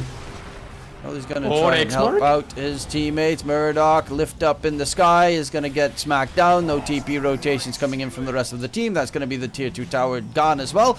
Bimp on the run, does have Spike Carapace, should keep him alive for a little bit longer, but can he get away? No way, Jose. They can keep pushing. Yeah, the creeps are the creeps are not there yet. Oh, so back to protection comes in. Oh, okay. I think you still, yeah, you can chill here for a little bit, just force some rotations. You need to be careful though about the song. Like if this Naga teleports and uses song, yeah, okay, they're gonna fall back. They're gonna 40. No, they're gonna stay. Actually, they have vision up on the top lane on the Naga, so they see if she TPs. I think that's the reason for why they're so confident. That's just a straight up tier 3 gone. Okay, thank you very much. It's good recognition, like they kept track on the Naga and just made sure that she didn't TP to put up the song. Because you don't want to take a team fight right there when you like an ultimate is off cooldown. Lycan, he's getting himself the Ags next, which means you're going to have a terrifyingly dangerous Tiny running around the team fight with an Io at the same movement speed hunting after him. There's a DD bottom now as well. I haven't quite spotted it. I wonder if they're going to give it to Tiny and go for Roche, or if he's just going to bottle it up. He wants it. Oh, Kara needs to be careful. Gets Orchid did, but there is an army nearby. X-Mark looking for the IO kill would be a pretty nice one. Ghost Ship gets thrown out, does not connect. The IO is still alive. Disruption save comes in. They're going to go for the backline. Dad with the right clicks onto FCR. Does he get the song off in time? The toss up in the sky. FCR gets taken down. No song coming through. Hijack 3 poison stacks. And is also just straight up dead. Murdoch into the Roche bit with another TP attempt. He will be able to disengage, but that is going to be the Aegis secured. And Ravens just all of a sudden, they came with a very, like, Kara played the perfect distraction. They came in from behind and they just completely surprised everyone.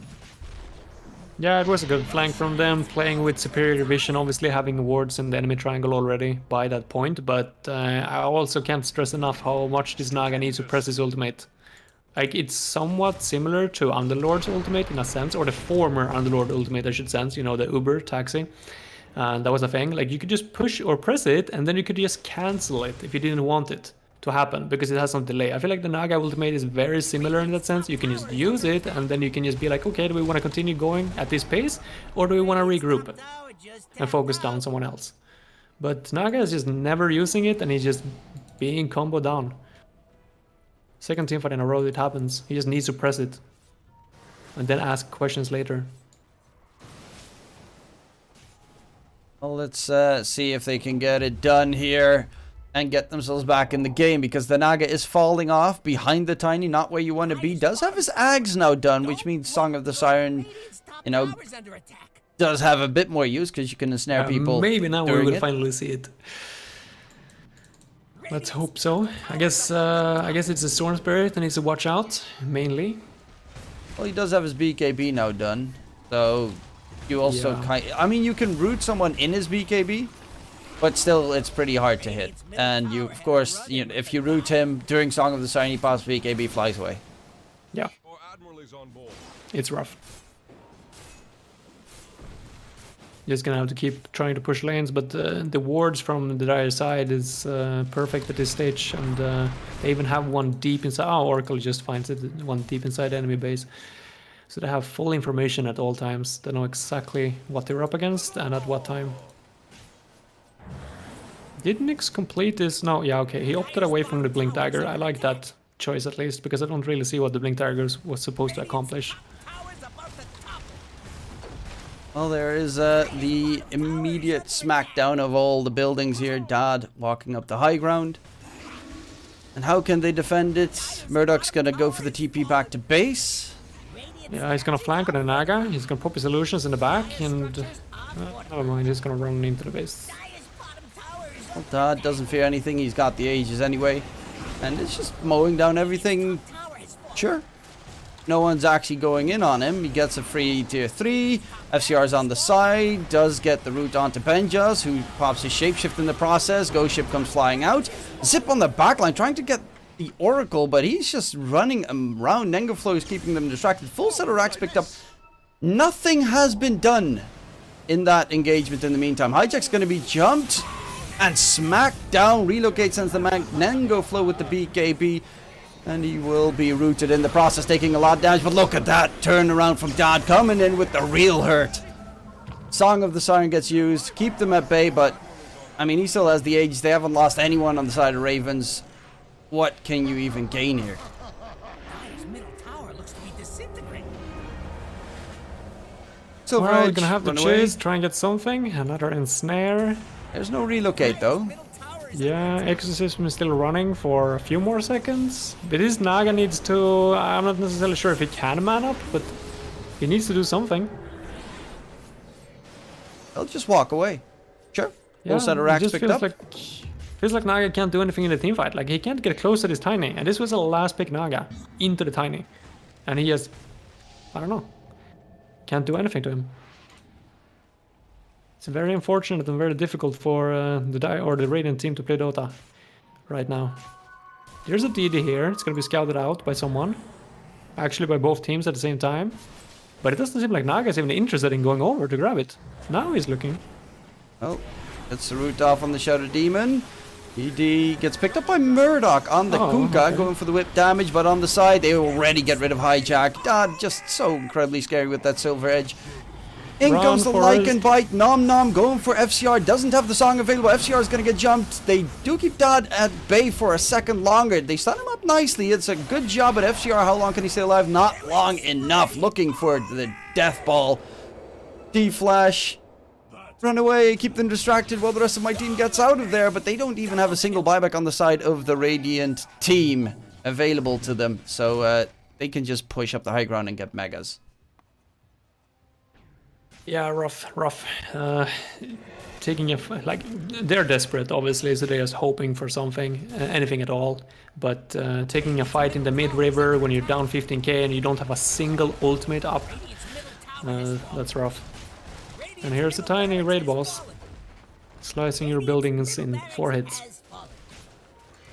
I mean, what does the Ags really do on Naga? Like, I Not get much. it. That's kind of like the only build I ever see on Naga these days. But still, that's also the reason why the hero doesn't Yeah, really I get think the any question play. should just come back to, rather than the build, should just come back to why do you last pick this hero into a tiny?